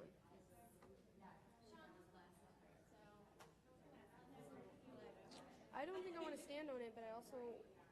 Can I just shift this right here? Is this you? No. I don't understand what the view's like that. It needs to be fixed. Can we, Well, like this is like the... Hold on. Go to the regular screen of, like, the internet. I can't. No, you do it from here even though you can't see it on the screen. Yeah, you What? can like, that's the computer.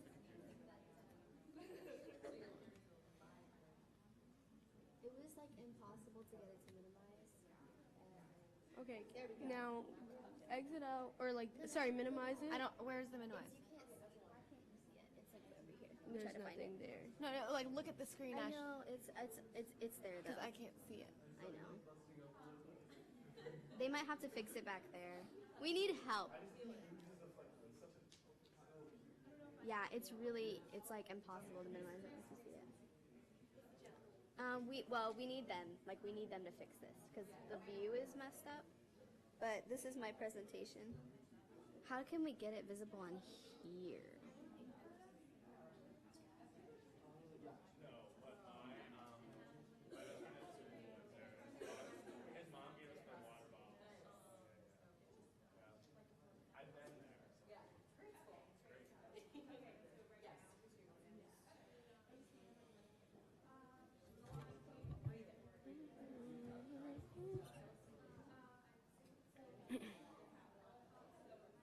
Can you see me enough? Like from this? Like it's not covering me too much?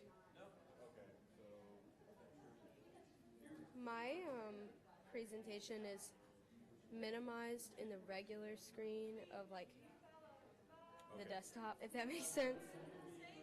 On a web browser. I think that's what he's doing. So That's not mine, but that's yours? Yeah, it was like really hard to minimize it last time. Somebody like Jon or something did it, and he got it to the point where we could put it. There we go. Should be in the whole thing is like not even showing. Oh no, this is not the best laptop. Why the hell won't this thing work? Why is it?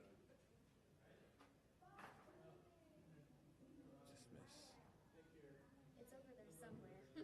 Yeah, it's. Jon, did you get this to minimize somehow earlier? What? You were able to see the view where we could actually minimize this earlier. What? There we go. Oh, great. So thank you. Hold on. I'm trying to make sure. Do you need the internet open? Yes. Okay, cool. Just want to minimize this, make sure I can find which. Oh wait, I need the internet. This one's not mine.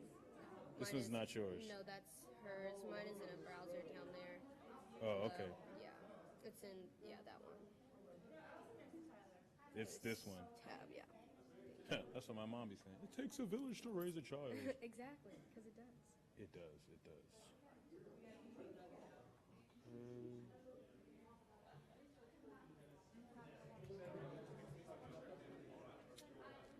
So, can we put it in?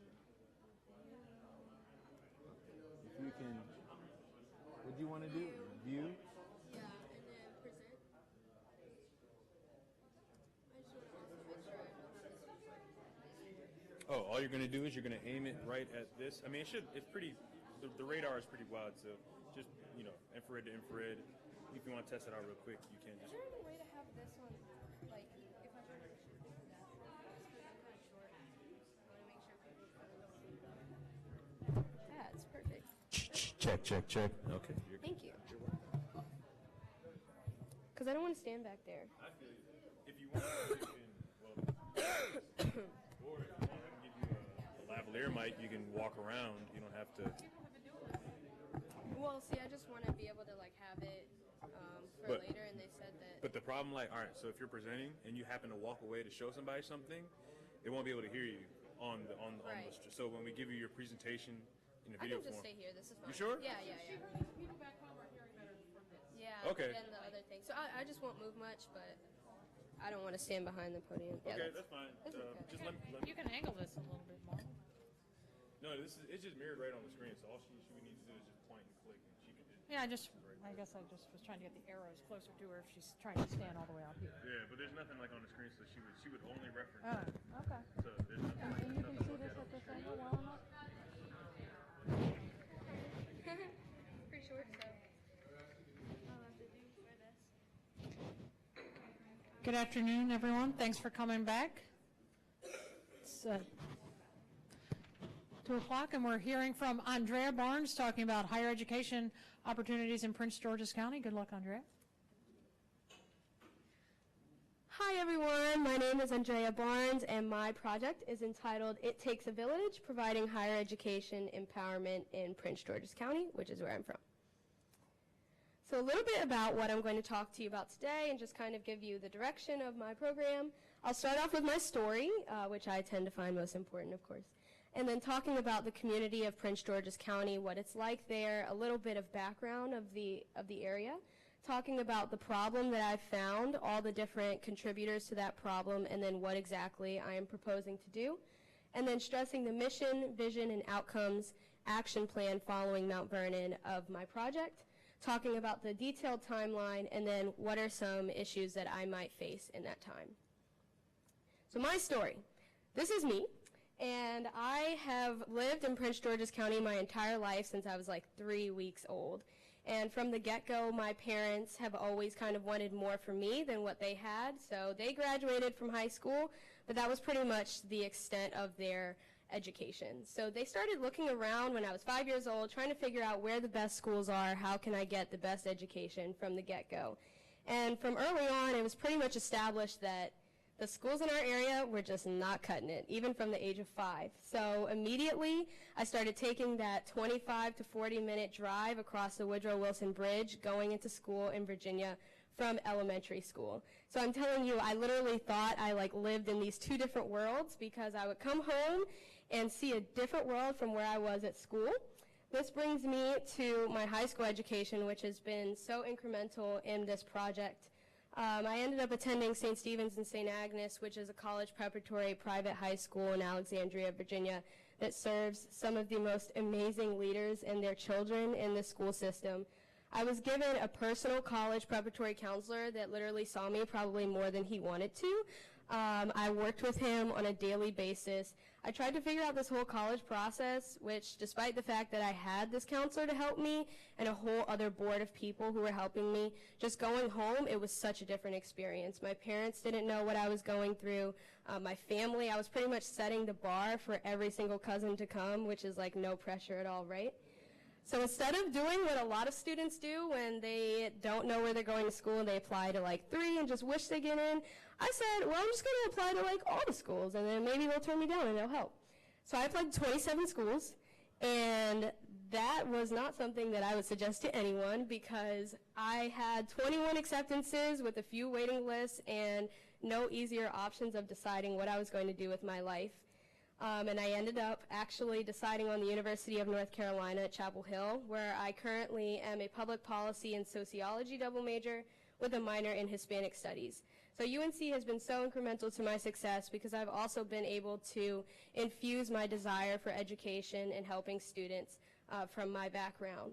So I attend the UNC on the Carolina Covenant Scholarship, which is the only program of its kind that allows low-income students to attend university without any debt. So every single thing that I go to school for is completely paid for, which is amazing. I am a first-generation college student, and I'm making a presence for myself not just as a UNC student, but for my family and my community. So a lot of the activities that I do on campus are actually focused around the student experience and helping students acclimate to the culture of UNC. So I'm the director of the Latino Mentoring Program, and I help put together upperclassmen mentors with incoming self-identifying Latino students to provide them with resources to make them feel as though UNC can be a home to them. And I am also an admissions ambassador, so I give experiential tours to prospective students and parents to talk about just what my experience has been like at UNC and how much my university has changed my world. So Prince George's County, exactly what I'm talking about. It's a very interesting place because the large majority of my county is a minority base, particularly with a focus in African Americans and Latinos. And then when you look into the school system, you can see that there are a huge number of students. So the school system of Prince George's County is actually ranked number 21 out of the largest school systems of about 13,500. It's the second largest district in Maryland behind Montgomery County. So if that gives you any kind of view of how much resources you're going to need to help those students, you can see just the disconnect already before we even go into the details.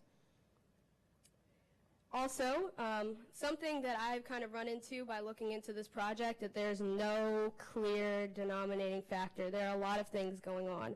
There's a lot of kind of contrasting opinions and also facts to show. So as you can see in this first slide on my left, you will see that the median household income of Prince George's County is really high, a lot higher than the national level and a little bit higher than the Maryland level. So you would think that this money should be flowing back into the schools, should be helping students get better education, and the public school system should be better than it is. And that's something that I'm going to look into. And then on the side, over to the right, we'll show you the percentage of the population with bachelor's degree or higher. So the PG County rate is actually a little bit higher than the United States, slightly underperforming Maryland, that just tends to overperform in general, but still a pretty good rate in comparison. So here we're going to talk a little bit about the resources that are seemingly lacking that contrast with those percentages that we just looked at. So as you can see, despite the fact that those household median incomes were really large, there's some kind of disconnect, and a lot of parents are actually doing what my parents did and sending their students into private schools, into other states, and pushing those resources elsewhere. So the students who do get left into the Prince George's County public system are oftentimes students who have those financial issues, and there's a large number of students who actually are qualified for receiving free and reduced meals. So that means you're going to need to provide even extra resources, because those students are most likely not getting that extra educational prep at home if they don't even have basic resources for sustainability. And then secondly, you'll see that there are a bunch of groups of individuals who need extra resources. So there's a large number of students who are English language learners, a good percentage of the population of first-generation Americans. So there are students who go home to their parents who may not even know English, and here they are trying to figure out this system and learn a language all at the same time. It's overwhelming. Now, I've talked a little bit about what the general kind of statistics are, gone into what the students are dealing with, and now we want to make that connection to higher education, and what does that look like. So on the left, you will see a comparison of average SAT scores comparing the national rates in Prince George's County. As you can see, the blue line is the national score, and the red line is Prince George's County, and there is a huge gap there, and it's continuing to decrease all the way up until now. That's really shocking because, as some of you may know, the national average score is not that high in general, and so with universities and colleges still placing a large importance on your SAT score, it's going to be very hard for those students to get into school anyway. And then on the right, you'll see some data that was presented from a research that Prince George's County actually did on their own population, which is extremely shocking, to say the least. So you'll see that the number of students who actually were accepted to a four-year university, either in Maryland or outside of Maryland, is less than half of the students who are actually graduating. I found that number of students accepted by Ivy League schools, which a lot of times people consider the most competitive schools, are 19 students. That is amazingly shocking, because you'll see that not even half of those students are getting accepted, but somehow at the bottom there's a percentage of students that says half of them intend to go to a four-year university. So there's a large disconnect between kind of that view that they have of college, but then what's happening in reality. So I wanted to figure out, where is this disconnect coming from? So I came up with a few contributing factors, not all of which I'll focus on, but I'll explain each of them. So in general, there's a disconnect between the students, the populations, the community, and higher education. So some of the contributing factors, the first being a lack of sufficient staffing. There are guidance counselors in these high schools. That is amazing. But those guidance counselors often have to deal with behavioral issues, home issues, emotional, mental health issues that the students are all bringing into school, and then focus on college and career preparation. It's too much for any 1, 2, or 3 individuals to focus on in a school day, and it absolutely makes sense why college would not be the focus of that person's job.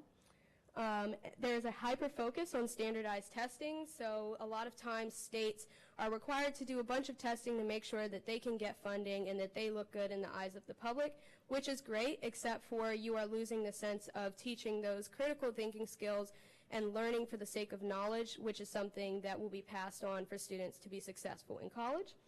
Social pressures and mentality.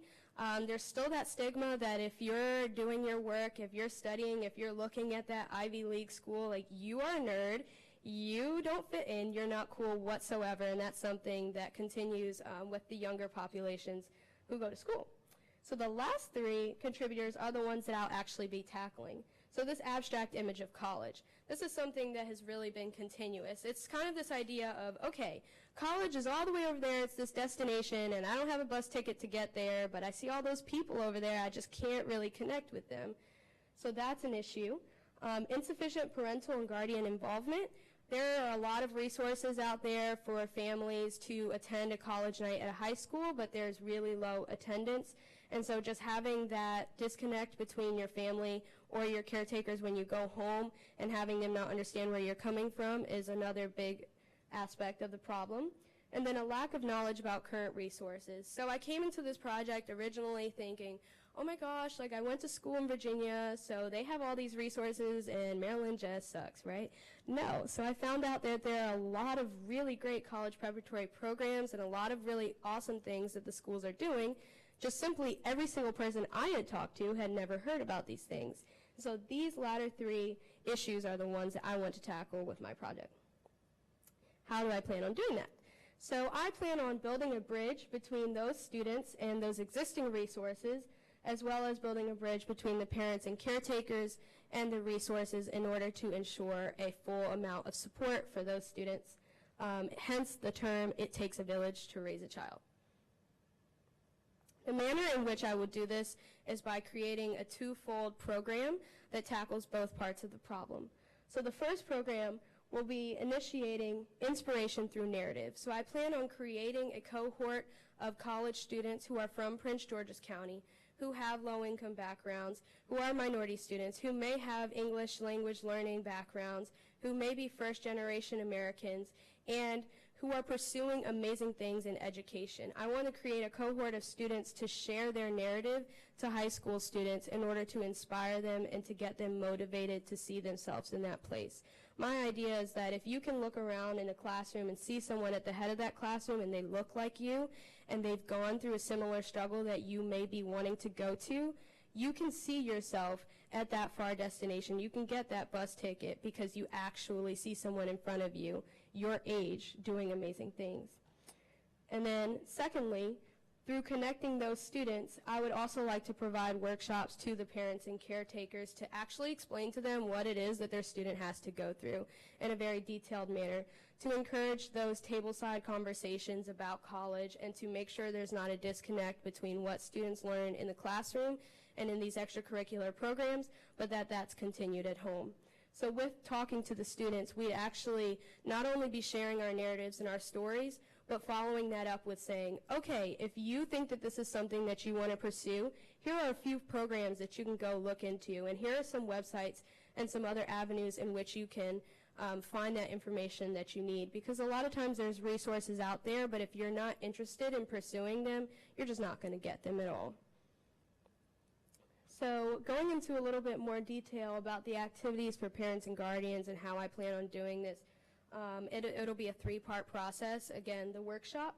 So one, explaining to them why college is important and that understanding that concept of why their family, their student, and their children to come will have more economic success and a better well-being, essentially, by pursuing education in a very broad sense.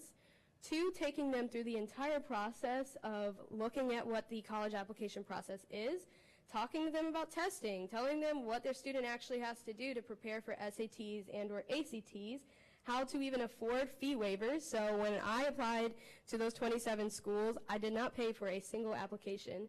And it's because I took the initiative to look into those things and I didn't pay for my testing. And if I didn't know that the only thing that those institutions could tell me was no, then I wouldn't have done that whatsoever. So just showing students and families that they can do that as well. And then looking into financial aid, again, making that image of college seem more realistic, showing that you can afford this institution, even if it's an amazingly expensive one. And then the last process is really putting the you, me, and he together. So the you being the parent, the me being the student, and then the he, the higher education. So taking that concept of college and really positioning the family in it and seeing themselves and that image. So my mission is twofold, as I explained, the first being to connect high school students with existing college preparatory resources and position college within reach by sharing the narratives of undergraduates with comparably situated backgrounds. Secondly, to establish a holistic support system by educating parents and guardians on their child's college process and thus assist in diminishing the intangible image of higher education. My vision, which is kind of the long-term goal, is I envision an interconnected and mutually dependent community where all students understand their intellectual potential, receive diversified support from a variety of networks, and can access valuable resources in successful pursuit of higher education. So this is kind of a circle, even though it looks like a rectangle on the screen. So you're taking the individuals who are already there, so the high school students and the families.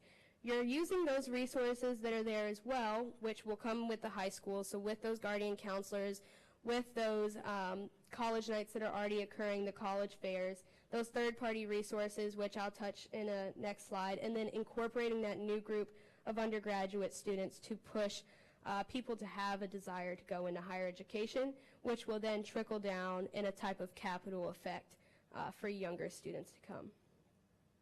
So outcomes. In the short term, I'd like to increase students' desire to pursue higher education and further cultivate a college-going culture.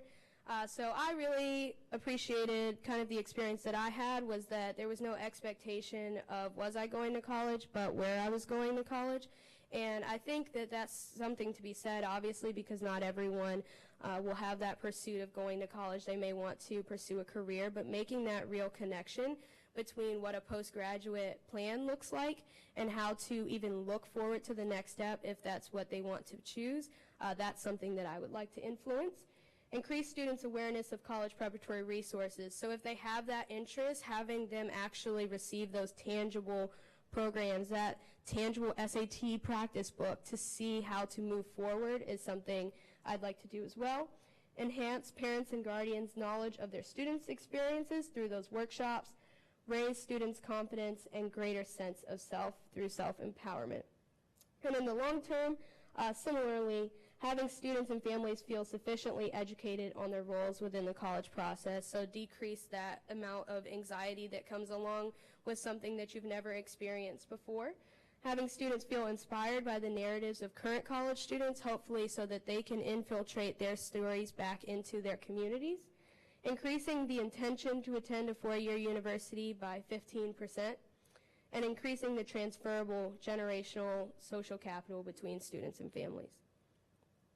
So my action plan, following Mount Vernon, I'd like to establish that cohort of dedicated and diversified college students by reaching out to different universities that are local in Maryland, asking for referrals to students who might be interested in something like this, but also going back into those high schools in Prince George's County, asking guidance counselors for previous students they had been in contact with, collaborating with these amazing organizations in the middle. So College Summit is actually a great program that believes that peer-to-peer contact is most motivating. So they train 12th graders and 11th grade students to lead 3 different campaigns in their high schools. One, to have every single senior apply to 3 or more colleges, to have every single senior complete their FAFSA early, and to connect college, career, and high school.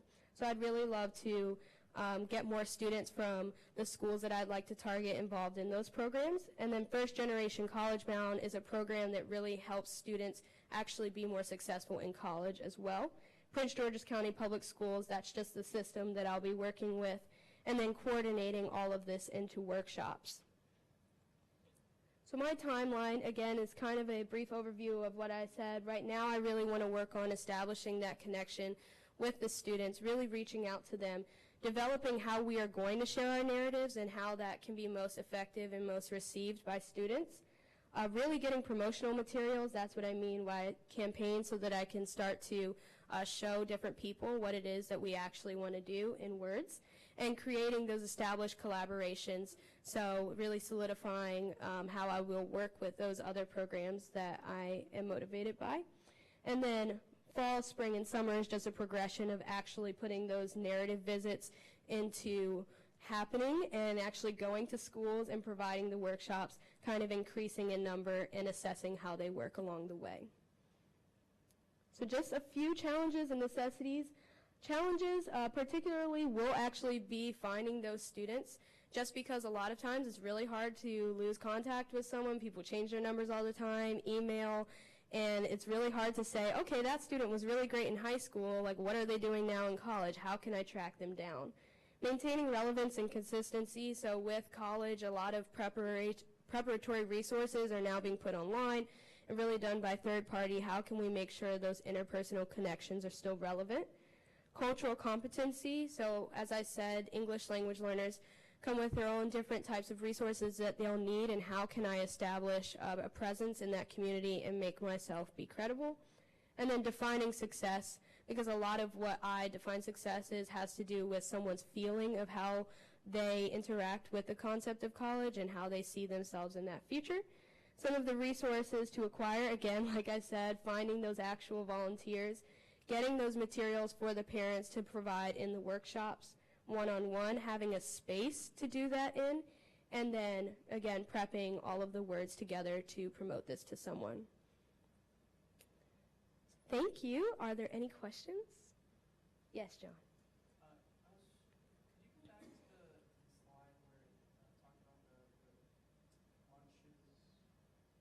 Sorry? The lunch slide where it talked Oh. about Yes. It says both of them. Which one is which? Is both of the captions the same? Oh, I'm sorry. So the lighter blue percentage should be percentage of students who are not eligible to receive free and reduced meals. So the majority does.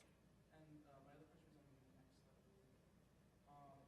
When you said, so what percentage of students go to two-year universities with the intention of going to four-year universities? So the specification of the percentage of students who have the intention of going to a four-year university is 50%, and then there's half of that intend to go to a two-year university. There, I have not found any data that shows the intention of matriculating into that transition between two-year to four.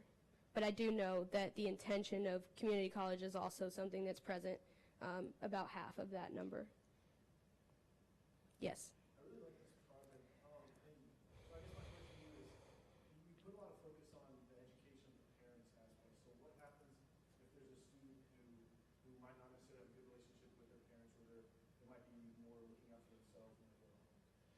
I think that is a really good question, because obviously that's not something that I can control for. And so I don't ideally want these populations to necessarily kind of go together. So the students that we're talking to at the schools may not necessarily be those same students of the parents that we are talking to. So those workshops will be separate. That way we can reach both populations regardless, because if you are a student who's pretty much sustaining yourself and like going home or like taking care of your brother and sister, your parents may not be there, may not be able to go there, so at least you can have something in that school day that exposes you there. Yes? So I think it's a great project. A couple of questions. Do you know anyone already from Prince George County who fits the description of someone who could be in your cohort? I have a lot of friends in Prince George's County who fits those descriptions, but I'm trying to be really intentional in determining where I pick from those individuals, because oftentimes a lot of the friends that I know who've graduated from Prince George's County, they're the salutatorians, they're the valedictorians, they're going to Georgetown, they're going to Brown, and I want to make sure I have a really well-rounded cohort so someone in the room can resonate with someone else at the beginning of the room, and just kind of make sure I have all of those different communities and demographics I want to represent. And the follow-up is about this organization that you're going to be creating. I assume you're going to have a name. Is it going to be formalized? Is it going to have a board of advisors? I mean, in your plan over the next 2 years, is there a design for a kind of governing body to help you sustain it? Yeah, so I'm hoping that, first of all, I've started making those collaborations with the two programs. So I just met with College Summit Peer Forward last week, And I'll be meeting with the Upward College Bound program manager this upcoming week, so I'm hoping that they can be liaisons, but I also want that cohort of volunteers to be my essential team in establishing the plan, but then in the future looking to, you know, have someone be kind of more managerial. Yes.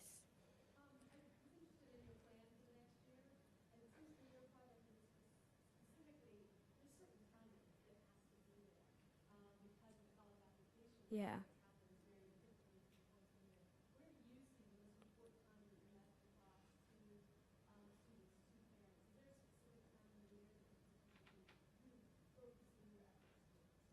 I think that will be really essential in the summer and the fall, just because summer is when students will have most of the time to work on the process, and so if they're writing essays for their Common App, they can get a lot of review time in there and actually get down to the nitty-gritty details, and a lot of the later kind of details about financial aid and stuff like that can come after they've already applied, and once they've got kind of like an idea of where they'd like to attend and figuring that out from there. So I'm thinking that summer will be the bulk of the work and the workshops for parents in particular, but keeping those narrative visits throughout the year so that we are continuing a trend, changing up the parts of our stories that we're talking about to fit where those students might be in the process is important as well.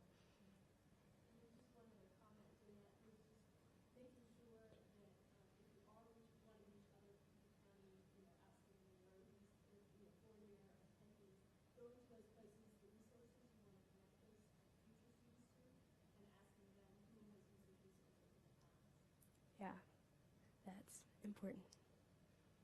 Are there any other questions? Okay, thank you all.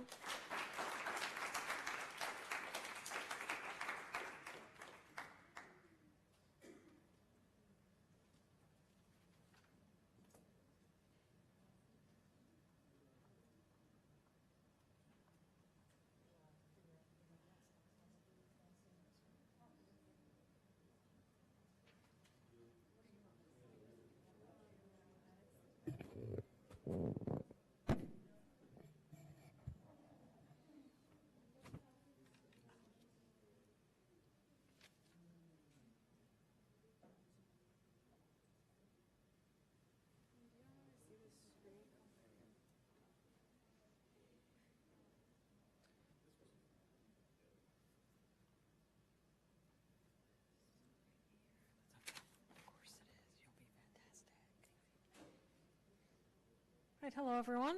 We have our next presentation from Phoebe Lockhart talking about pro bono assistance in Nebraska. And so another great presentation and good luck to you.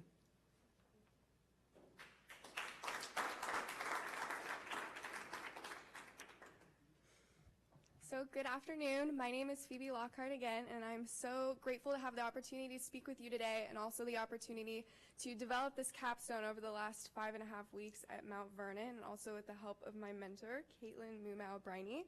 So my program is called Lead Counsel, and it's a pro bono legal assistance program for people living in poverty in Nebraska, where I'm from, that also has a component of having pre-law undergraduate students provide some of the basic assistance leading up to that representation. But before I begin my presentation, I want to admit the obvious. I'm not a lawyer, nor am I even a law student yet. So I would like to kind of introduce where I got interested in this topic. And it started with a picture on the right-hand side. That's me, age 6, on my dad's desk. I thought I was a chief negotiator at that time. But then when I was 10, I drafted my first contract after I had negotiated with my parents about how much laptop and television time that I would get. I made sure I'd hold them to their word. So I made a contract, had them sign it. It even has an expiration clause, and that's my dog's signature at the bottom for the notary. He was my witness. So I've been interested in the law, contracts, that sort of thing from a very early age, and I like to think that I've developed those skills over time to where I am now, which is here. And I've been a legal intern for the last 2 years in a local, small town, small firm, rural law firm in Ogallala, Nebraska, which is where I'm from. And I've had the wonderful opportunity to have a great mentoring attorney who has helped me develop an appreciation and love for the law. And he's also given me a lot of responsibility, which is where some of my legal experience comes into with this program. This is my most proud document that I've created. It was a memorandum brief in federal court, District Court of Nebraska. And it just shows that I've really had an opportunity to develop my legal skills to understand how case law, statutes, the underlying stakeholders impact an issue, and I'm definitely taking those experiences with me as I develop my project. So a lot of times at Mount Vernon, we've talked about one fundamental experience that's happened to us that's changed our path and created this cause in our hearts. And for mine, it's that pin on the right-hand side, which may not seem related to law. It's not a gavel or the scales of justice. In fact, it's about the size of a quarter, and I carry it with me every day. It's a guardian angel pin. My first year as a legal intern, after a case was decided, our client came up to me and she handed me a guardian angel pin, and she told me that I was her guardian angel of the courtroom. And that was just an incredibly powerful experience for me, and it made me realize that the job of a lawyer and the career I was entering to was to be an advocate for someone in the courtroom.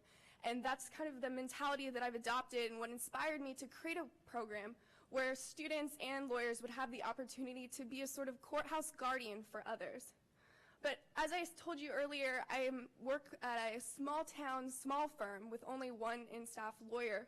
But when I went to college 5 hours away, I noticed that there was a different culture in big corporate law where there's firms of 50 or more lawyers. And there was this dedication or focus on billable hours sheets, how much times that attorneys were billing. And that's what I'm showing on the left-hand side here. And this has become a mentality called in the law that we call pay to play.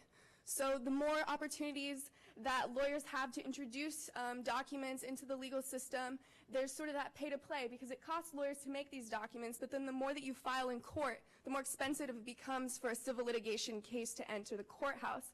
In fact, many civil cases can become $10,000, $40,000 to go through the court system. So what I'm afraid of and what I'm trying to protect with my project is that these billable hour sheets are going to start covering what's the underlying goal of the court system, which is advocacy. And it's not centered around billable hours, and I'm trying to design that with my program. So once I knew that I was interested in the law, I started to think about how I could take that guardian of the courtroom mentality and apply it to people who need it the most. And what I realized that there's a growing number of people living in poverty in Nebraska, and that was who I wanted to reach with my program, because it's what I like to call a phenomenon called courthouse admission. It costs to enter the courtroom. And that's a difference between what we consider with the criminal side of law. There's criminal and civil, and with criminal you can get a public defender, but with civil you're kind of locked outside the courthouse if you don't have those admission costs. So currently, about 220,000 people in Nebraska live in poverty. But what's a more interesting statistic was from Talk Poverty, an institution in 2015, which estimated that 70% of people living in poverty do not have access to civil representation in the courthouse. So if we were to picture that in Nebraska, it would look something like this. So this is how many people represented by the 220,000 that are living in Nebraska today who the courthouse doors are closed on simply because they cannot afford legal services. It's an interesting phenomenon because we often think that people save for things like retirement, marriages, even insurance, but no one saves with the idea of somehow in the future having a civil representation problem that they're going to have in the future, which is why these kind of advocacy programs are so important. So this is the phenomenon that I like to call the civil legal gap. So we have two different populations. One is the people living in poverty, and the other is the attorneys who can offer the service that they need with civil representation. But there's this growing disconnect, whether it's where they live geographically in Lincoln, Nebraska, or Omaha, Nebraska, or where they frequent. And so what's happening is there's this growing disconnect that people in poverty do not know how to access these services that lawyers offer, and lawyers aren't aware of the problems that exist in their own communities. So in fact, the Nebraska State Bar Association's Volunteer Lawyers Project introduced a video in 2013, and they said that 1,422 eligible Nebraska citizens were denied civil representation in 2013. So this is simply just those who were denied. It doesn't even take into account how many people never tried to enter the courts, who had a civil problem but did not know how to approach it. So what I'm trying to address is this civil legal gap. the people in the middle who have no means of entering the courthouse with a problem that they've been faced with. And this is why I've created a new pro bono vision for how I think the Nebraska court system should operate. And Mount Vernon, we've talked a lot about our why we were interested in this project, and what's the underlying accomplishment that we hope to get through with this project. And for me, it's threefold: providing legal literacy, empowerment, and most importantly, that advocacy in the courtroom. And I'm hoping to accomplish this via civil representation for those living in poverty, and also a mentorship component for pre-law students, in which pre-law students will have the opportunity to screen potential clients and match them with attorneys who have the same expertise. But before I talk about the program in detail, I want to talk about the kind of cases that would be offered with this program. And I chose 6 specific kinds for a few reasons. First, the National Bar Association's annual report on pro bono advocacy in 2014 estimated that the primary reason that attorneys are willing to offer pro bono service is when a case has a definite ends to a timeline. So they know they'll be able to complete it in a definite amount of time, and there will not be this backlash a year later down the road. So for that reason, I chose 6 relatively simple but definitely needed types of civil cases. The first being uncontested divorces. Next being landlord-tenant and homeowners disputes, which is increasingly important for people living in poverty because they disproportionately live in apartment housing. The third would be Chapter 7 simple bankruptcy. And the fourth, which I'll come back to later in addition, is estate planning. The majority of people living in poverty do not have a will. They do not have any estate planning to give closure to their loved ones, no healthcare power of attorney when they become elderly and in need of assistance. So this is definitely something important that lawyers can easily offer that are not offering it currently. The fifth being a civil restraining order to provide protection for victims. And then the sixth being credit repair, which may seem like something that an individual can press on their own, but lawyers often have more success contacting these credit agencies and repairing a person's credit. So now that you kind of understand what kind of cases that I hope to offer with the Lead Counsel program, I want to walk you through how this program works, since there are a lot of different audiences and complex steps with how this would operate. The first step would be the potential client has to identify a legal need. It might be an opportunity they're presented with, it might be an impending divorce. Something in their life has to happen that leads them to seek legal advice or representation.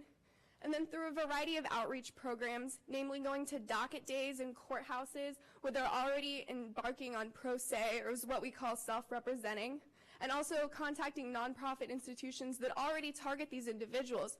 We hope to have outreach in which pre-law students can meet with these potential clients in a courthouse and start recording the info, screening the case, and the pre-law student will uniquely have an opportunity to interview a client and start taking the timeline of this case, which is increasingly important for pre-law students because undergraduate pre-law students often don't have an opportunity to experience what it means to be a lawyer before they go to law school and take on $200,000 in debt. So this is a great opportunity for pre-law students in undergrad to know whether they want to go on to law school and eventually become a lawyer.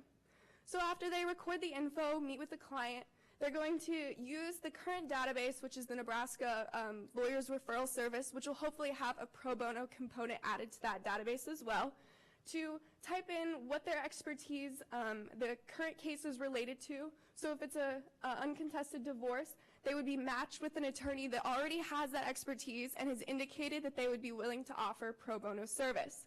So once that match is identified, the student will then contact the attorney, reach out to them, and see if they would be willing to provide that representation. At that point, this is the mentorship component, where the attorney will meet with the student and mentor them via this case, whether that's describing them what it means to be a lawyer or identifying some ways that the student can facilitate in a small role in that case, and also just establishing that network for that pre-law undergrad student. And because of that disconnect that I talked about earlier between people living in poverty and the lawyers, the student's going to serve as that middleman to facilitate that contact between the attorney and client. Because of attorneys' busy schedules, it's easier for the student to make the contact, to save the time for the attorney to do the things that they need to do that matter most for that case. And then eventually the attorney's going to serve that client, whether that's appearing in court for them, signing a legal document, or arranging a settlement. And then eventually on the client side, we hope to improve legal literacy, understanding of their case and their unique situation. After the case goes to the courthouse, it's resolved, there's closure, the Nebraska State Bar Association, and through this program, hopefully that they'll adopt, will conduct evaluations and referrals through this program to understand how this closure was achieved and referrals going forward. So there's 4 primary audiences that I'd like to address with my cause. The first obviously being the clients themselves, who can be reached through the docket days, the nonprofits, libraries, women's centers, domestic violence institutions that already have these at-risk individuals. And then the second being the pre-law students who would obviously gain experience and mentorship through this program. Then the attorneys, who will be most important to communicate to them that this is not a time-intensive activity once the screening's already been done. And then finally, Nebraska State Bar Association, who would oversee the program and provide that needed institutional support. So with our logic model at Mount Vernon, we talk a lot about inputs and outputs. So for my inputs, obviously there will be the student volunteer hours, the pro bono service, the screening documents. So when a student is presented with a case, they'll have a comprehensive screening document that can identify whether it's a viable case before moving forward to contact a potential attorney. And then at the end, I hope to get the matches, the representation, the volunteer hours, and then also the wills, the power of attorney, the other legal documents. And this will undoubtedly require a few resources. In the first 2 years, I hope to gain the support of 50 pre-law students, whether that's at my own university, at the University of Nebraska-Lincoln. We also have a pre-law club and a pre-law professional center.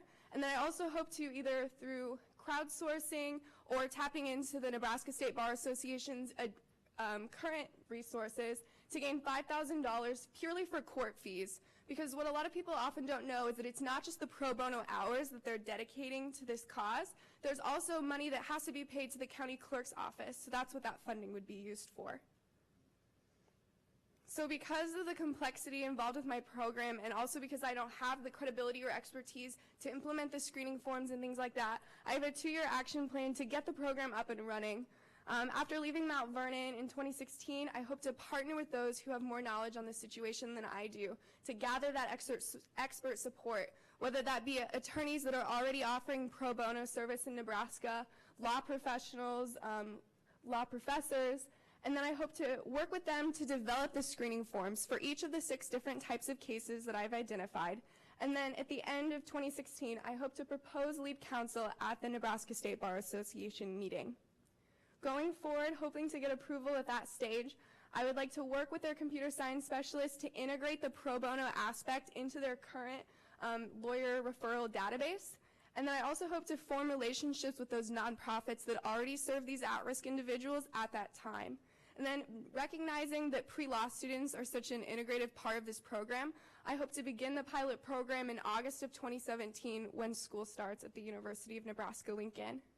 So after the pilot program is already launched in 2018, I hope to evaluate, modify the program, make changes as necessary, and also launch stage 2 of my session, which focuses on not only advocacy and representation, but empowerment through knowledge. And that'll be something similar to the will informational sessions, in which a pre-law student would have the opportunity to speak with an attorney in a particular specialty and develop a PowerPoint presentation and make a presentation to nonprofits that are hosting these at-risk individuals. So the student might be able to describe the importance of a will, what necessary documentation they have to get to facilitate a will, and then hopefully taking intake forms and then later distributing those wills to those individuals in a few weeks after the informational sessions. And then in 2018, I also just want to work on improving my outreach, so distributing courthouse materials about the programs, whether that's to the judges themselves when they see pro se or self-representing clients, the county clerk's office, any place that these people who knew they have a legal problem might go for help so they can learn about the program. But I also recognize that inherently there are going to be a few challenges to my program, namely sustainability, especially since I am a junior and I'll be graduating soon. But I hope to continue this into law school as well, and I think it would be a great partnership between an undergraduate institution and a law school to develop that mentorship capacity as well. So I hope to, once I go to law school, also continue to develop this program. I also recognize the credibility issue, that I am just a junior in college, I haven't been a lawyer, And so that's why I'm working with other lawyers, law professors, experts in the field to develop those screening forms and also implement informational sessions for those pre-law students at the beginning of the year so they know how to properly screen a client. And then the third challenge is simply measurability and evaluating that long-term success. How do I measure a renewed sense of legitimacy and trust in the court system or informational empowerment through legal advocacy? Those certainly aren't easy questions to answer, and so evaluating that qualitative side of long-term success, especially in my community, will be difficult. And I chose this graphic for one reason, and that's the fact that the scales of justice are unbalanced. And that comes into the reality of success, like a program like this, is that the scales of justice will never be completely balanced, and I acknowledge that. But I'm definitely comfortable with and proud to, in any way, to sort of balance those scales a little bit more and hopefully have some short-term and long-term success in doing so. So short-term, define the next 2 years with the action plan that we talked about earlier. I hope to have 100 case screenings in the first 2 years and trickle that down to 50 actual court representations, negotiations, settlement, that sort of thing. And then that stage 2, like we talked about earlier with the legal education presentations, I hope to have 25 of those given by pre-law students to nonprofits in my community. And then long-term success, looking 2 years and beyond, I hope to facilitate that student mentorship and also law school retention and training. I think it's a compelling proposition for the Nebraska State Bar Association to introduce a program like this, if not for the reason that students will gain that network and be able to identify the laws and the case law in our community and maybe choose to stay in Nebraska so we can avoid that brain drain problem in the Midwest, and that'll increase their retention in the schools because they've already established a network and community in Nebraska. And then for the client side, I hope to improve the legal literacy, the empowerment for the clients, and then a renewed sense of trust in the courts. So people don't feel like the courthouse doors close on them because they're unable to afford representation. And so earlier in the presentation, I gave you a statistic about 1,422 people that were denied legal service. And I called it the civil legal gap. But now I'm going to call it the civil legal bridge, because I think by adding the expertise of both the Nebraska State Bar Association and the pre-law students who will facilitate the screening, we can bridge that disconnect and hopefully have 0 people in 10 years in 2023 that were denied legal assistance. So thank you for the opportunity to present this, and I'd welcome any questions.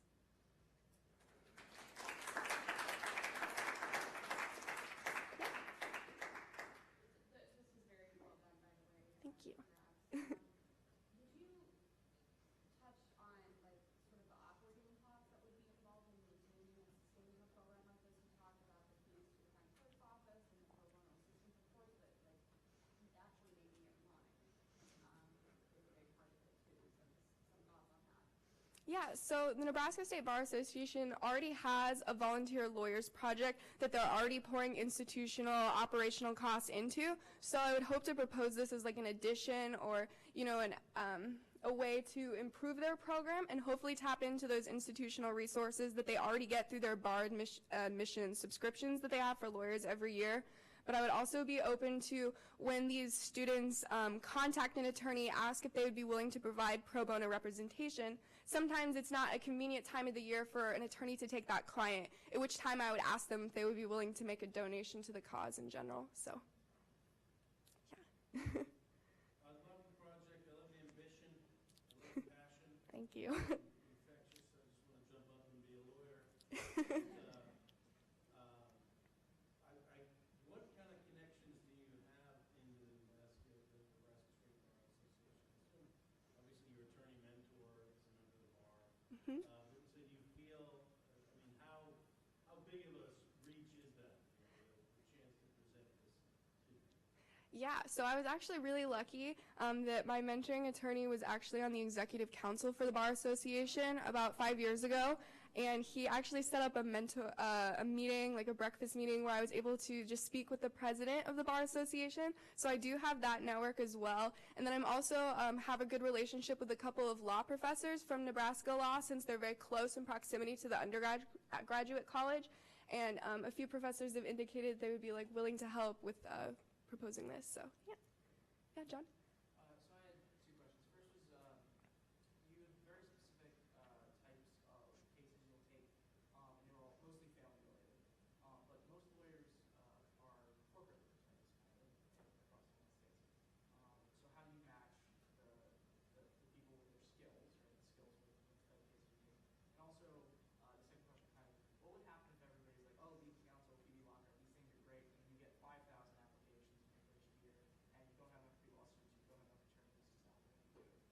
Okay, so with the first question, I think it depends on the state. I know that corporate attorneys, at least in Nebraska, are not as prevalent compared to maybe like Virginia or something like that. But something that I'd eventually like to expand is offering that pro bono support for nonprofit startup institutions in my community, and that would be a great avenue for corporate lawyers to offer their service, whether that's establishing the 501c3 and helping in that capacity. But also, I think there's opportunities for the credit repair. I know the corporate lawyers that I've had experience with do have some knowledge of how those credit institutions work, and I think that would also be a good avenue.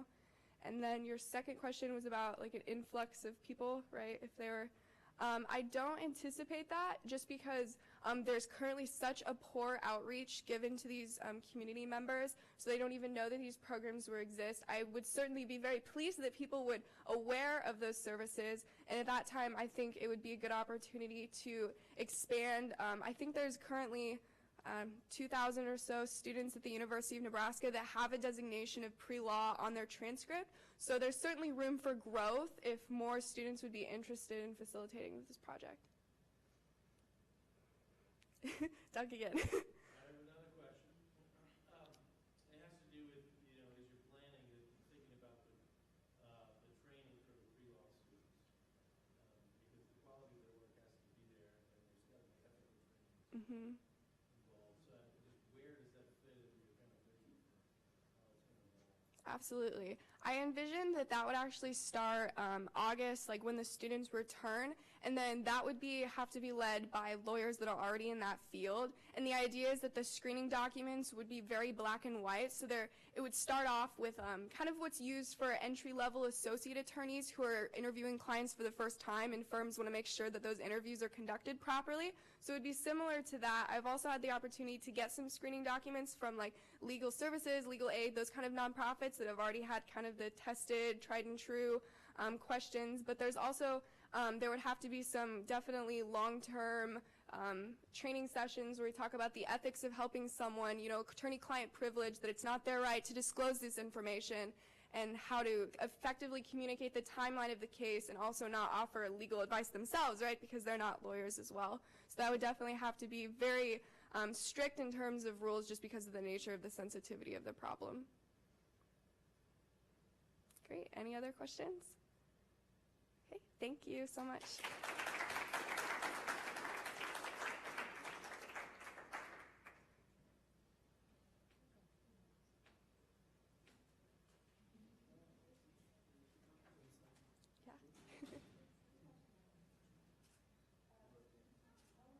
Thank you. Thank you. Thank you. I love when you answer all of them by just starting off with, absolutely. I'm like, yeah, that's good. Thank you.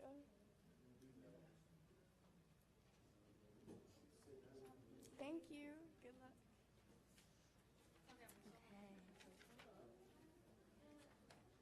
Liquor.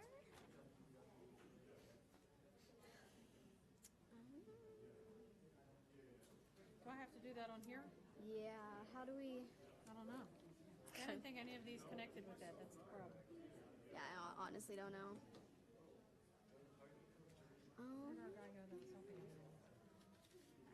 Is it an HDMI? Oh, actually, I think it is that. I think it is that. I think it's right lectern. Or left lectern, maybe. Try it again. I know it does that To me, sometimes, this but laptop wasn't connecting at all the other day, I felt. But then again, I obviously haven't presented, so I don't know. You have your thumb drive in it? no. Email. Does anybody know? All right, anyone who's done this with this computer? Is Ben in here? Like, I really thought, I mean, it's one, I don't know. I saw it on one of those earlier. That's okay. We need somebody. Yeah. Too long presentation, so you might have to start a few minutes late because of that bathroom. That's okay. They both went on a couple minutes.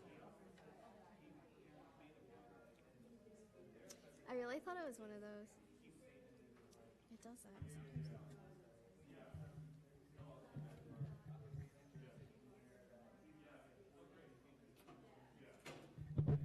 Yeah, see, I don't think it's any of those. So I thought people were connecting with different things. Not everyone. Oh, Only a couple people.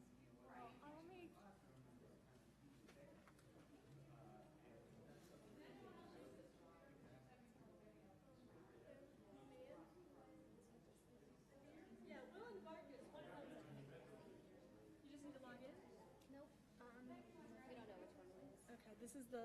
I thought it was one of those, like, wherever. Oh, we just need to plug it in.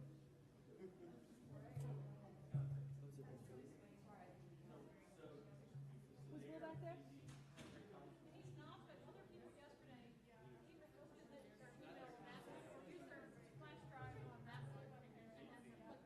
Yeah, they could. Oh, we could. Oh, good. We could, yes, we did yesterday. Okay, it's on. So I can do it. I can do it. I just see. I don't know. The screen. It's not a big deal. The screen's been working all day. Somebody Somebody should know. No, I just asked people. Nobody knows. Unfortunately, Will is gone from So we just unplugged it from like an Apple. It's we can't get it up there. Can't get what? Yeah, let him. I wouldn't want to.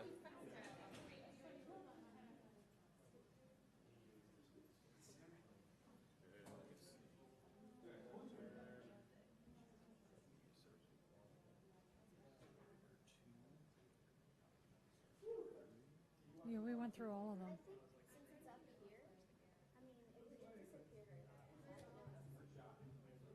I don't know. Like, they're not going to go far. We're back to the problem of yesterday. Oh, wow. That's it, right? Wait, it's a little. Let's find out why.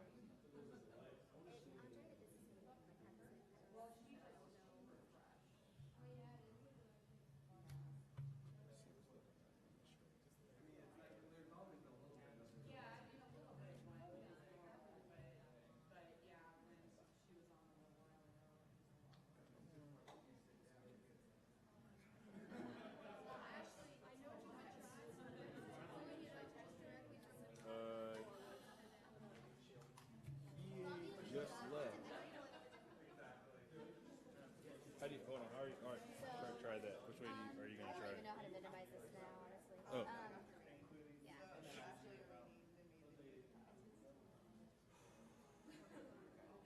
Let's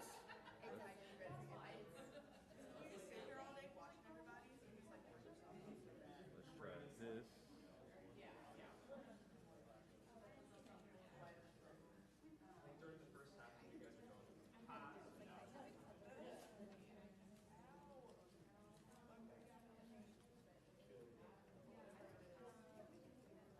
Oh, you know what we had to do? We had to do control of the task manager.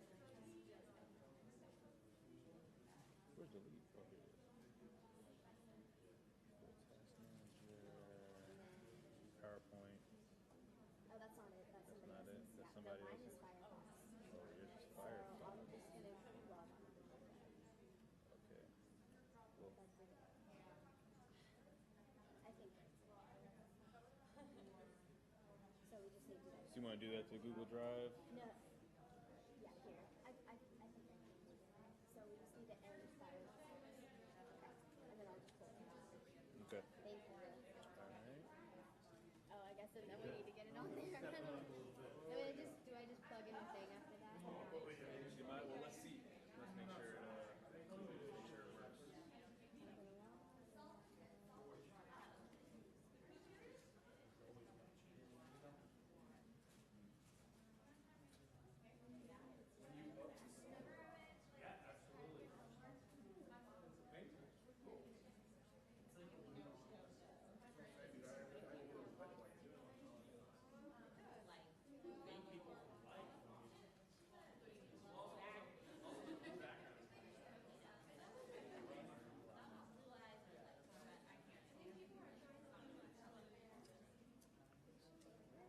See, let's hope and pray.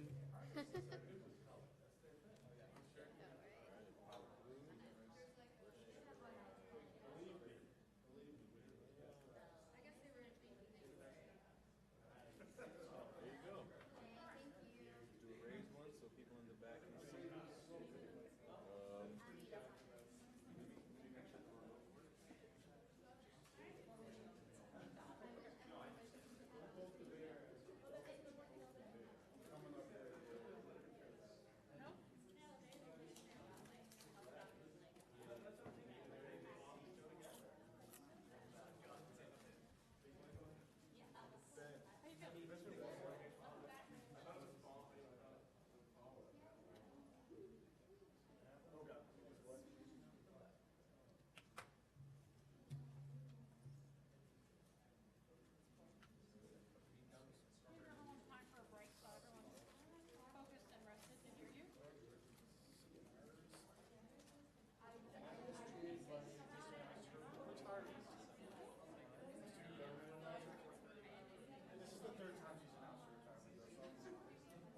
Sorry. Oh, do your thing. Great job. You all have so much success.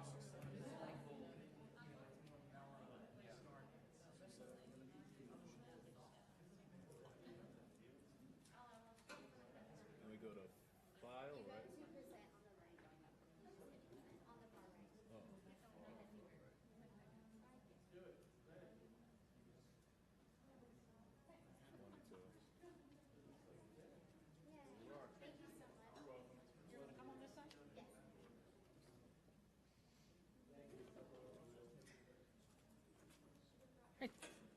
Thank you, everyone. We're going to our next presentation from Ashley Burns about George Washington Carver, and I think you'll all see her obvious passion for this project. Good luck. Right. Hi, everyone. Thank you. Hi, everyone. My name is Ashley Burns, and I am a biology major at Missouri Southern State University in Joplin. I'm kind of the odd fellow out studying biology. Don't ask me about law. I've been really enjoying my time here learning a lot and learning through leadership, which is what I've decided to entitle my presentation and my program that I will take back to my community, because I've learned a lot through leadership of George Washington while I've been here against the beautiful backdrop of Mount Vernon. And so I think it's an awesome idea to take that back to where I work at George Washington Carver National Monument, and I work at, his childhood home, so I'd like to empower youth through his leadership. It's kind of stealing your idea. My journey with the National Park Service began when I was 9 years old, and I honestly would not be where I am today if I hadn't started volunteering with my dad as a way to spend quality time together and give back to the environment. And we did this over several hundred hours of volunteer work. I've gained a lot of skills from doing trail and stream maintenance, working really closely with the Junior Ranger program and the special events. And I've learned interpretive skills, which is what I do now as a paid employee, which I got the job just over a year ago. So it's been a wonderful ride with the National Park Service. But as a volunteer, it taught me public speaking. Of course, those interpretive skills I use every day now. And knowledge of local history and landscape. So it's really shaped my leadership and my personality and everything. So it's been incredible. And so I'd love to tell you a little bit more about George Washington Carver himself. I'm sure, here you've had to kind of distinguish and dispute some facts about George Washington. I have to tell everyone every day that I work that, unfortunately, George Washington Carver did not invent peanut butter. As everyone thinks, because of the Proud family and because of numerous websites that say best known as the inventor of peanut butter, but he did many incredible things. He was a humanitarian, a scientist, an educator, an inventor, an artist. The list goes on and on and on. I could talk seriously all day, but I won't, I promise.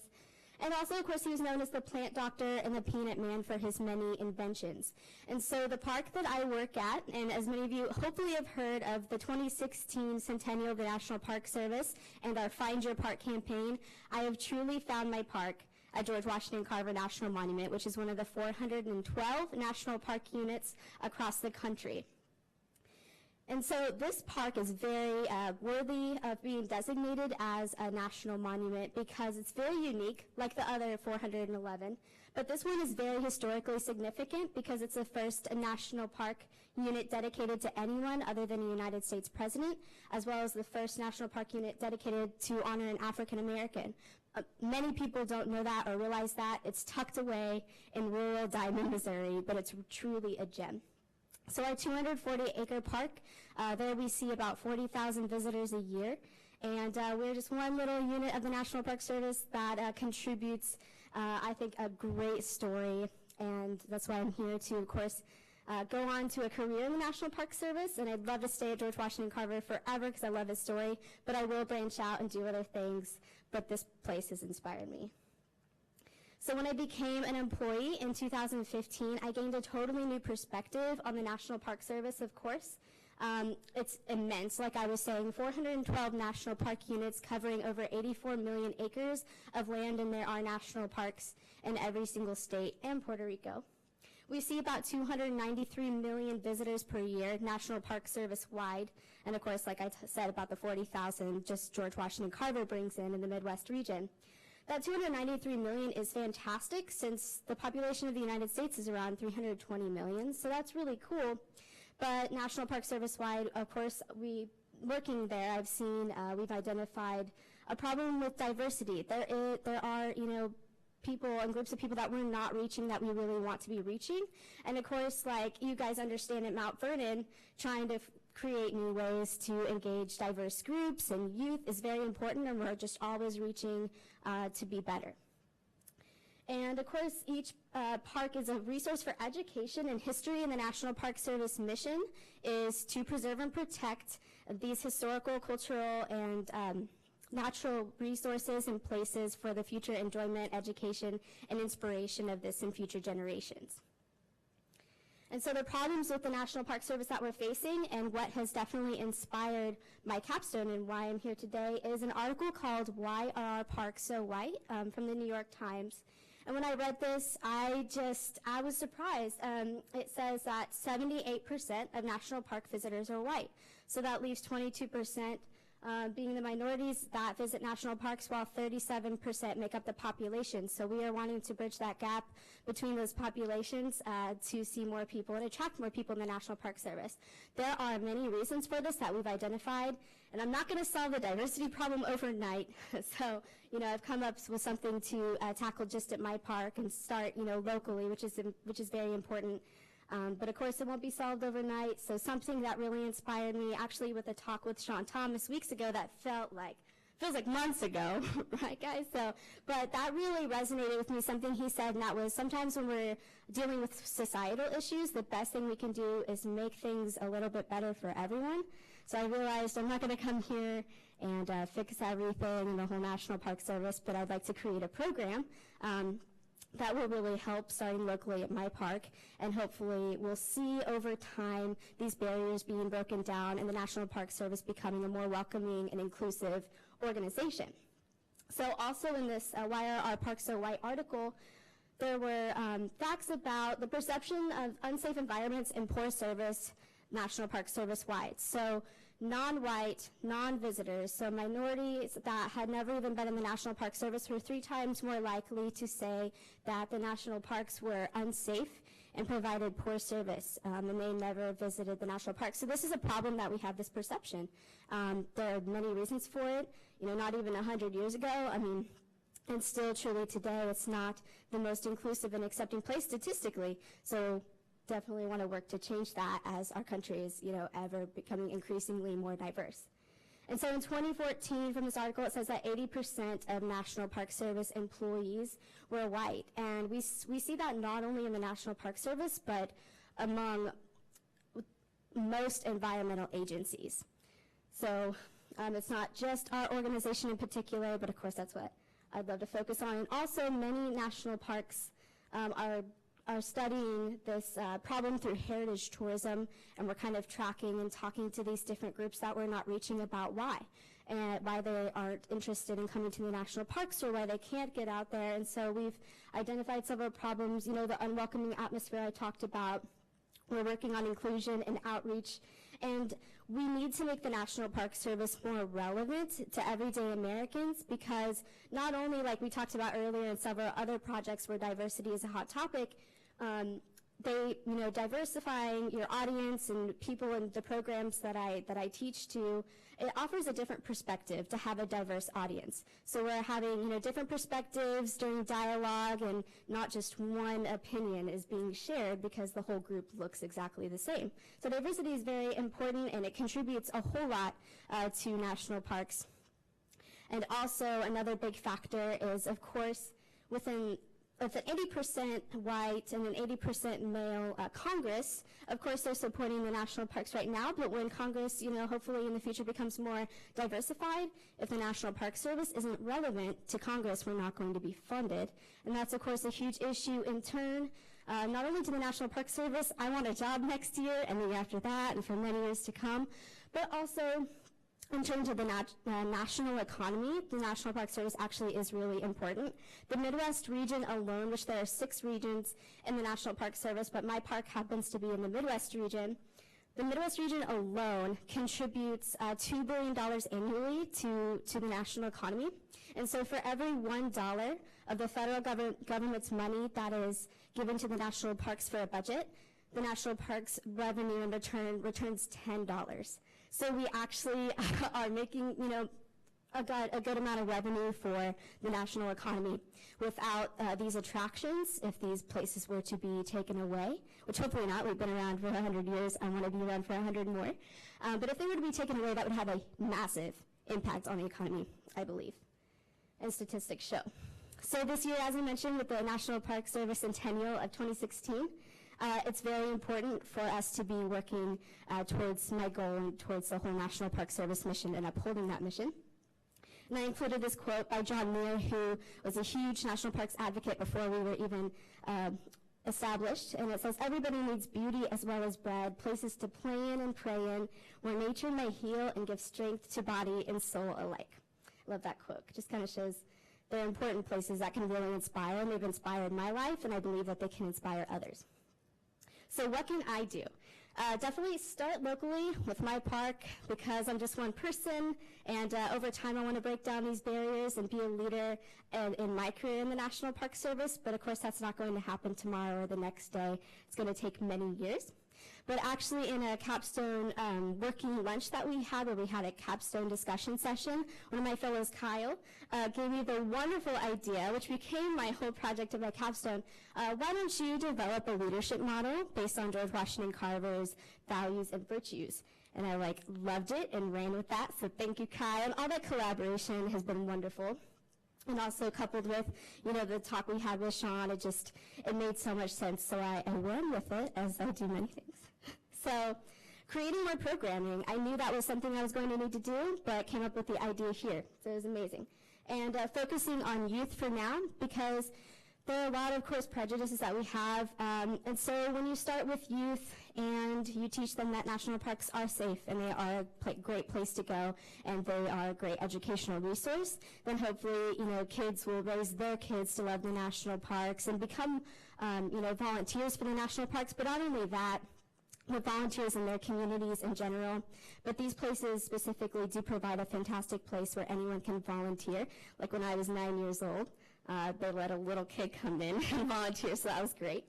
And educate through my park's specific story, George Washington Carver's life and leadership. I have a lot of resources that I can use, at my hands when I go back home to the community. So I do plan on using them. And so I've created a curriculum-based education for 8th graders specifically. My mentor, Christine, I've worked with her to create this program, and she's been instrumental in that. And she recommended 8th graders. It's just a really good time to kind of empower them through leadership. And I totally agreed, and I remember being an 8th grader. I think it'll be awesome. Also, that's when they learn American history, so this is most relevant, George Washington Carver. And I did a survey just among my fellows, and no one said that they had learned about him in school. I went to school in Missouri, so of course we learned about him a little bit, and that was right there, 15 minutes away from the park. So of course that's something we teach, but I'd really like this for people to be more aware of him, because he very much was a leader, even though he wasn't necessarily regarded as one until his old age. But since I have a little bit of time, I will talk to you about him a little bit more, and the 3 stories that I'll use, the 3 examples of why he actually was a leader in my curriculum. So the first picture is him with a piece of his artwork. He was an artist, but he actually, we talk about George Washington giving up power several times, George Washington Carver gave up his deep passion for art to actually study agriculture so he could actually feed mouths and save lives, and that's incredible. He still used his passion for art to supplement him and inspire him, as well as not only teaching people, poor black farmers in the South, how to grow sustainable food and sustainable farming. He also supplemented their lives through the beauty of art, which is really cool. And in the middle, that's George Washington Carver with Henry Ford. He partnered with huge names at the time. And during World War II, when there was a short supply of rubber and other resources, George Carver and Henry Ford actually invented a car made out of plant-based materials. Of course, that didn't become commercialized. Our cars aren't necessarily made out of plants today. Like many of George Carver's inventions, you don't see them become commercialized. They were invented at that moment to save people's lives, which they ultimately did. And one of my favorite examples is the peanut milk experiment, which I teach on a regular basis and interpret that story. But Basically, there were people in the Belgian Congo and Africa struggling to survive for many reasons. They had depleted their crops, and they were being infected with sleeping sickness. And their livestock was very poor, their soil was poor. So missionaries found the people in the Belgian Congo, wrote the plant doctor, the great plant doctor, in Tuskegee, Alabama, and they asked him what they could do. He said, plant peanuts, make milk out of the peanuts. It's just so cool, you know, to see that he came up with that. And unfortunately, it wasn't peanut butter, but it saved a lot of lives. So millions of people could live on because of his inventions, although they weren't commercialized. And some people might see that as a failure, but it was a huge, huge success during the time. And on the far right, he was huge on education. And he was a leader during that time because he never gave up despite being born into slavery. And just as slavery was being abolished, he was just an infant. And he was actually orphaned at an early age. He nearly died of whooping cough. And so he was raised by the slave owners of his mother, as his mother was kidnapped and never returned to the farm. But he was raised by them, and he went on to accomplish incredible things at the age of 10, leaving where I work to walk 8 miles to get to the nearest African-American school for children. So he never gave up, and he faced some horrible things, but his story is one of my favorite parts about my job. I get to share that legacy that you can put your mind to, and you can do anything you put your mind to, which I love. So my objectives of my actual program will be, one, for students to recognize what makes a leader. So we're going to have, they're going to define the leader in the beginning. Then they're going to go through the program and actually, like the second objective, be able to define leadership qualities of George Washington Carver, and at the end, redefine what leadership means to them. And my third objective is that they'll be able to apply leadership to their own lives and become leaders in their own communities. And of course, since I work in interpretation, it's very important to address several learning styles. So the learning intelligences I'll address, try to address as many as possible: verbal, logical, visual, interpersonal, intrapersonal, through various activities, which I'm still kind of figuring out. So my overall mission of programming, I say this leadership program is designated to empower 8th graders through the understanding of leadership qualities and educate them about George Washington Carver's life and leadership. This program will illustrate how he was a leader and a trailblazer of his time, and how they can model after his virtues to become leaders in their communities. So this is specific towards my project, but my broader vision is for the National Park Service to ultimately be seen as a more inclusive and a not discriminatory organization.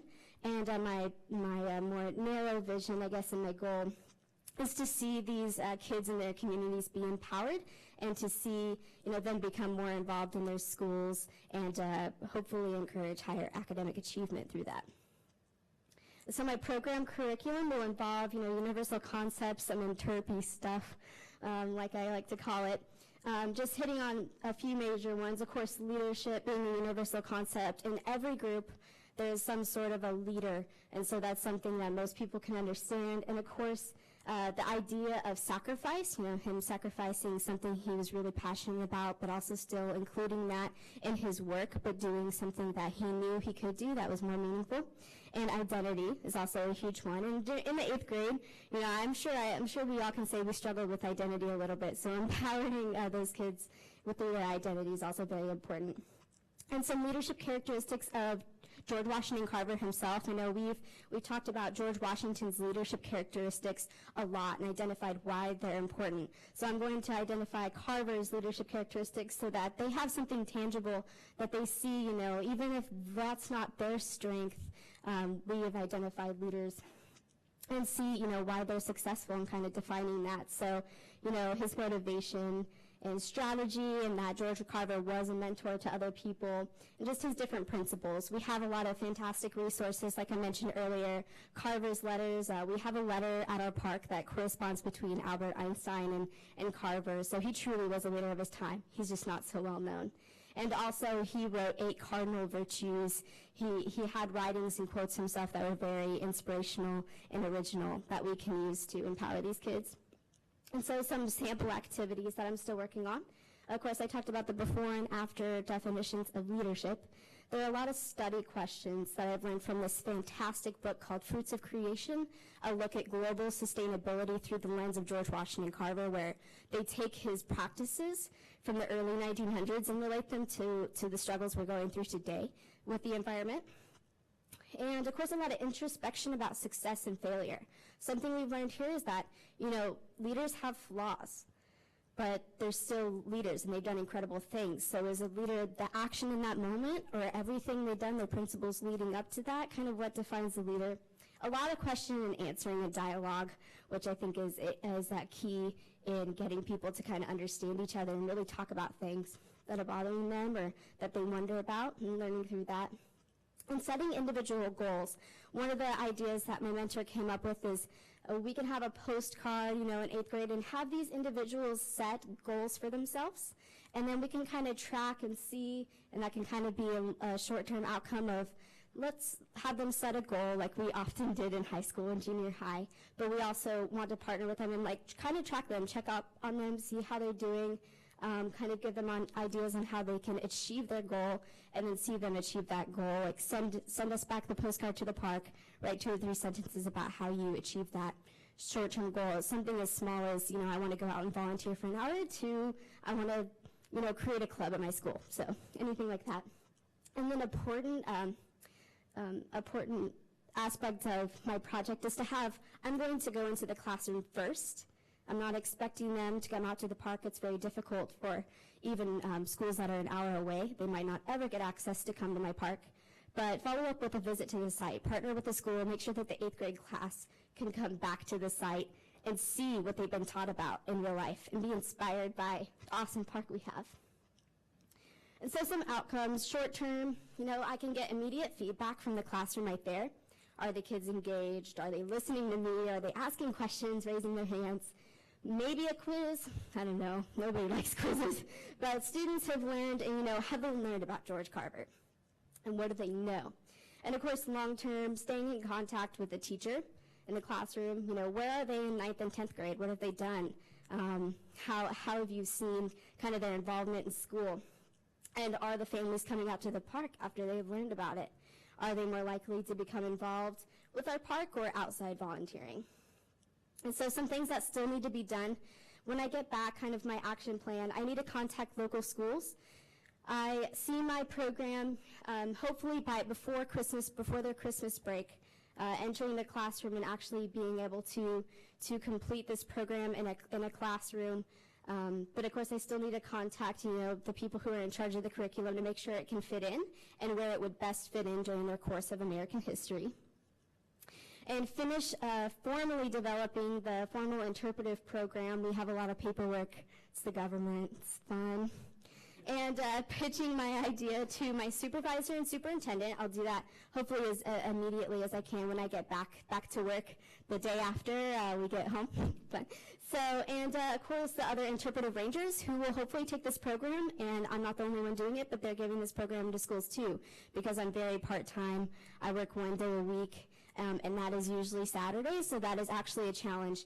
I have identified I need to kind of find out what's a day I have off of school that elementary schools don't, and I need to kind of get that day reserved, or we need to figure that out. It might be something where I have to change up my schedule a little bit, but we'll definitely get it in there. And I say test run this during a summer junior ranger camp.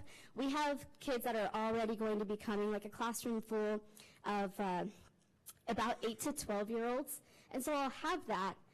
But like I said, I don't expect my audience to be already able to come to the park. I do want to get out there, get outside my park, and go to those classrooms, not expecting them to have to come to me.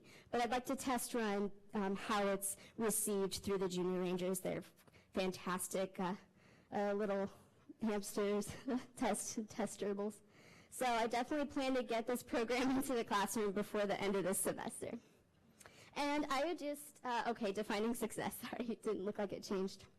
So, of course, short-term success, I see immediately, like as soon as I can, getting my program into the classroom, fall 2016. Like I said, engaged, listening, participating students. Are the classroom evaluations, with the teacher, are they liking it? Do they want me back? Hopefully. The classroom visit to the site being a success and something that the school can manage, or if we have to help them with that, we do have a set amount for this year for, it's called a Ticket to Ride grant. So we do have a certain amount of money, I think $10,000 total originally awarded. I don't know how much of that is left, but grants to be able to transport schools down to our park. And of course, teachers wanting the program in the future and sustainability of it. Some ideas in the back of my mind that my mentor suggested is creating something that we can give to teachers so that they can replicate this, kind of like a webinar or a workshop that I give to teach actual educators so that they can teach these to the kids rather than me or the other interpretive rangers having to leave the park to go to these classrooms. And so keeping that a sustainable thing, and of course when I leave my job in 2 years, when I graduate college, 2.5, I don't know. But whenever I graduate, I will graduate one day, being able to say that that program thrived at my park and it wasn't, other rangers wanted to continue that on. So the last thing I wanted to leave you is with a quote. I almost can't see it, but it says, "How far you go in life depends on your being tender with the young, compassionate with the aged." And you can read the rest because I can't see it. I apologize. But that is one of Carver's biggest quotes about success. And I love what he has to say about it. By the end, you will have been one of all of these. So I just wanted to leave you with that thought. And I wanted to thank you so much for listening, and thank you to the Mount Vernon staff for bringing me here and having me learn. And I'm so honored to show you my project. And of course, thank you to my fellows for all the collaboration. And I really appreciate it. So does anybody have any questions?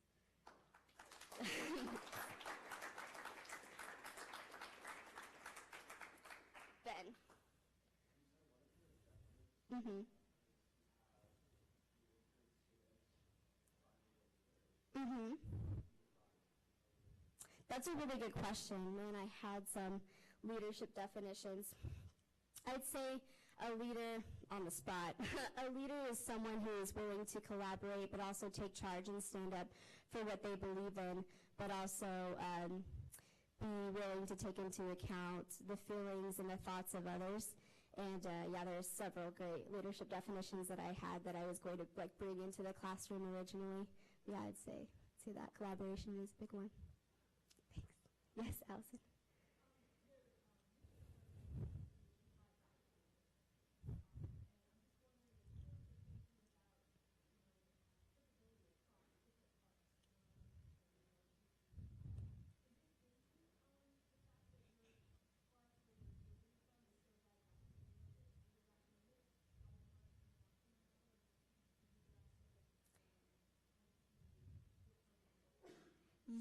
Yeah, that's a great question. So a lot of other parks do have different interpretive programs like that. Of course, my park is technically a historical park, but we have a lot of other great components. We have the nature, culture, and historical components.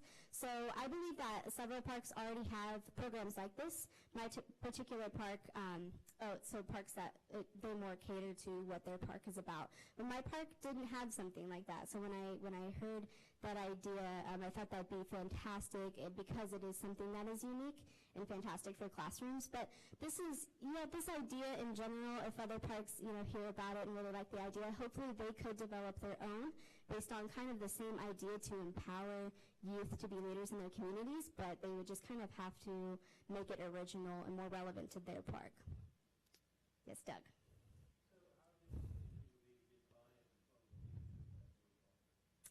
That's a really good question. It will take time, for me to develop this, and it will take time out of my schedule and the other things I already, do at the park.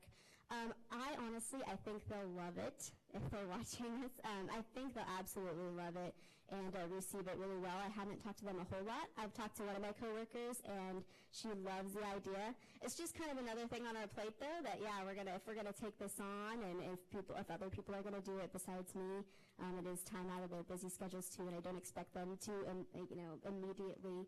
But I think they'll really like the idea because we're always looking for ways to serve underserved school kid ages And so I think it'll be received really well. It'll just be a matter of how frequent am I able to do it. Mm-hmm.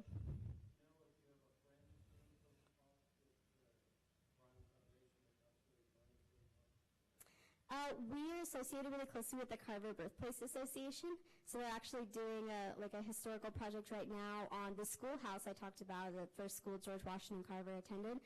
So they are their own association that raises money. As far as our budget, we have a fantastic budget for our national park specifically.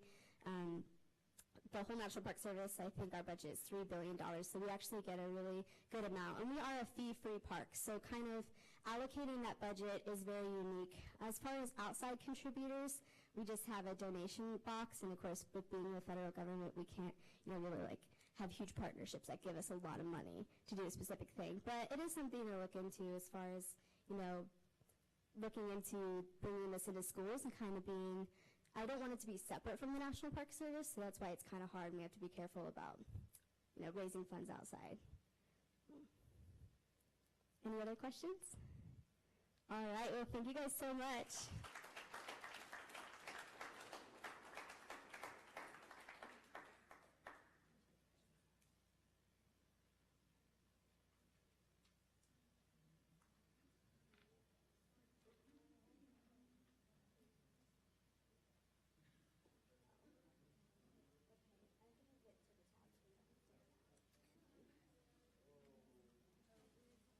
Watch. Is that new? Oh, yeah. No, the watch I'm looking at. I mean, I like the dress too, but I'm just saying the watch. Yeah, I got it for my birthday, which was just months ago. So. Have you been wearing it? I have, yeah. Just been I'm not the. gift. I guess that, yeah. Everyone's having the same problem. So you don't get really much of a break between because she ran over. Oh, true. But if you need like a minute to sit back and breathe, take it.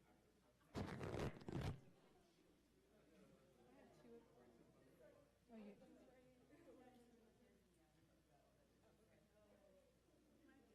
Is there a page you can look at to double check, or you're sure for sure? Okay. Just checking.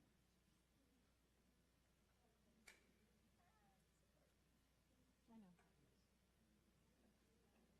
Want to make sure the clicker works for you and you know what you're doing? Oh, sure. Yeah. Check with how it goes. Okay. I'm fine.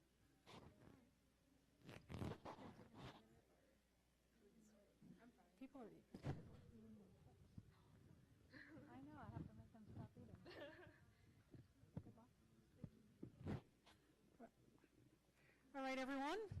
We have another presentation, this time from Irina Youssef, talking about Nashville's Coptic community. Good luck. Thank you.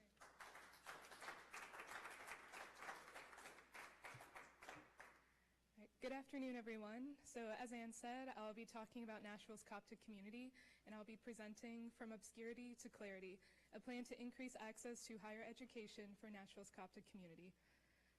Before I go too deep into my project, I want to give some background information as to who Coptic people are and why we're in Nashville in the first place. So Coptic people practice a religion known as Coptic Orthodoxy, which is one of the oldest denominations of Christianity in the world. At one point, we made up the majority of Egypt, and by at one point, I mean for over 1,000 years, we made up the majority of Egypt. But as you know, Egypt is now a Muslim majority country, but 20% of Egypt continues to practice Coptic Orthodoxy. And we are, despite our decline in recent centuries, the largest religious minority in the Middle East altogether. There have been 3 distinct waves of Coptic migration out of Egypt and into the US in the past 25 years. The first one happened in 1990 when George Bush the father signed the Diversity Visa Lottery. So some of you may know what that did and how it affected migration. So the Diversity Visa Lottery offered visas to countries that traditionally did not send immigrants to the US, and Egypt qualified as a country that traditionally did not send immigrants to the US. Many Coptic Egyptians took advantage of the Diversity Visa Lottery and came to the US. This marked the first wave of migration. The second wave happened in 2011 as a result of the revolution, and as you know, the revolution was never settled in 2011, and a second one took place in 2013 and ended with the military takeover of the government. This is a space of only 2 years, and the migration of Coptic people leaving Egypt, there's no clear number, but estimates range all the way into the tens of thousands. So you can see how devastating those two revolutions have been on Egypt's Coptic population, that in only 2 years, tens of thousands of people have fled their homes. Most of them settled within surrounding regions, but a significant number did come to the U.S. Right now, we are in the third wave of migration, and it is being pushed mostly by ISIS, but also other Islamist groups claiming to want to establish a caliphate. In February of 2015, 21 Coptic people were abducted and publicly beheaded on live television, and the interpersonal violence that they instigate, as well as the economic instability that they bring, has pushed even more Coptic people out of Egypt and into the U.S. So traditionally, Coptic people have settled within New York and New Jersey, but more and more are making the decision to go even deeper within the U.S. and come to Nashville. So unlike New Jersey, New York, Nashville offers low cost of living, something I've learned going to school in New York. And it also offers a lot of employment opportunity. So in the past 25 years, Opry Mills has been a really booming industry, and many jobs have been created by its expansion. And if you were to go to Opry Mills in Nashville, I can bet you that you'll not be able to throw a stone without hitting 3 Egyptians walking around. So it's a good start. So a little bit about me. So as you can guess from the wording in my first slide, I myself am Coptic Egyptian, and I was raised by 2 Coptic Egyptian parents. They're featured in the right corner over there. My mother is holding me at my baptism. The priest stands in the middle, and my father stands on his other side. So like other Coptic Egyptian children, I very much grew up within the church, and at a very young age, I memorized all the prayers, all the songs, and I knew all the history. And many of my early memories take place within the church rather than at school or at home or in the neighborhood. So while I did have a very similar upbringing to other Coptic Egyptian students, I was very different in a specific way, and that is because I didn't grow up in Nashville. I went to church in Nashville, but I lived in Franklin. Franklin is only 20 minutes outside Nashville, but is a completely different world from Nashville. According to the U.S. Census Bureau, Franklin is one of the wealthiest cities in the entire U.S., and according to the Commission for Economic Equality, when you incorporate cost of living alongside median household income, Franklin is not only one of the wealthiest cities in the entire U.S., it is the wealthiest city in the entire U.S. And this is the world that I grew up in. Because of this world, I had access to significantly better infrastructure, grocery stores, hospitals, and schools. And this created a widening disparity between me and my peers that eventually accumulated into my acceptance into Battleground Academy, which is an elite private school in Franklin. At this private school, I had access to the best teachers that the state had to offer. They were all well-trained and well-paid, and they spent hours going over applications, essays, and resumes with me. While in high school, I began to realize that though I was just as capable, just as intelligent as my peers in church, because of all these advantages I had, college was never a question for me. Getting scholarships was never a question for me, and I never had to worry about paying for college. And I began to realize that I was just as qualified as them, and yet because of all my advantages, I was the one who was going to go to college. And not only go to college, but go to college out of state in Sarah Lawrence College in New York, which is, as many of you know, one of the most expensive colleges in the entire US. So keeping thoughts of college and the disparities that it causes in mind, I also began to realize something else. Coptic Egyptians are not civically engaged in Nashville. There's a lack of community involvement. So many politicians have noticed that immigrants tend to not vote, and when confronted with the question of why immigrants in their districts do not vote, many of them will say, oh, it's because immigrants are apathetic, or they don't care, or they're not documented, and that is why they don't vote. But I really do not believe that this is true.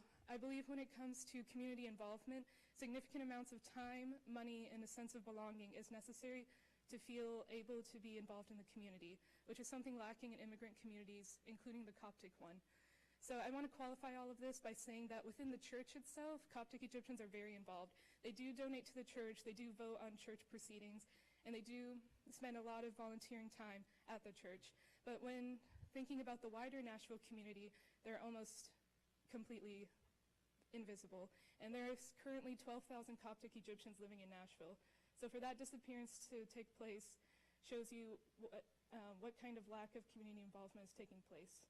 Now, none of this would be a problem, except that it leads to misrepresentation in government, business, and schooling, which leads to further disenfranchisement. So I was thinking of how the lack of community involvement was affecting Coptic Egyptians in Nashville, while also thinking about how higher education can make a bridge to this gap. And that leads me to a solution. So this isn't the ultimate solution or the only solution, but I do strongly believe that increasing access to higher education will help unlock the civic engagement of Coptic Egyptians living in Nashville. So looking at that iceberg on the right, the tip of the iceberg is higher salary. So we all know that getting a college degree increases your salary, but there are a lot of hidden benefits that people tend to overlook when thinking of a college degree. Some of these hidden benefits include you're more likely to vote if you're educated, you're more likely to donate if you're educated, you're more likely to volunteer if you're educated. And the one that I want to highlight the most is you're more likely to know your rights if you're educated. So I gave this example yesterday. So in Egypt, if a police officer were to pull you over, you are expected to step out of your car and away from your car. If you were to do that in the US, you would be arrested. You are expected to wait in your car for the officer to approach you. So it's definitely been a problem within Nashville where police will pull over Egyptians who have recently arrived and don't know the mannerisms, and so they will step out of their car and then suddenly be at gunpoint arrested. So increasing access to higher education can help bridge this gap and allow more Coptic Egyptians to understand their rights, and not just their rights with police, but also their rights with courts and with education. So what is my mission and vision? My mission is to work to provide Coptic high schoolers with a community of support in order to achieve higher education and subsequently attain the time, money, and sense of belonging necessary to be more civically engaged with the affairs of Nashville, Tennessee. My vision is that with more presence in Nashville, Tennessee's political, economic, and social affairs, Coptic Egyptians will gain representation, understanding of their rights, and upward mobility. I imagine my project being split between two main focuses. The first one being workshops and the second being donations. So when I asked college students what is something that they wish they had known before they entered the college process was understanding FAFSA and scholarships. So one of my good friends at my church, she currently has $250,000 of debt because she didn't apply for any scholarships and didn't understand financial aid, even though she would have qualified for numerous scholarships and would not currently be saddled with all this debt. So the first workshop that I want to focus on is definitely how to deal with FAFSA and scholarship. The others include information on local institutions, so Coptic Egyptians can learn how to differentiate between a college and a university and vocational schools. Professional development. Many of us don't have enough experience being in like business suits and being in professional settings, so having mock settings where people are expected to come in business suits, I believe will give them more confidence in professional settings. Essay writing abilities. As you know, essay writing is a huge component of the Common App and something that's often overlooked in favor of standardized tests. So developing essays, especially for people who have English as their second language, is a priority. And last but not least, standardized testing assistance. Donations will cover AP, ACT, and SAT books. SAT books, sorry. When I was asking high schoolers what they most wanted, that's what they said. They said they wanted AP, ACT, and SAT books. Other donations will cover application fees. As you know, applying for a typical college can cost roughly $50, and I spent well over $300 when I was making my own college entrance process. So getting donations for application fees is also a priority. And the last goal that I have for donations is payment for guest speakers. That I am imagining having a guest speaker to talk about FAFSA, because even though I filled it out 3 times, I still have no idea what the FAFSA is and would not be a good person to look to explain what it is. So when I was first coming up with this program, I was envisioning it on a very individual basis. So me and maybe 5 other people being college counselors that people would individually approach and we would individually help. But when I was researching why first-generation students drop out, the #1 thing that came back was that they do not feel that they have community. So they may have individual support from different people, but the lack of community between these individuals leads them to eventually drop out. And I pulled out this paragraph because I feel it is especially poignant, and I'll read it. When a family member disrupts the family dynamic by choosing to attend college, he or she experiences a shift in identity leading to a sense of loss. Not prepared for this loss, many first-generation students may come to develop two different personalities, one for home and another for college. The article goes on to say that the split of identity eventually causes a crisis that leads people to drop out. So even though they may be going to college for free and they may have support, the split in their identity is too much and they drop out. When programs focus on community instead of money and support, however, students are much more likely to remain in school and to graduate. So this has completely changed how I've looked at my workshop. So no more is it individuals approaching me and maybe 5 other people. It'll instead be a very community-based workshop where people will all be in the same room together, working together, and getting information from one another. Some outcomes. So I always say this incorrectly, short-term outcomes. Increased test scores, very superficial but easy to calculate. So, and with test scores, I am really hoping that getting the AP books will increase test scores. So I've been reading that just being familiar with the style of the test and the timing of the test can add another up to like 5 points on your ACT. So it doesn't have anything to do with critical thinking abilities or intelligence or how much you've read, but just being familiar with the test. Increased essay writing abilities, increased financial literacy, and increased confidence in professional settings. Long-term, increased rates of graduation, increased financial independence, increased job access, increased civic engagement. So as you can tell, the long-term outcomes will take years before they come about, but they're still my goal. Action plans. So after leaving Mount Vernon, these are the 4 things I will do. I will first raise money for books and application fees. I've set up a You Caring page. You Caring is similar to GoFundMe, but unlike GoFundMe, they don't take, I think it's 5% of donations, so everything that you raise is yours. I will also recruit 5 to 10 college-age Coptic people to help me maintain this program. I will partner with Tennessee Higher Education Commission and Tennessee Immigration and Refugee Rights Coalition for resources and speakers. I wanted to spend a moment on TIRC, Tennessee Immigrant and Refugee Rights Coalition, for a moment. So this coalition is amazing. They're an affiliate of United We Dream, which works primarily with undocumented immigrants. So TIRC does a lot of workshops and a lot of speaking about undocumented immigrants and getting them access into college. So that process is completely different from what is expected of documented immigrants. So, and I definitely don't want to leave anyone out in my workshop, so I'll be looking to TIRC to help with that. And the last step will be develop relationships with local high schools and colleges. Defining success. My immediate goal is to work directly with high schoolers at my own church, St. Bashoy Coptic Orthodox Church. Currently in Nashville, we have 7 churches. So I only attend St. Bashoy. That's where my focus will primarily be. But my future goal is to spread into all 7 churches, and all 7 churches will have recruitment, workshops, and donations accessible to them. Thank you all. In this picture, these are some high schoolers who graduated from St. Bashoy, well, not from St. Bashoy, but from their high schools, and they came back to St. Bashoy to take a picture. They're standing in cap and gown, and with them are their friends and family.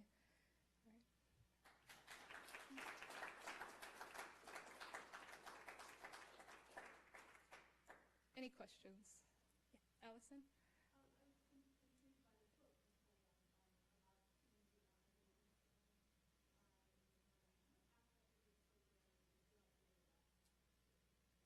I think when the 2 identities form, I think one is the feeling of being an imposter, like feeling like this isn't made for you, this isn't designed for you, why are you here? So I want to combat that identity forming by having other college-age Coptic people working with the high schoolers. So whenever they begin to have those thoughts, they can always remember, oh wait, but there are college-age Coptic people, and there are people who look like me. So I'm not an imposter, and this is designed for me. Garrett? I love your program and presentation. I was wondering if you could take a few minutes to discuss how you hope to balance being at school and also doing this program. That will be one of my challenges. So fortunately, I have 2 months left of summer, so that will be dedicated to getting this going. I don't want to expand too quickly because, as you said, I'll be going back to New York very soon. But I will graduate within 2 years, and I plan to come back to Nashville to finish my schooling. So I think it'll really take off after 2 years, unfortunately, but within those 2 years, even if we could help a handful of students, that'll be enough. Emerson?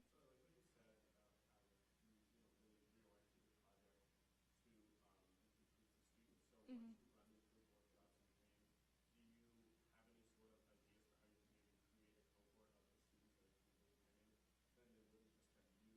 Mm-hmm.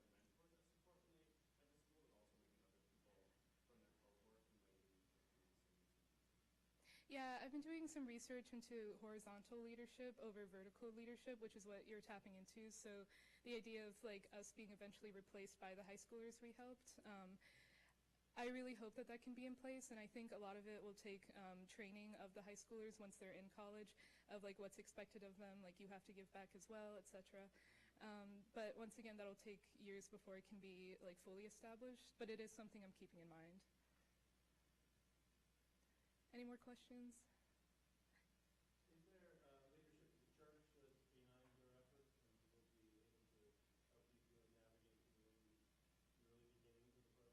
Yeah, so at St. Bashoy we have 2 priests, Father Theodore and Father Buzzley, and they are welcome to the idea, and they've offered the basement of the church for where the workshops will take place.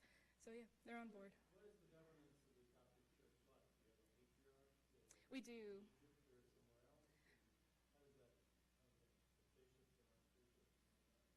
Yeah, so the seat of the papacy is in Cairo, so I don't need to report to him, but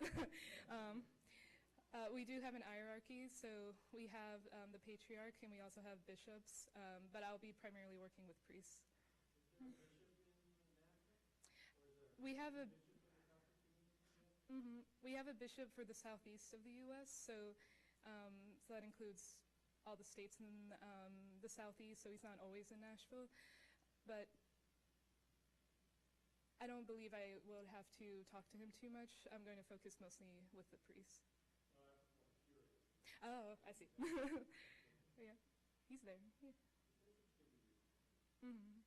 We share a last name, so his last name's Bishop Yusuf, so Namirini Yusuf.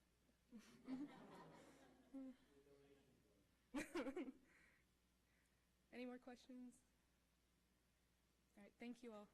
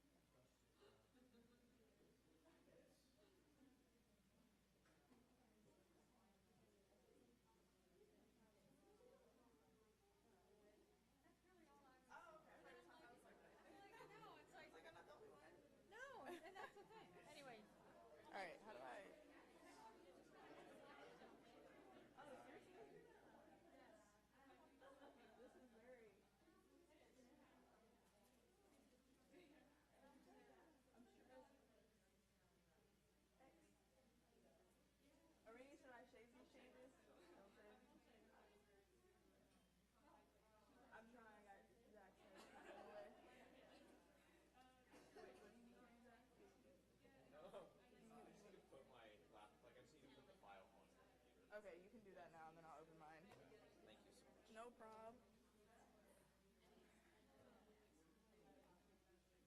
This is more difficult than you think. Yep. I really want to take my shoes off. When I was in high school, no, I know I'm not going to. Obviously, I cannot do that. I always feel most comfortable with my shoes off. That's how you know you're a Southerner. Okay. The other files, all the movies. I decided to move all the movies and TV shows to the other files so no one saw it. Yeah, I did that because my flash drive is from high school, and I let Emerson use it, so I moved everything into high school. Like in a file that says high school, so that I wasn't like... Oh, oops. I just realized something. Crap. I didn't actually transfer it, so... It's under documents, right?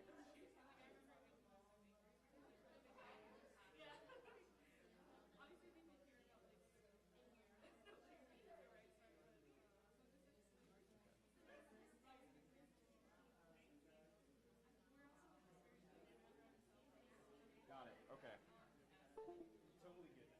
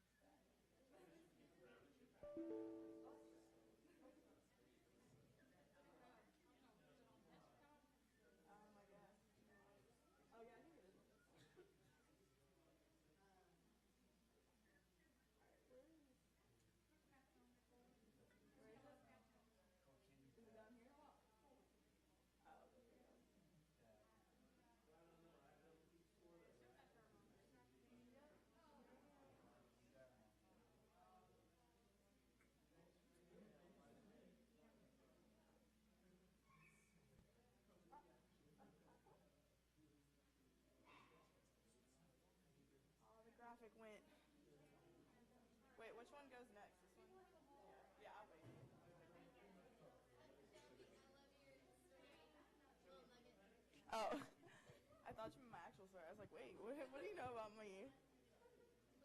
Testing, testing. 1, 2, 3.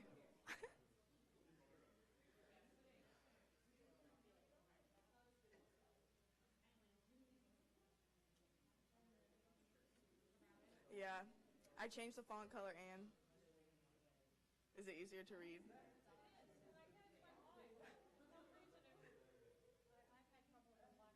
I think the purple's a little easier on the eyes. Not so much a sharp contrast. And it matches the background.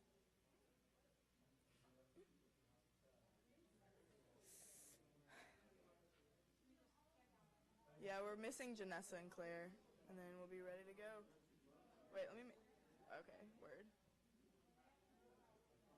Just making sure it works. What? Oh, I thought you looked at me when you said that.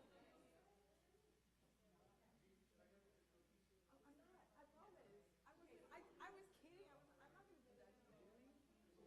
Do you think I'm not a professional? What have I been here for if I'm not a professional? Really? You're totally a professional. You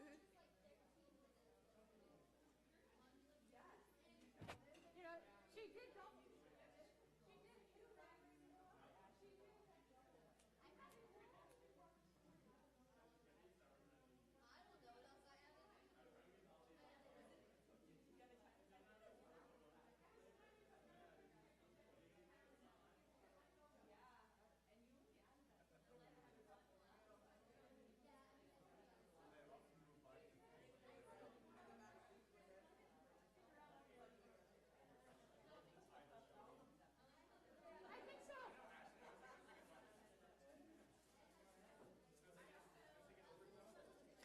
Yeah, they're talking about Ashley. Hers was 13 minutes yesterday, 25 minutes today. Yeah.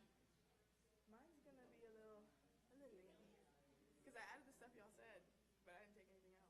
So, given that I only try to minutes. I tried to advise people, like in Ashley's case, I'm like, if you add his story, like 2 45-second stories, that's a minute and a half. And God knows what else she added. I can't. Yeah, founding director's not here yet. Oh. All right, the founding director is walking back from the other side of the library. We'll wait for him.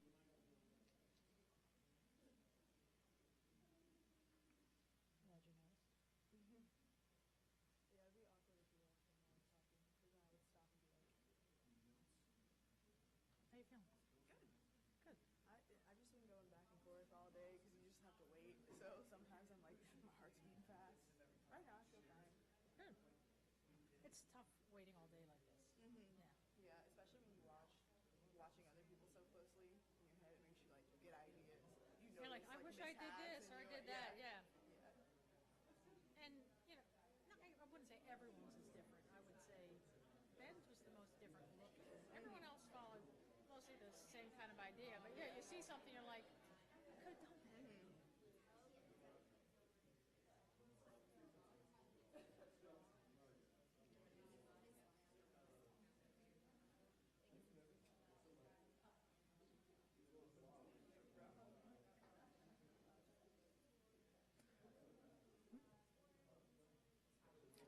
Only a minute late. Good afternoon, everyone. Thank you for returning for our next presentation. We have 3 more left, and as you can see, all have been so just smartly done and great passion and great work, expecting a lot of great things from people. Also from you, Shelby, a great project from Shelby Barlow on the Penn Health Initiative, so good luck.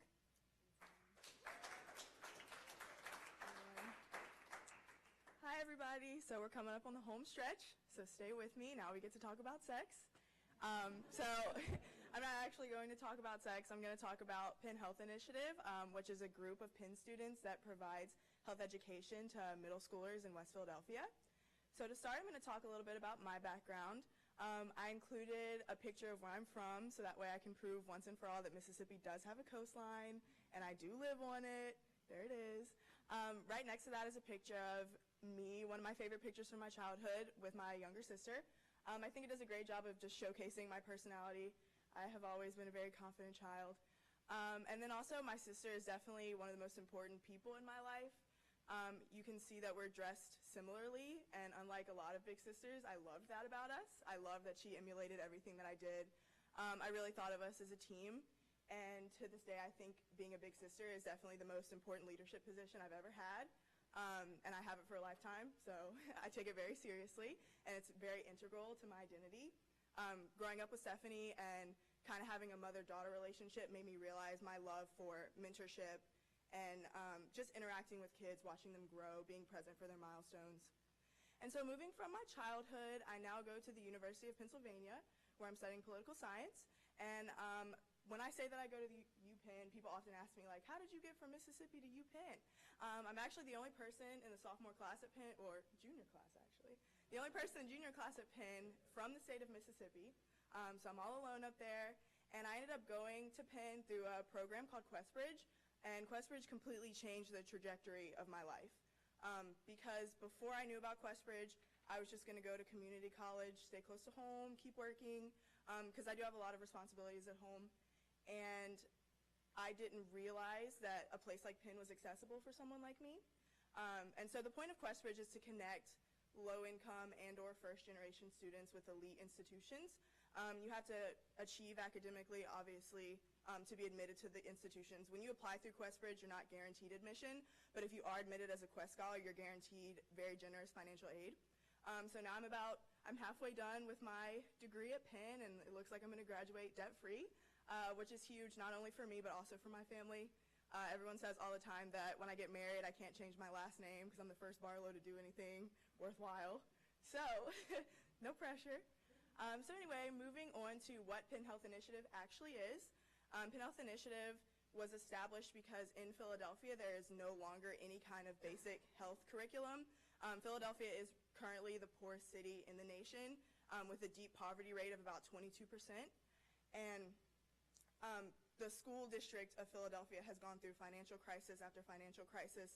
Lots of schools closed, there's a high teacher turnover rate, and so things that are considered non-essential, like health education, for example, have been eliminated. Obviously, this is a huge problem, which I'm going to touch on, talking about the communities that we serve and what it means for us to be present for them. So just a brief history of us. We were established in January 2013 at one elementary school, and it started off just strictly as a sex education program that would be taught monthly. So we just went in and talked about the nitty-gritty, like what sex is, what it means to be safe, what contraception is, just options like that. And then in April of 2014, so a little bit over a year later, we expanded to 2 other elementary schools. And I say elementary schools, but in Philadelphia, elementary is kindergarten through 8th grade, so it is an older student body, middle school students actually. And then summer 2014, so obviously I was not at Penn yet at this point. I was still not in high school. But anyway, they began to develop a more comprehensive health education because they decided that they wanted to move it away from just being about sex ed. And it's, at this point, more like a lifestyle class. And we now teach weekly, so once a week each school sees us, not just once a month. And who we serve is really important because we serve, like I said, 3 different elementary schools, but the one school that I'm in charge of is Huey Elementary, and it's definitely the elementary school with the most need. 100% of Huey students receive free or reduced price lunch, which means that every single student that we interact with lives at or below the poverty line. And then 99% of Huey students are African American or identify as biracial, 2 or more races.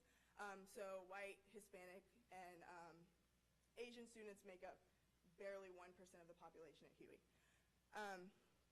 And so it's another reason Penn Health Initiative is really meaningful for me because when I'm there interacting with the students, I do see a lot of myself in them. And my hope for them is that they also look at me and see themselves.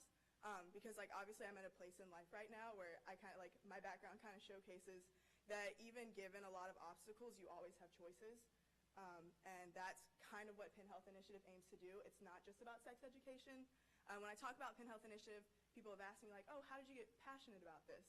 And it wasn't even necessarily the actual sex education that made me passionate. It was more just having the opportunity to work with students that are missing a lot of lifestyle skills that they don't have access to in the classroom and then don't really get at home because their parents are working and they're tired, and there's a lot that goes on in Philadelphia as far as like the school system and poverty, and the metro stations never work and people can't get places. So there's just a lot stacked up against these kids, and it's really meaningful for me to be in a classroom with them one-on-one. So what we teach, I have listed off a whole host of things that we teach. As you can see, we're a very, very inclusive curriculum. We talk about the less exciting things like nutrition, not a fabulous lesson for the kids. I'm not super fond of that one. But we also talk about nitty-gritty things like puberty and sex education, obviously. And then we cover body image, conflict resolution, stress management. And those are all very important for children living in the inner city because obviously being at school is stressful, being at home is stressful, and it's really important to us to talk to the kids about what their options are in de-escalating conflict in their lives because as like Emerson mentioned in his own presentation, there's a huge issue with punishment versus treatment, and a lot of times the kids are going through things at home that make them act out inappropriately, and a school like Huey has a very high suspension rate, a very high teacher turnover rate. So we do our best to talk to them about like what their options are. So it's not just about physical health, it's also just about mental health and social health. And we also talk about sexuality and consent because most of us are women, and we talked about when and if our parents gave us the sex talk, we never heard anything about consent, like no means no, anything other than an enthusiastic yes means no. So that's something we try to work in with the kids, and they're very receptive to it, which is really exciting for us. So what are our issues? So my capstone differs a little bit from other people's in that it's already established and I'm working on improving it. So I had to look at it as Penn Health Initiative being the group that I want to help. And the first issue we had is, the most major one, is the loss of our treasurer in the fall of 2015. She actually left Penn unexpectedly without any type of warning, and she was never very transparent in the first place when she was at Penn. So nobody really knew how funding worked or how our grants worked, who we were recognized by on campus, and trying to reach out to her has been ineffective. She hasn't responded to us. She's still in control of our checking accounts. So fall of 2015, we had no money, nothing. And everyone was really at a loss about what we're supposed to do because Penn Health Initiative isn't very expensive to run, but we do provide transportation for our teachers so that way they don't have to worry about Ubering or walking. And we also have a lot of materials that we bring with us so that way it's a more engaging classroom environment for the children. So right now we've just been doing like small scale fundraising activities, and then also like Penn Health Initiative members who are all very dedicated a lot of times just spend money out of their own pockets to make sure that the kids have what they need. And then we have roles with no defined responsibilities. So in that case, they're not even really roles, they're more just titles. Like we have a president, we have a vice president, we have a new treasurer, but nobody really knows what that means. Kind of right now it's like the president does everything, and if she can't do it, I do it. And everyone else is just like, well, it's getting done. That's really problematic in organization, especially because we are a very top-down organization in that we have an executive board and then teachers. So if we're not organized, neither are the teachers, and they're the most important part of the process. So that's very problematic. And then no set meeting times. We have a real issue with trying to appease everyone's schedule. So often it'll just be a post in the group me or fill out a when to meet about who can make this meeting if we have it at 7 p.m. on Wednesday. It's hard to get people to respond to things like that because they're so busy. And then we'll have the meeting, a couple of people show up, no minutes are taking. It's just very, very ineffective. And amazingly, Penn Health Initiative does run very well. I know I'm really telling you guys some things up here. But just seeing how effective we are, even with all of this disorganization, is what really inspired me to want to make it better because I feel like we could do an even better job than we're already doing if we just had some organization. And then communication among the schools is lacking. So like I said, we service 3 different elementary schools, and I am in charge of Huey Elementary. I interact all the time with my teachers. We're very cohesive. Everybody knows each other. We're friends outside of Penn Health Initiative, whereas I don't know anyone at Lee or anyone at Comegys. Like Julie, for example, asked me how many people were involved in Penn Health Initiative, and I couldn't even answer her because there's just such a lack of cohesion among us. So that's something that I want to seek to fix. And then communication with the Philadelphia school teachers is lacking. This is an issue that's not entirely on Penn Health Initiative because the Philadelphia School District in general has an issue with just communicating things. When you have a high teacher turnover rate, it's like every semester we're working with someone new who has no idea who we are or what we're about, what we need from them. And that's really problematic because it takes at least a month to explain everything and make that connection, and then within a few months we're met with the same issue again. And then we have very weak recruiting efforts. I actually found out about Penn Health Initiative through my sorority's listserv, and as far as, since I've been involved, that's kind of our recruitment process, just emailing the listservs you're a part of. And since most of us are sorority women, it means that most of our applicants are white women, which there's nothing wrong with having a lot of white women applicants, but obviously we teach boys and we don't teach them with the girls when we talk about sex education and puberty, for example, because there's no way you're going to get 12-year-olds to have an open dialogue if they're in the same room. And then also most of the students that we service are black and low income, and most of the teachers teaching them are upper middle class white women, and that's problematic in terms of representation. So we would just like to see more diversity, and I don't think that there's a problem with diversity and interest. I think it's just a problem with our recruiting efforts. A lot of people who would be interested don't even know who we are or what we do. And then there's no formal training for teachers. So in one sense, it's very beneficial that we have a lot of autonomy because of the Philadelphia school district not really having time to deal with us. So we can kind of make decisions as we want, and it really is like a very pin run thing. But the problem is we're all undergrad students with no qualifications to teach. And there is an issue that we're kind of guinea pigging the kids. So that's something that I struggle with, because on the one hand, it's like if we're not teaching them, nobody is, but it's also like I could go into a classroom and tell them that STDs don't exist, and nobody would be in there to tell me, yes, they do. So that's very problematic and something that I want to work on. So I have come up with a couple of solutions for the issues that I've listed. So this is kind of my action plan. It's going to take up the next couple of slides. And the first and most obvious thing we need to do is just define responsibilities for each role so everybody knows what they're supposed to be doing at any given time. And I gave an example of a new role I want, like Vice President of Communication and Curriculum, because I think if we have one person in charge of always communicating with the Philadelphia School District, it will help us a lot in just knowing what we're supposed to be doing, because a lot of times it's me reaching out or it's the president reaching out, and there are so many different schools that we deal with and so many people that we deal with that nobody really knows what's going on. So I really want just a way to get it all in one location with one person who has every idea of what's happening. And then I also just want to set a specific meeting schedule. I don't think it's effective to every single week send a notification out to the group and ask them when they can meet. I think what's more effective is just telling them when we will be meeting, and then if necessary, or actually definitely, we'll type up minutes, send it to the listserv so everyone knows what we discussed, what we're going over. And then I also want to write a manual that includes all of this information. That's definitely something that will help in sustainability, because right now we don't really have one, even though we've been around for 3 years. And I think in the years to come, if everyone in Penn Health Initiative has one document that they can reference for rules and guidelines, that's how America works. I feel like that's a great move for us to make. So then for funding.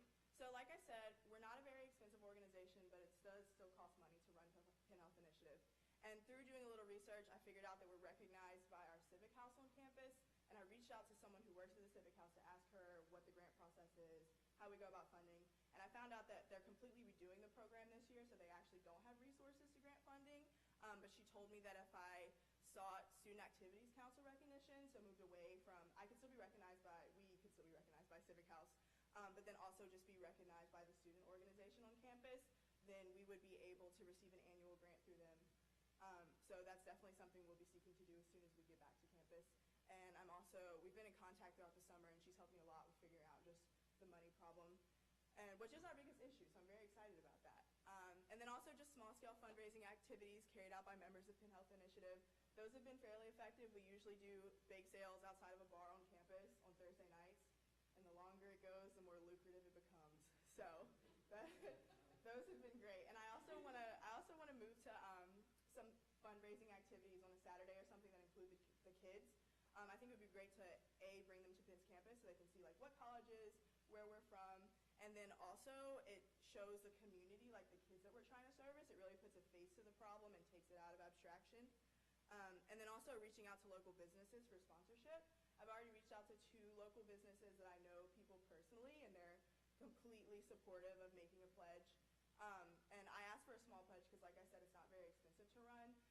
But just the idea of local community involvement, I think having everyone in the Philadelphia community aware of what kind of issues the Philadelphia School District is being plagued with, and making everyone have a little bit of buy-in and feeling like they're also partially responsible for what goes on, will just make us overall a more effective program and just really build that community partnership.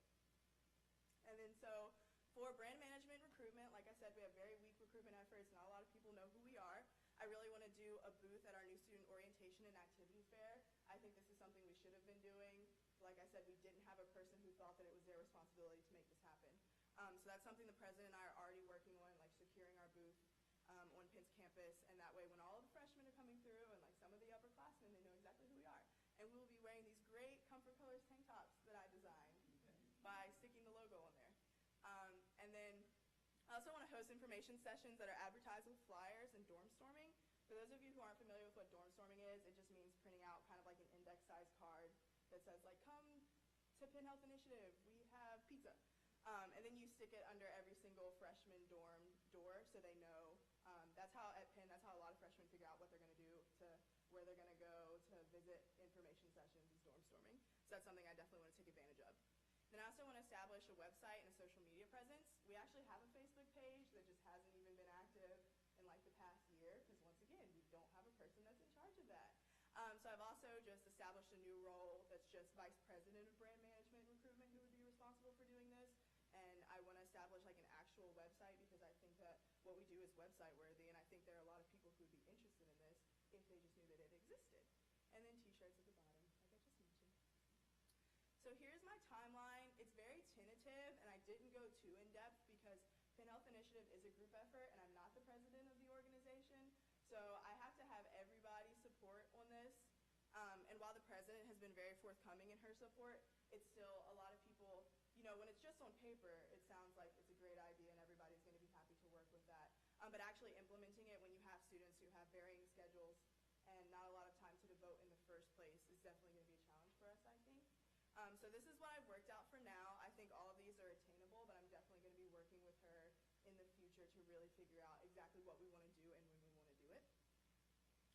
And then some of the challenges we're going to face in this process is buy-in from the current members of Penn Health Initiative.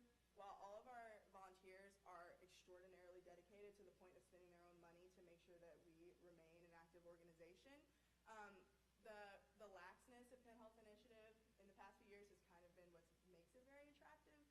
Because we're not very organized, we don't really have consequences for people missing shifts, and it doesn't happen often, but when it does, it's obviously a problem. I have a feeling that when we are implementing these changes and it becomes a more serious activity where, you know, you have to be on time all the time, I feel like we could see some pushback. Even if they don't explicitly say that they're not excited about these changes, I just feel like that's college. And then also limited influence over the Philadelphia School District. We can't control a lot of the issues that plague us in the first place. The school that I teach at actually, we were actually a part of the established curriculum, and then we had to move to an after-school care program just because of budget cuts and like teachers being fired and like parts of the school shutting down. And so obviously when those things come our way, we just have to figure it out really quickly as a very unorganized student body. So my hope is that organizing us a little bit better will make it much easier for us to tackle issues like that whenever they come our way in the future. And then these are a lot of changes to implement in a short amount of time. I think everything that we need to do is fairly urgent, at least as far as defining responsibilities, getting SAC recognition, getting our name out there on campus. This all needs to happen at the very beginning of the school year when everybody's looking for new organizations to join and figuring out what they want to do for the next 4 years at Penn. So that's something that's going to be a challenge, especially because I'm going home to Mississippi after this. I'm not going to be anywhere near anyone in Penn Health Initiative. So trying to communicate across such a geographical divide when everyone's working is going to be a struggle. So what I want to see for outcomes as far as Penn Health Initiative as a group, I just want to see that everyone is aware and committed to scheduled meetings each month. I really do think outside of funding, this is our biggest issue. It's such a ragtag of times when we meet, and I think if we just meet scheduled times every month, everybody knows what's expected of them, that'll solve so many of the problems that we have. And then I also want members of Penn Health Initiative to participate in recruitment and social events because I really want to establish that community among the schools, not just within them. That's what the social events are for. And then also for recruitment because we all know representation is important, diversity is important, and we're never going to get that if we keep recruiting the way that we have. Long term, I just want the overall organization of Penn Health Initiative to improve. I think with what I've laid out here, that's very possible. It's just a matter of actually implementing those things and following through. And then I also want Penn Health Initiative to become a more diverse and closer-knit group. So like I said, just more community, more teachers from backgrounds to represent our kids. And then as a program, I want to see increased communication with the Philadelphia teachers and school officials. Like I said, that's not entirely on us, but I'm hoping if we make more of an effort and are more organized, then it'll be a lot easier for us to communicate with them in the future. And then I also want an improved curriculum. so that participants are better informed of how to make healthy lifestyle choices. Because it's very important to us to make our curriculum tailored to the needs of inner city school children. You have to consider that they're not in charge of a lot of their meals right now. You have to consider that for the most part they're not being faced with questions about sex and like substance abuse, and eventually they will, and right now we only service 11 to 13-year-olds, so we really want to make it to where they remember Penn Health Initiative when they are faced with those choices, and they remember the things that we taught them to act accordingly. And then long term, I just want an overall closer relationship with the Philadelphia School District, because they know we're there and they kind of know what we're doing, but they're not really involved. And I just think having them more involved would be better for our teachers who don't have any formal training. It would be really nice if we could have kind of like mentors or just a teacher in the classroom with us to watch how we teach and let us know if we need to improve in areas or give us suggestions about certain things. So that is definitely a long-term goal, because right now I have to fix Penn Health Initiative before I can start tackling the Philadelphia School District. And then I also want, in the long term, participants to apply the knowledge taught by Penn Health Initiative whenever they're given the opportunity. And I want them to spread that knowledge to their younger siblings and their classmates who don't have the opportunity to participate. Because they're not being told these things in their classroom, they're not being told at home, and somebody needs to tell them. So that's what we're seeking to do. I also want to expand to more schools in West Philadelphia. Every single school in West Philadelphia is underfunded, underperforming, and in need. So we actually kind of have a surplus of teachers right now with how many schools we service. So I would be really excited if there were a way for us to move into more schools, and everyone at Penn Health Initiative wants that too. But like I said, we have to be a better organization before we can make that happen. And I also just want a higher profile presence in the community partnership realm, because Penn has a big center for community partnerships, and there are lots of known organizations.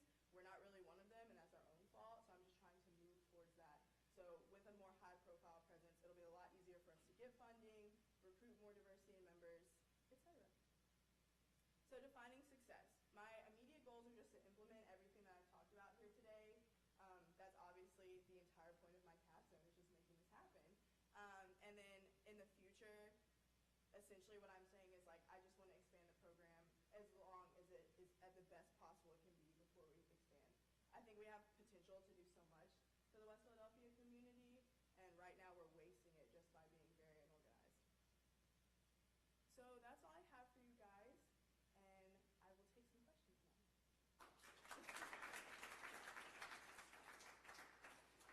Melissa? That was fantastic. Thank you so much. What, I'm not totally familiar with the structure of like Tennessee, of course, but like, do you have any relationship?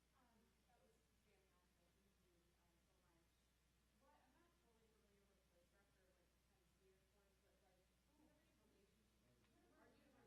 Sorry. It's okay. But like, what? Okay, so that's my question though. What's the connection like with like the student health center and sort of medical centers that might be affiliated with the system? Is that something that has been explored at all?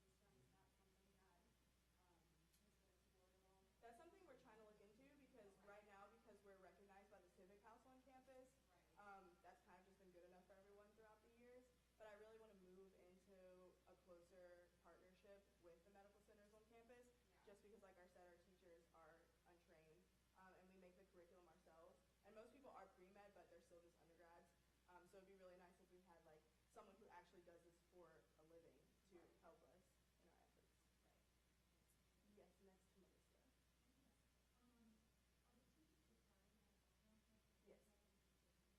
Yes, we do background checks through the Civic House.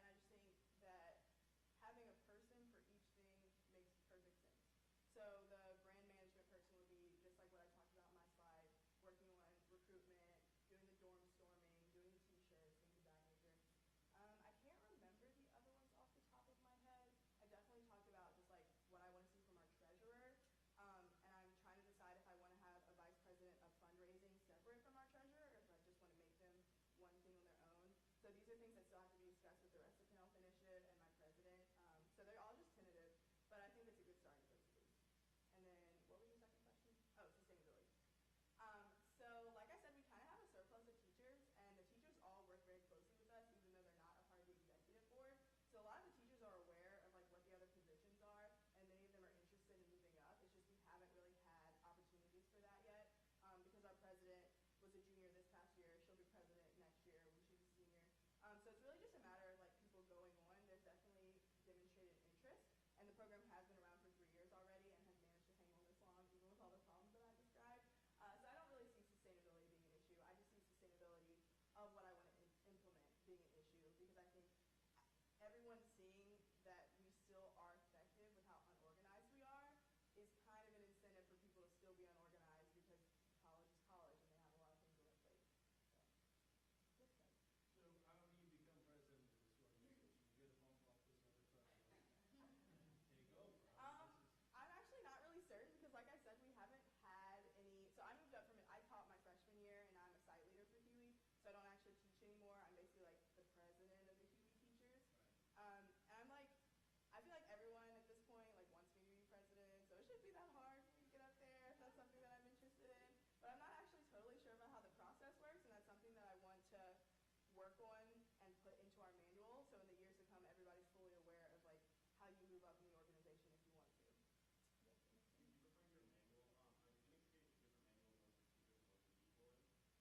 Maybe, I'm not, it depends, because we do have a volunteer booklet that we reference, and the volunteer booklet is like specific to the teachers.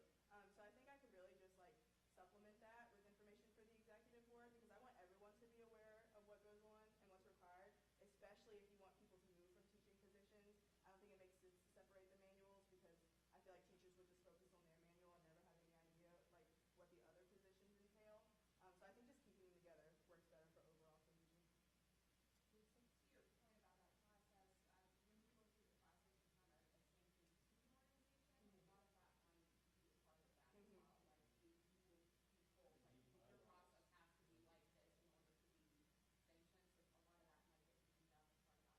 Right, absolutely. We also have to have like an established budget before we get recognized, so they know what kind of money we're expecting from them. I didn't say that explicitly, but it was in one of my slides. So I am kind of aware of the things that we're going to have organized before we actually move to be recognized formally by the SAC. And at this point, it's just a matter of being able to communicate with everyone well enough, like while I'm in Mississippi, before we get back to school, to make sure that we have all that in place. But luckily, SAC recognition, you can't even apply until October. So we do have time when we get back onto campus to just all sit down and talk about like the moves we want to make and whether or not we want to implement what I suggested today. Looks like that's it.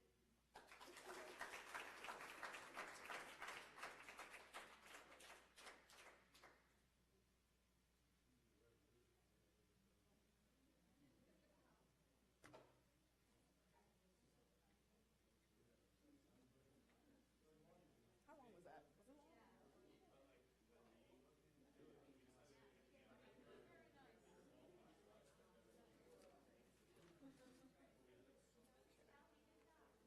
All I'm gonna do is I'll get this up and then I'm gonna leave for like 1 minute and I'll be back. Okay. So. I'm running to the bathroom. Something I don't have time for. I know we just had two presenters left, but Yes. we wanted to remind everybody to stay near the mic, because you couldn't record any of Shelby's Q&A because she was too far away. But you got the Or presentation. get a lavalier. Got the presentation. Okay, good. Okay.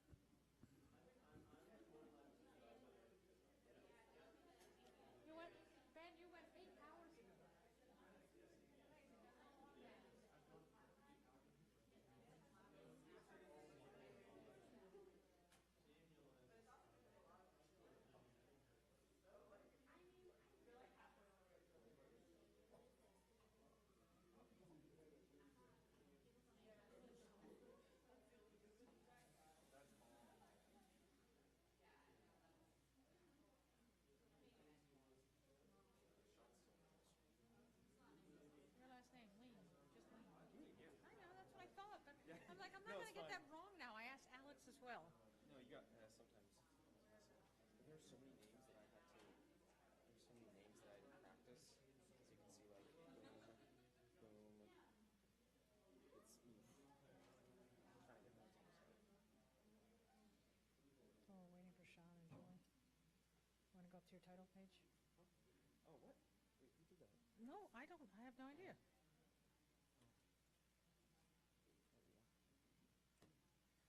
I'm hoping to Now hear. I'm sneak peek, I guess. I'm hoping to hear your story. I didn't add any part of my story other than like a little bit more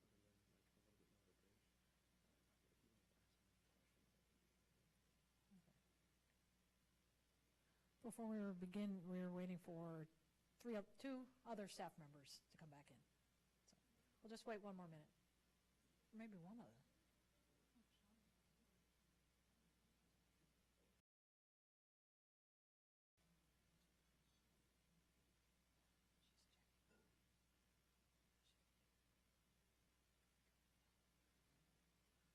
All right, so we will get started with the next presentation, one of our two more research-focused capstone projects, and this time from Zach Lean.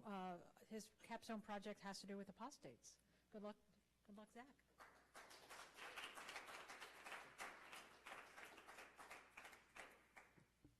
Okay. Well, today overall I'm going to be talking with you about difference and how we treat it. Now, it seems natural that we approach difference with hesitation and sometimes fear, and that's actually shown up in some of our presentations, whether that is difference of nationality or even difference of mental health. And there are people who face consequences because they are different. But for the purpose of this presentation, I'm going to be talking about people who face consequences not because they are different, but because they choose difference. Because if there's something scarier than someone who is simply different than you and their different way of life is all they've ever known, it's someone who knows your way of life yet chooses something else. Not someone who looks different and comes from a different place, but someone who, despite his or her complete understanding of your way of life, chooses something completely different. And when the stakes are raised to choosing difference of religious belief, you see one of the deepest senses of human devotion combined with one of the deepest senses of fear, a concoction that can be deadly. So today I'm going to be talking about apostasy, the act of leaving one's religion, and apostates, those who leave their religion. In the United States, apostasy is not really a part of our public dialogue. In fact, most people don't even know what apostasy is or what it means. As for myself, I am very deeply familiar with what it is and what it means. I am an apostate of the Church of Jesus Christ of Latter-day Saints, or what is known by most as the Mormon Church. In fact, I was a 6th-generation Mormon. My ancestors had been in the church since Brigham Young was the prophet. And you can see that in all of its glory in this childhood picture of me from when I was younger, about to go off to church. You see, I was indoctrinated not just into the beliefs of the church, but also the expectations that the church had for me, and most important, I was indoctrinated into the idea of what would happen to me if I did not meet those expectations. Without a doubt, my apostasy from the LDS Church was emotionally and mentally the most difficult thing that I've ever done in my life. Not only because I had to disavow what I considered to be the only truth that really existed, but also I knew the social repercussions that I was going to incur from my family and from my friends. Now, I could go on to explain, but someone I know has a much better analogy. An apostate of Hasidic Judaism by the name of Shalom Dean has this excellent analogy for this extremely unique and incredibly troubling experience. Now, to paraphrase, losing your faith is not like realizing that you got an arithmetic problem wrong.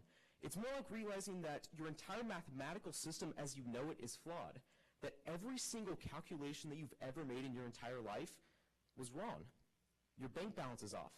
Your life savings is gone. Your business is in the red when you imagine it to be flourishing, but weirdly enough, you seem to be the only one who realizes it. But how can that be possible? Is every single person crazy? Could you really be the only sane one? And if everyone in this world goes by this flawed system, doesn't it in some odd way make the wrong way right? Because at least there's consistency. They're in sync while you walk all alone.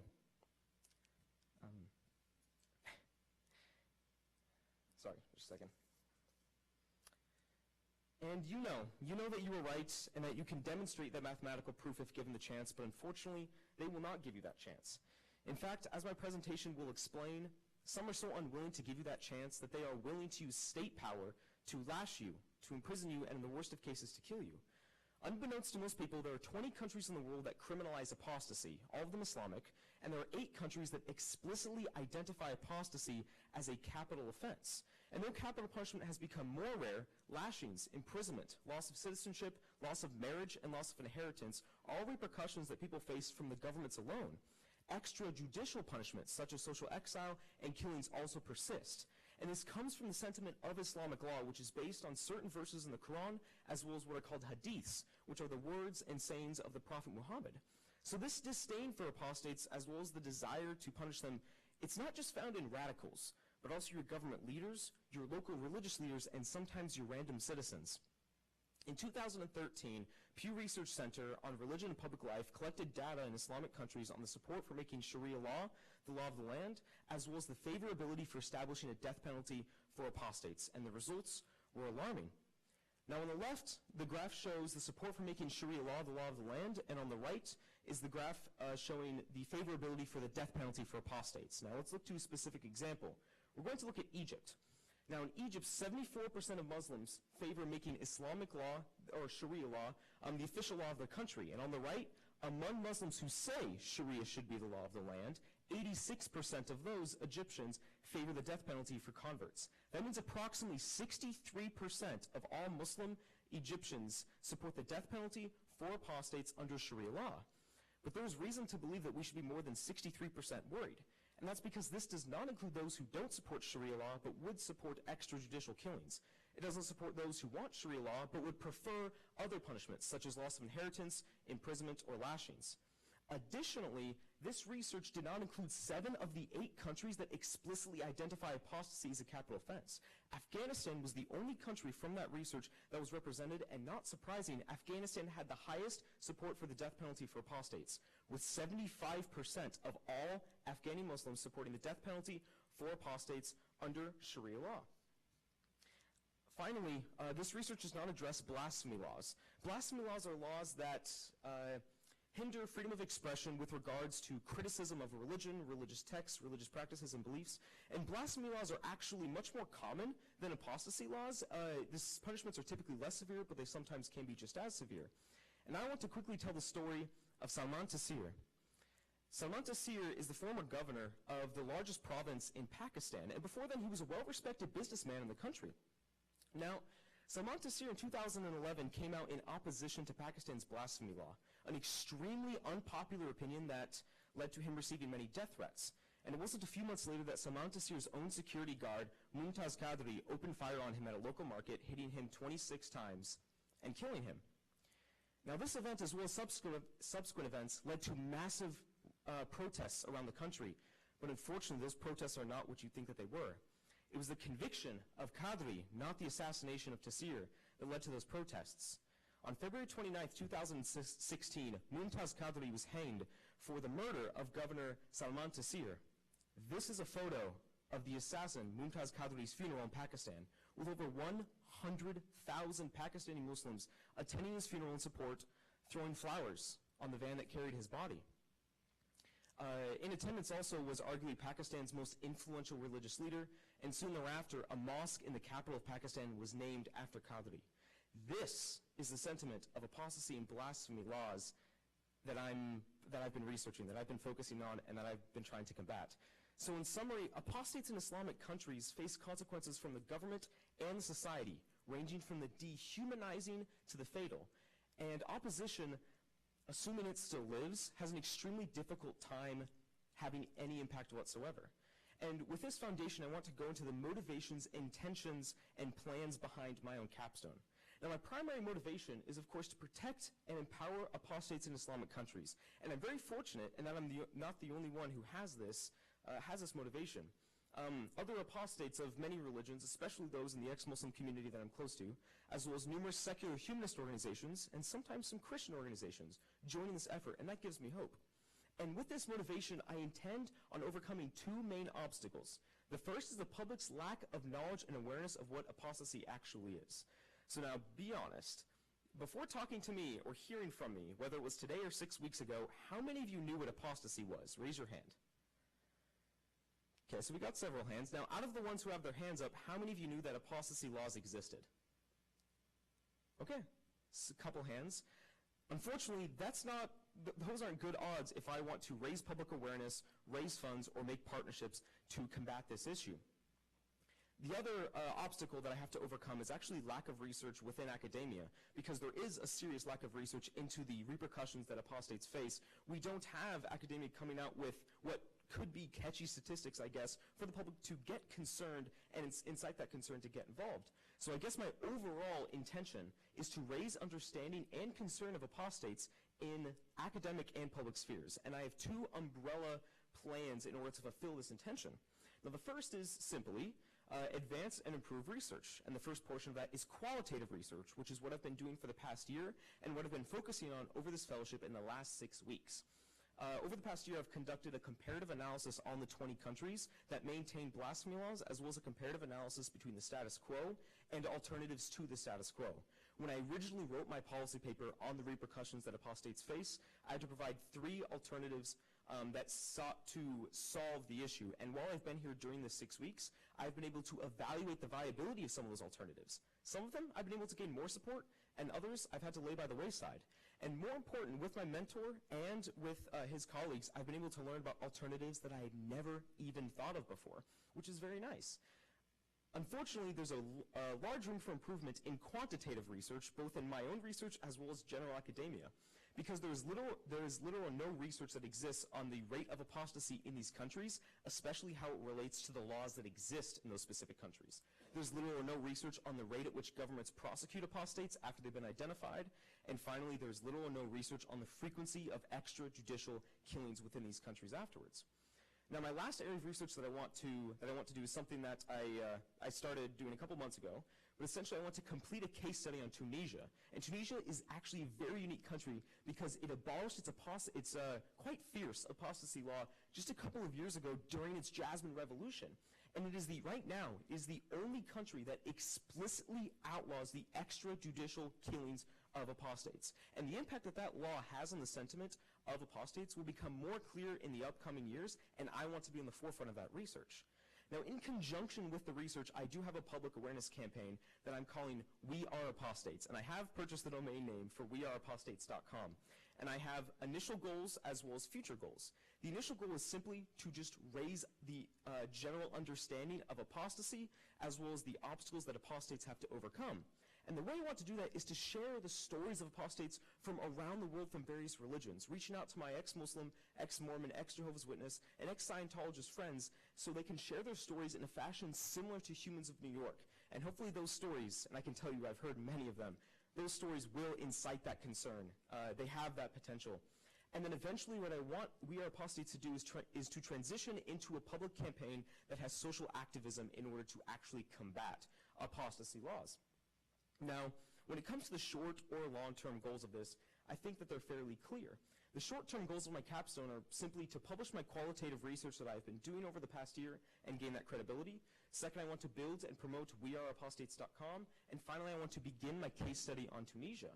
As for long-term goals, I have 3 primary ones. The first is, after building this credibility, to create a partnership with an organization that could help me advance quantitative research. This could be a governmental institution like the United States Center for International Religious Freedom, which my mentor has so graciously helped me build ties with, or with a nonprofit such as Pew Research.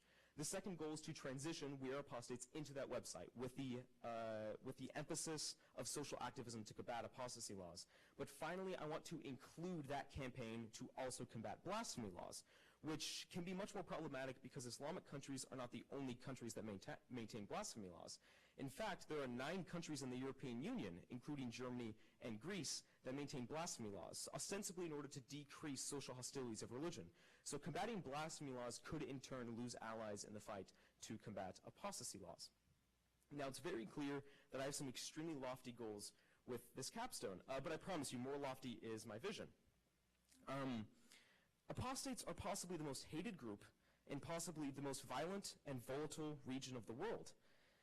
Right here on this slide are four of possibly the most famous and ardent victims of apostasy and blasphemy laws. 3 of them were charged with apostasy. 2 of them have been sentenced to death. And you already know the story of Salman Taseer in the bottom right-hand corner.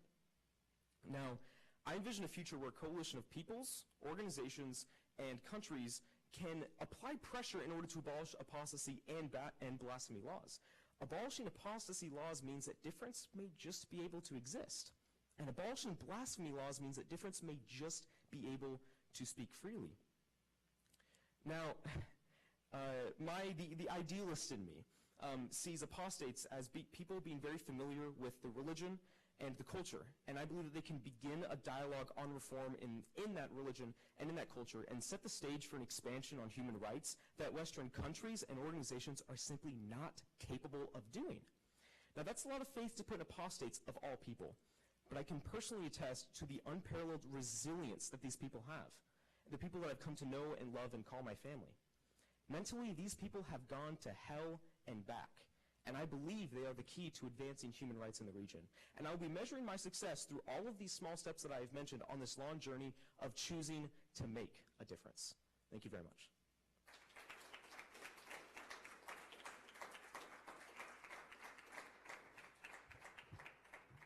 Yes, Doug? So you're a non-Muslim, white Western. Yes. Criticizing other countries and cultures, which is right now in the academic culture in America is seen as imperialism, Mm-hmm. and how do you compete against that sort of, that sort of prejudice against your, against your passion, against your vision that you're encountered even in the West, Absolutely. let alone in those countries in the Middle East? I would be fooled to not include the ex-Muslim connections that I have. And honestly, when I bring them into this project, my goal isn't to lead ex-Muslims into this project. It's to empower them to hopefully lead this project. As someone who's familiar much more with Mormonism and the ex-Mormon community, I would be someone who would lead that effort, but I want to partner with people, not to be in charge of people when it comes to the other campaigns and the other groups. Allowing them to have that stage, hopefully I have the ability to empower them through some of the research that I collect and publish. Yes?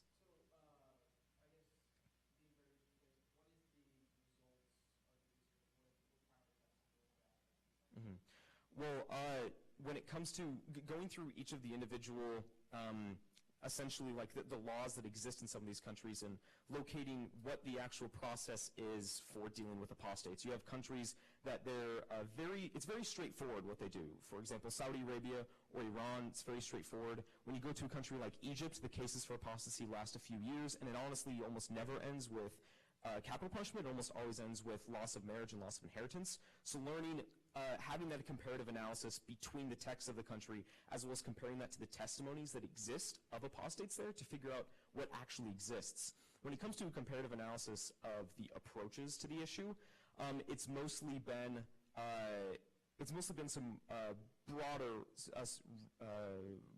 subjects of research. One of the alternatives I proposed was conditionality of foreign aid, which I eventually dropped, but at the time I was able to use empirical examples of conditionality of foreign aid in the region to see the viability of that approach. That's the qualitative analysis that has existed so far, and that I've been able to jump into, collect, and distribute to others. Yes, Tyler. I love the idea of the website. I guess my only concern, and I hope it's something you can kind of elaborate on, is in areas where they do have these apostasy laws, what is the concern if somebody, I guess, outs themselves? Yes. Are they exposed to violence at that point? I think that in general, the apostate communities are very good at knowing how to be safe with these, how to be safe with people's identities. So overall, I would not be surprised if the vast majority of people that we share their stories on these websites would be ex-Muslims who have left the country at this point. Ones that are very likely to be located in the United Kingdom or in the United States will probably be the most common. And then depending on the country in the Middle East, it would be, say, safer in Jordan to be out as an apostate, although there are some problems. And I would actually wager that if someone who was an apostate from, say, Pakistan or Iran tried to share their identity and their story online, we might not even let them, out of the idea that it would completely compromise their safety. Chidima?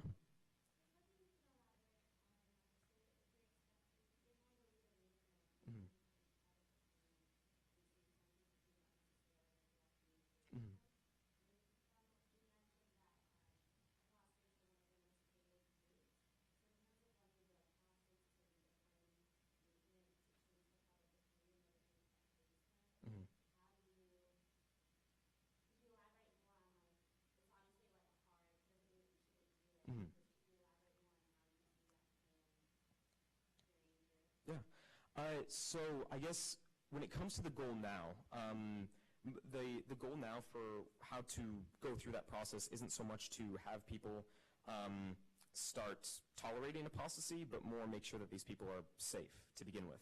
And that can be a very large step. For example, when I brought up the example of Tunisia, I am very interested to see whether or not the extrajudicial punishments of apostates in that country will decrease.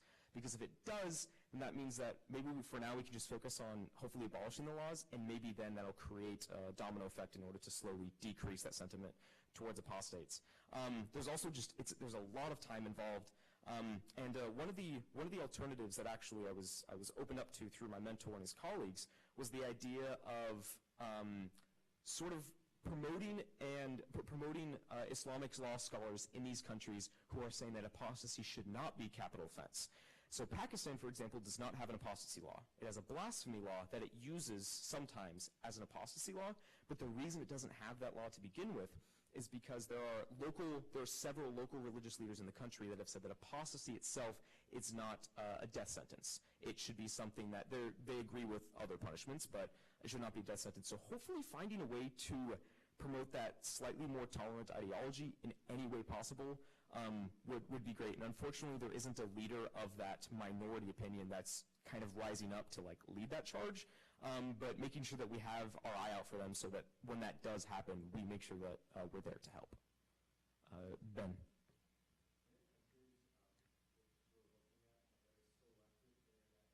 Yes.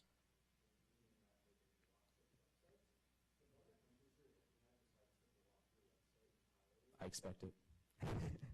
Yeah.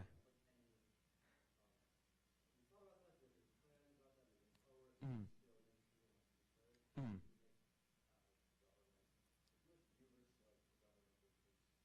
Mm-hmm. No, that's a very good point. And that was something that I spoke with one of the colleagues of my mentor. And essentially, the one thing that I'm going to have to accept is that apostates who I wish that I could reach in some of these countries, the most important one is Saudi Arabia, which has immense protections on their internet to make sure that these websites are blocked. But I'm going to have to accept that I won't be able to reach all of them, if any of them, and I'm going to the only way the public campaign is going to have to spread there is through word of mouth, because they effectively can block my website. When it comes to helping new apostates, this website will certainly be more helpful for apostates in the United Kingdom or the United States, or even some countries like Jordan. It'll be more helpful there than it will be in Saudi Arabia, which is unfortunate, but as of right now, I have no solution to how to spread this message to a couple of the countries that you mentioned. Yes.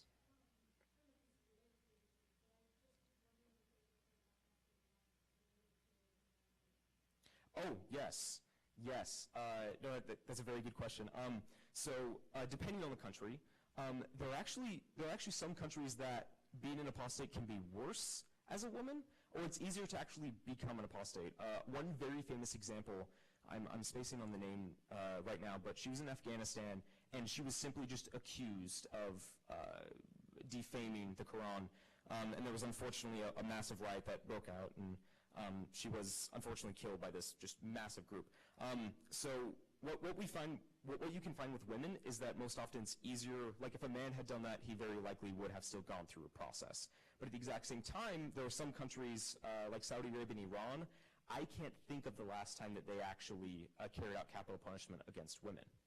So when it comes to the society, women usually are treated worse. When it comes to the government, they usually give more time for the women to repent. In all of these countries, there's a 3-day policy where that once you have been convicted of being an apostate, you have 3 days to repent and come back to the religion.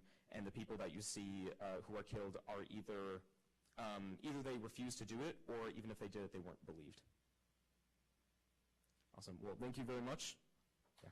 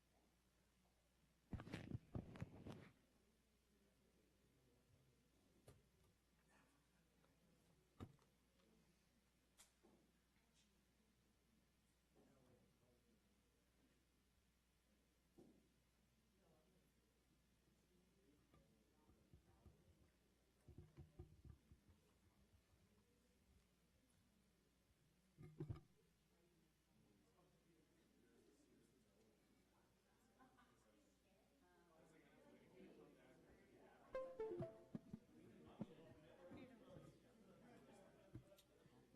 right? Sorry.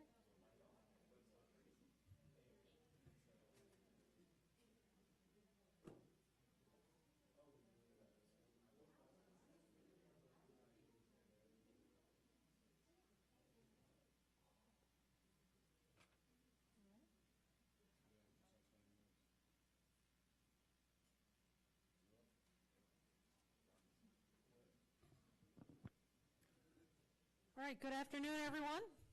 We're up to our 16th and last presentation. They've all been amazing. And as the youngest child, I'm sure many of us have said save the best for last. And I think Kyle will tell us that as well. And so I think this will be a great presentation from Kyle Blythe on the future of fatherhood. Good luck, Kyle.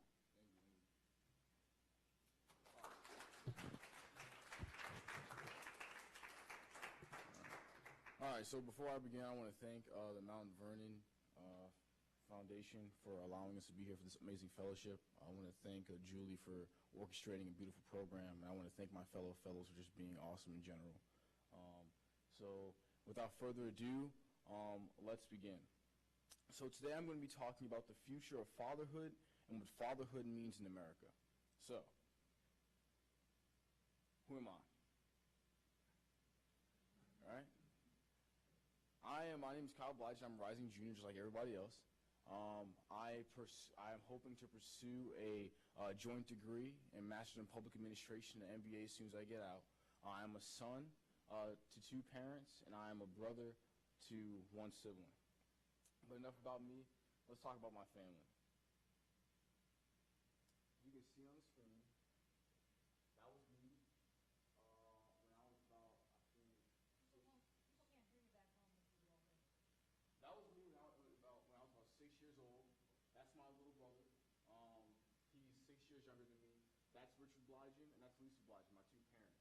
They did the best they could to provide a good home for me. They instilled great values. I think they did the best to provide a household that would be conducive for my learning and my growth. So I contribute a lot of the success that I have in my life to my parents. I know they left me with an excellent foundation, and I know they left me with the keys specifically in my hands for success. But something changed. This is going to work.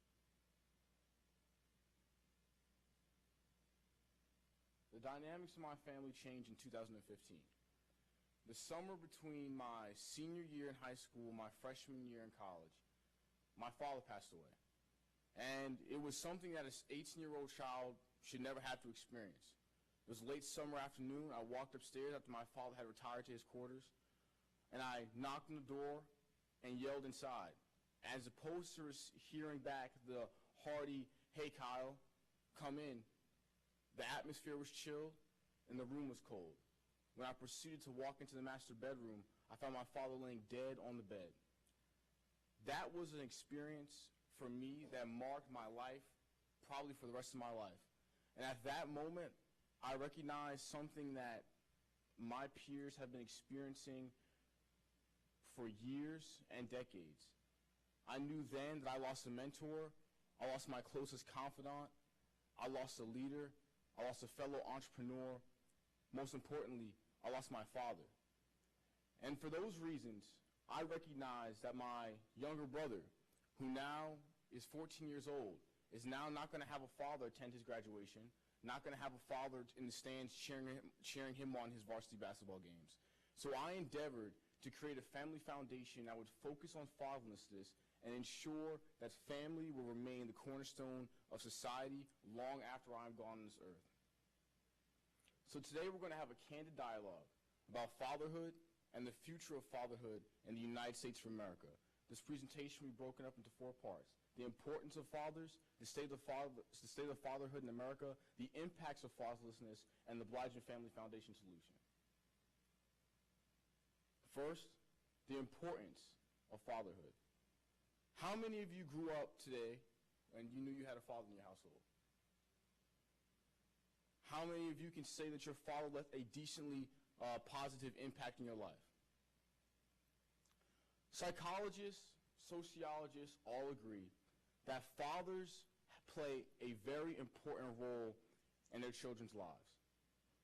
And it's important to point out that fatherhood is not just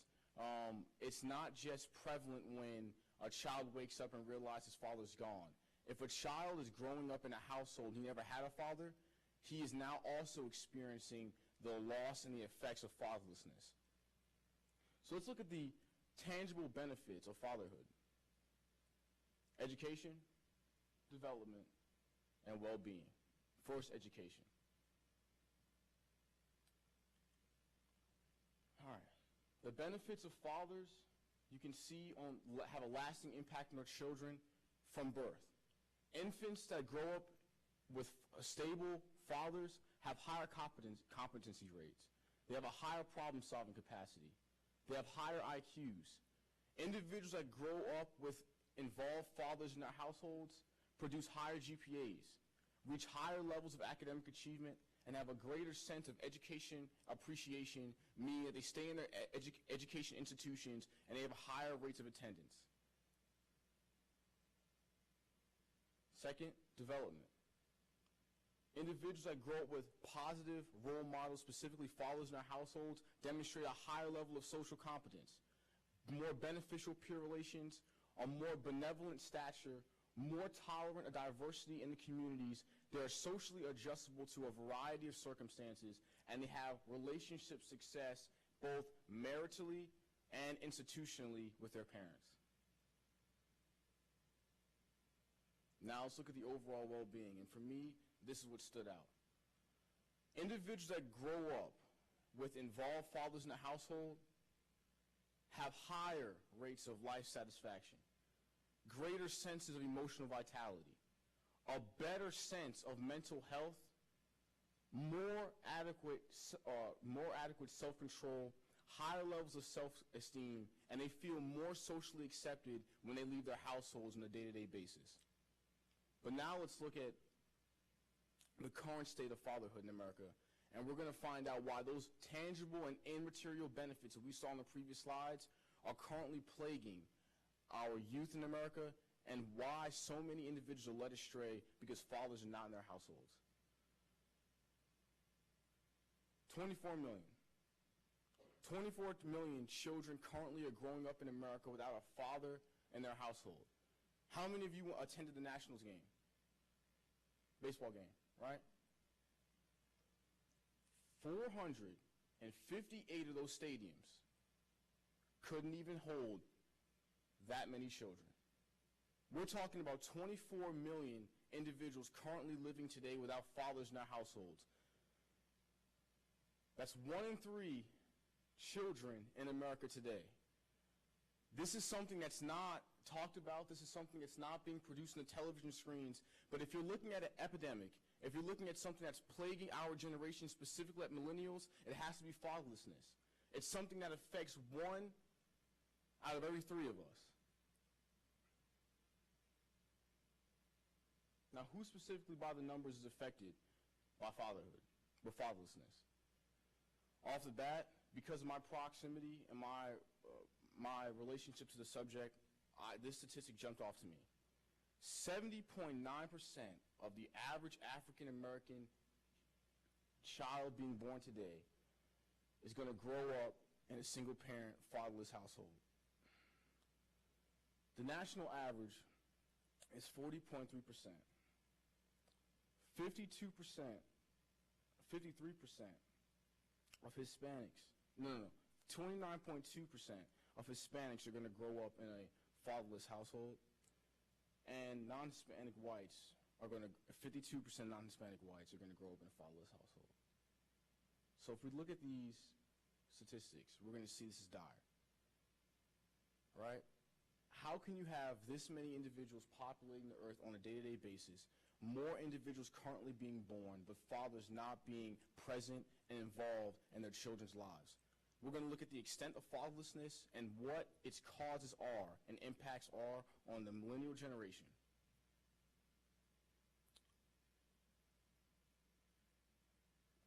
Kids have a hole in their soul in the shape of their dad, and if a father is unwilling or unable to fill that hole, it can leave a wound that is not easily healed. On these next couple of slides, you're going to find out how big that hole actually is and for how many years that hole has actually grown. And today, currently, it's not close to being mended whatsoever.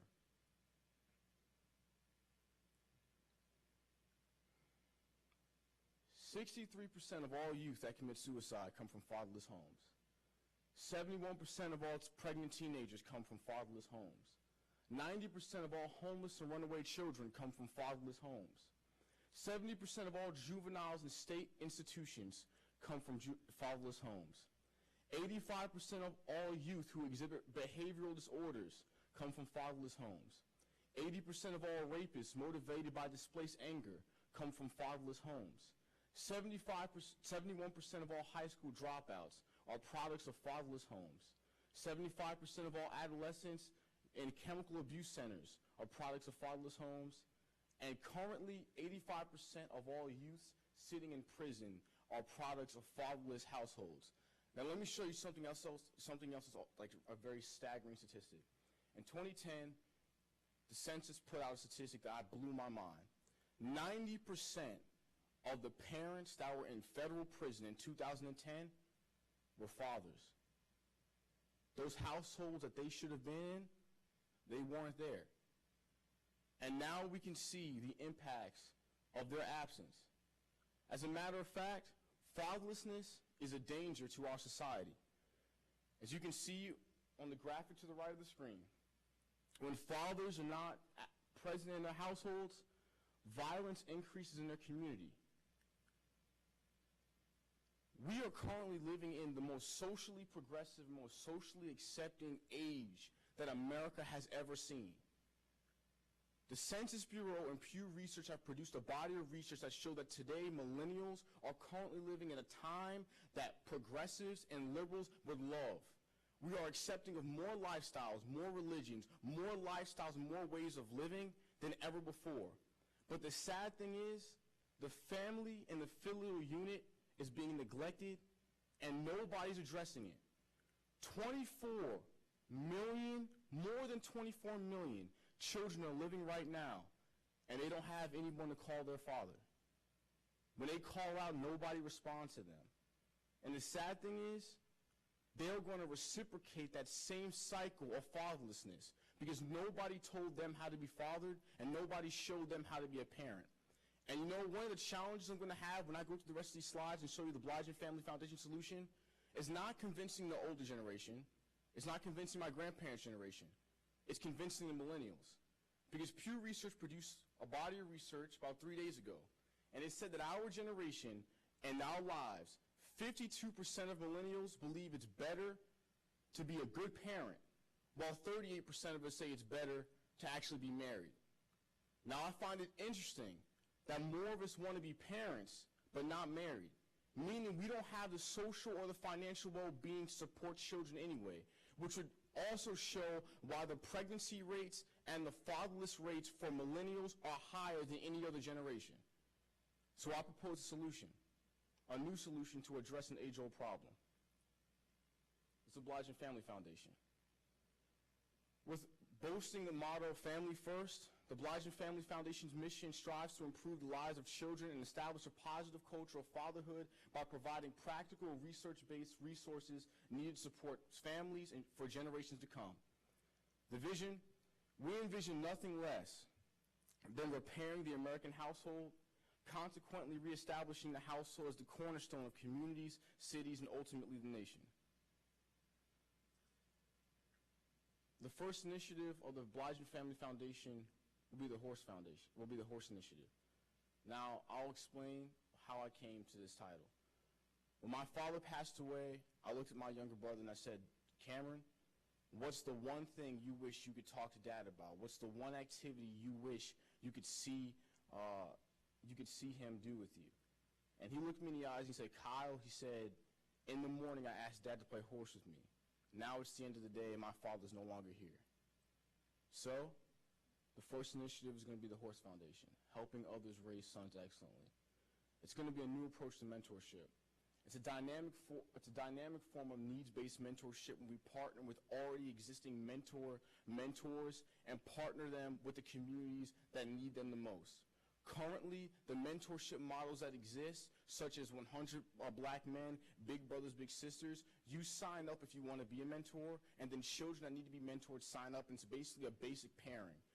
This is going to be completely more dynamic. It's supply and demand. We're going to look at the specific needs of the children and pair those up with the specific strengths of that specific mentorship organization to increase the outcomes and increase the longevity and sustainability of that mentorship process, and overall produce a more positive outcome and ensure that that child will be mentored and further his success or her success in life. The research and the resources. I'm currently partnering with Mentor.org, the Big Brothers Big Sisters Foundation, My Brother's Keeper, and 100 Black Men. And through these partnerships, I expect to collect a body of research that's going to find out why today the current mentorship model is failing our children, and why specifically our fathers are not in our households. I'm also going to have to utilize mentors and partners. It may be a challenge, but what I find when I give my narrative, individuals find that this is a specific need in our community. It's a specific plague that's hitting almost every single vector and sector of American society. I think it's going to cause such a schism in American life.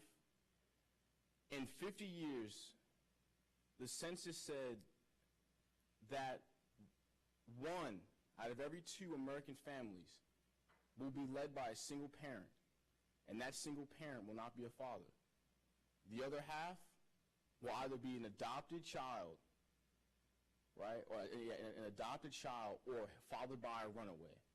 Meaning that in the next couple of years, 1 out of every 2 households, the biological children won't even have their fathers in those households. Where are our fathers going? Why aren't they in our households? And why can't we see their tangible benefits on a day-to-day basis?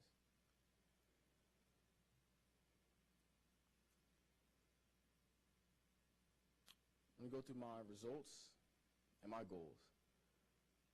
All right, so I partnered with Big Brothers and Big Sisters, and they lent me their mechanism for measuring how their mentorship organizations track their success through their metrics. And it comes out in 3 ways. When individuals that go through these mentorship processes are mentored, they produce higher aspirations, they avoid risky behaviors, and they produce greater levels of educational success. I want to proliferate those in my own program, my own form of mentoring. Goals to be reached. I want to create a national speaking platform where we tap into the greatest and most innovative minds that can speak to our generation, specifically speak to fathers, and reach them where they are, so we can recognize why fathers are needed and why, more than ever, they have an obligation to be in the household. I was reading an article yesterday that was breaking down the current shootings and the social outbreaks going on in our streets. And what I was finding is that one thing that's missing today in the Black Lives Matter movement and a lot of the other social liberation organizations that we miss is fathers not leading the charge. If you remember in the 1960s, one of the first civil rights championships for African American males, it was led by fathers. Now we've got an entire liberation group being led by fatherless children.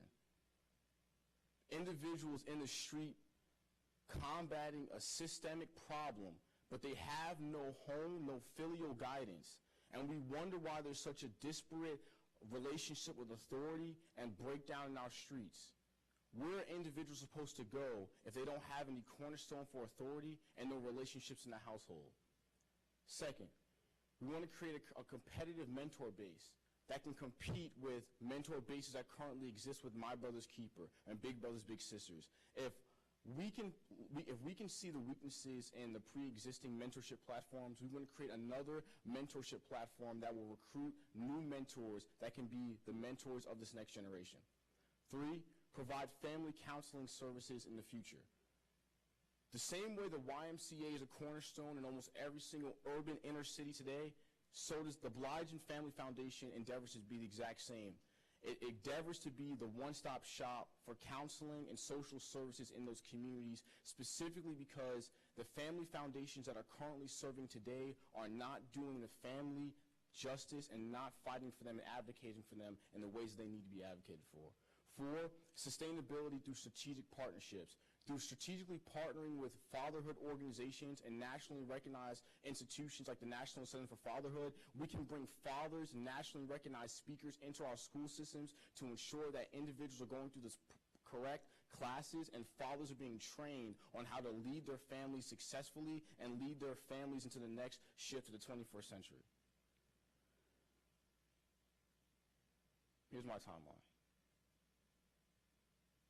So for the rest of this 2016, I'm going to be utilizing the resources available to me at Mercer University to acquire data from pre-existing foundations and mentorship basis on practices and the best outreach methods. In 2017, I want to acquire the resources needed to become a nonprofit organization and fund my own website. In 2017, I'm going to present the data to the Fayette County Board of Education. That's my local Board of Education where I currently live in Peachtree City, Georgia. They are working right now hand in hand with me because they recognize this is a specific need. Peachtree City, and a lot of our captains have already touched on this, Peachtree City has a median income of $181,000 a year. But you want to know what's not in the households? Not fathers. When they look at the breakdown of education in Fayette County, a lot of the counselors and the guidance counselors and the academic advisors can say that breakdown is coming because there's not a father in the household. So now we're going to look at strategic partnerships in 2018. I'm going to partner with national organizations to establish community reputations and obtain seed grants to ensure that that this foundation has sustainability and can be viable in the future. Any questions?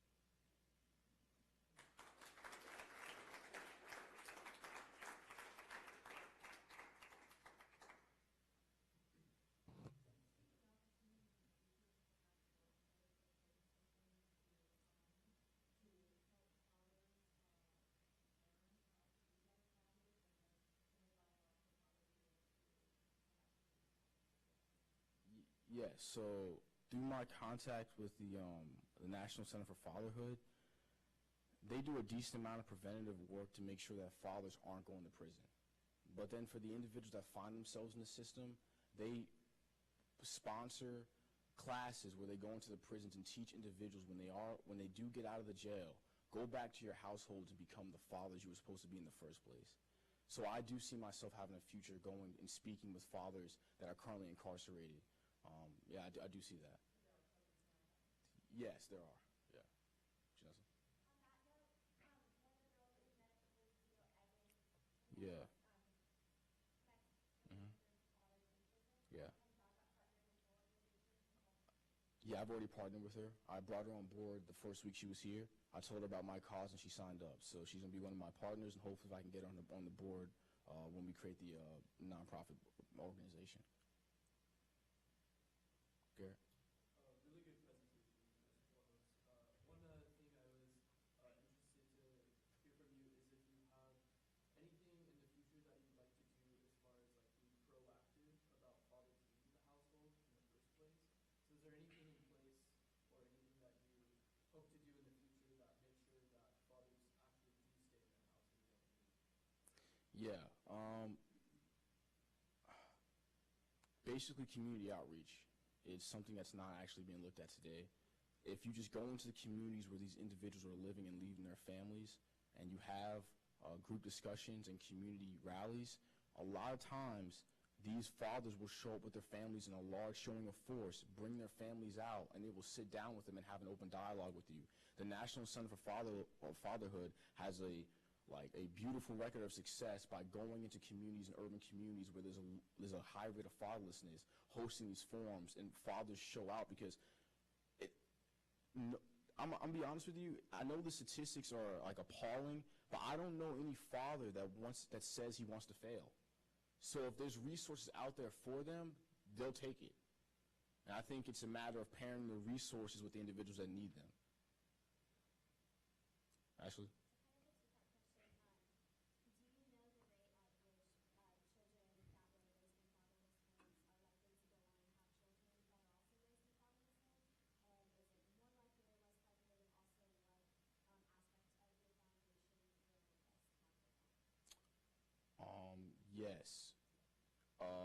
forgot what the statistic was. I think it was like 71% of teenage pregnancies come out of products of fatherlessness and fatherless households.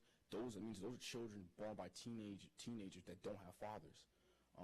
So that would be an aspect that would be curbed in this program. It's going to start with it's going to start with fathers first, mentoring kids within the schools and partnering mentors and proven fathers with those children, and hopefully we can break that cyclical bond and that hold that we currently see in our generation today.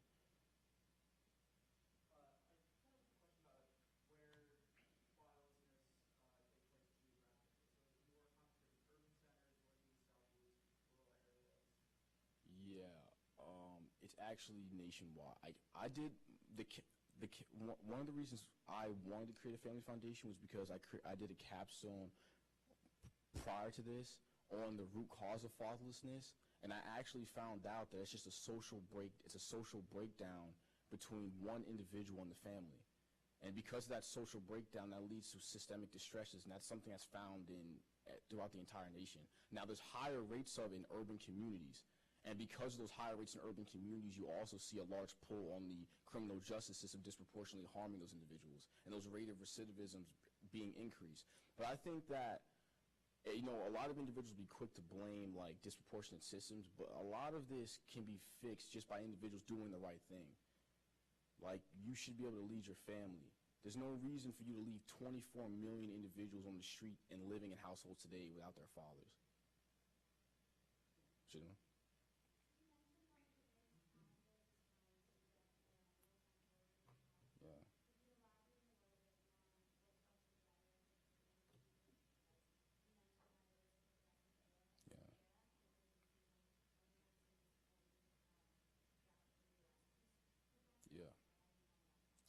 I think hard dose reality. I think, we have critiques and we think we're lofty and we come up with all these beautiful ideas, but none of these critiques, none of these social plans are solving the 24 million individuals that currently exist today. And I think when individuals have to actually face reality, they will realize that regardless of how progressive we become as a society, if we're not actually doing work, then our progressive thoughts isn't producing anything. So I think the greatest way to convey to millennials why fatherhood is key, well, actually, I think we already know. One of the reasons why we're all in this program is because we got paired up with mentors. And why do we get mentors? Because those mentors are setting us up for success. My mentor's in the back of the room, and he hooked me up with plenty of resources for me to be successful. That's something that an average child is supposed to have in the household. I don't really see an argument against that. Emerson? So I know that many, actually every organization that I know of, cares specifically with men with boys, Yeah. women with girls. Yeah. So, as a fatherhood organization, will you exclusively be working with, men and sons from fatherless households, or will it also be some sort of outreach to the daughters from fatherless households? Oh. And if so, will it be still like a male mentor with a female? Yeah, so specifically the facts I recite were the effects of fatherlessness. Now, the groups affected are both the daughters and the sons. So the daughters and the sons will be the individuals receiving the mentorship and the guidance. But primarily, we will be looking for, remember, the first initiative is a horse initiative. That's going to be pairing the male fatherhood mentors with the individuals who need fathers and father figures. So. Yeah.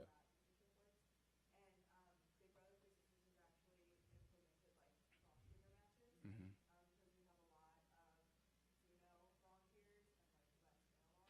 Yeah.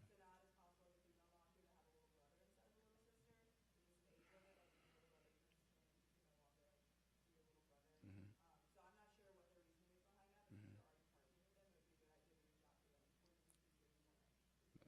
Thank you. I'll find that out. Okay.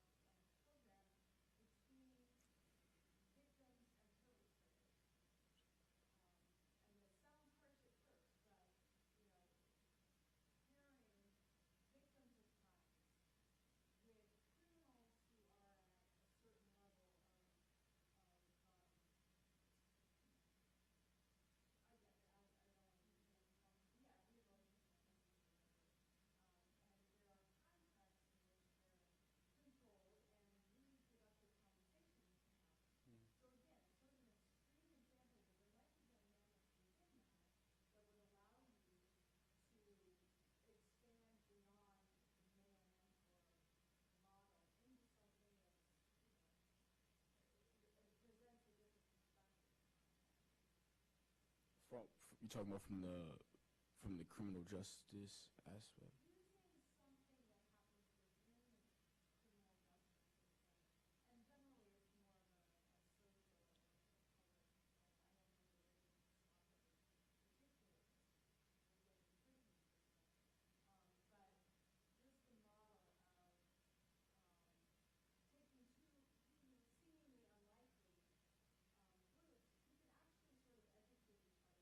Oh, I see what you're saying.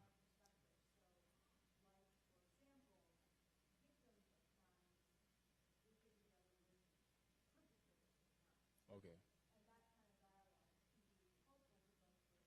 Okay, understood. Any other questions? Oh, go ahead, Garrett. It's really evident that you're really passionate about your cause and your foundation. I'm just interested to know what you see as the longevity of your foundation, Yeah. Especially as it relates to your other life plans. Yeah. Law school. Yeah. So how is your foundation related to all of that? Yeah, so interesting enough, I actually changed my plans from going to law school because of this. So when I came here, I made the decision. I was like, when I go back to get my graduate education, it's going to be something that's going to further this cause. And I found out that I didn't need to be a I didn't need to be a lawyer to be a youth advocate. So that's why I'm going to get my master's in public administration and my MBA to basically run organizations and understand how I can pass practical policies that can impact a large amount of communities. To sustainability aspect, I mean, I think one of the cool nuances about starting a family foundation or beginning a process when you're 20 is that I have the rest of my life to do it. A lot of individuals have amassed their wealth, and then when they're at the pinnacle of their career, they're retired, then they dole it out to other organizations, and that's their family foundation. My philanthropy is going to be my life. So I think my sustainability with my board and my outreach, at least I can say that I can promise sustainability for at least as long as I live, and then whoever else is still on the board can continue on.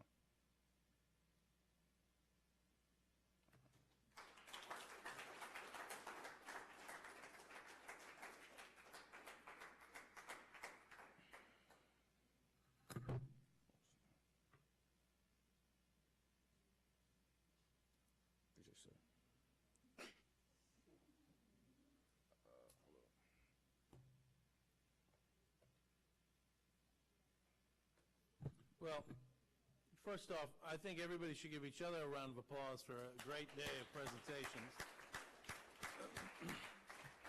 I would also particularly like everyone to recognize Ann Kaiser, who was the great facilitator for this program throughout.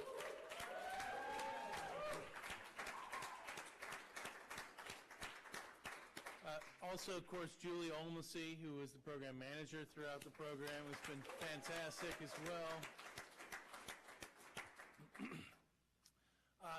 I think that we should also, of course, thank Chittima, who's been in both programs now. It's made it all possible. I think that we found the right 16 students this year. You guys are unbelievable. Your passion came through remarkably today, and I can't wait to see the results as you go forward.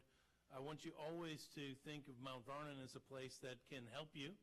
When you get in trouble or challenged, you should come back to us and get advice, but also come back here as a place to renew your passion for your project. I think there were a lot of the fellows who came back and saw some of the projects. I was talking to Marissa earlier. She was saying, how excited she was and renewed in her own enthusiasm for her project going forward. And we want this to be a sustaining relationship between you all and the Mount Vernon Ladies Association. And I think you're all going to have great success in what I've seen. But remember, as George Washington said, "'Tis not in mortals to command success, but we can do better, we can deserve it." And you all certainly deserve a lot of great success. So well done today.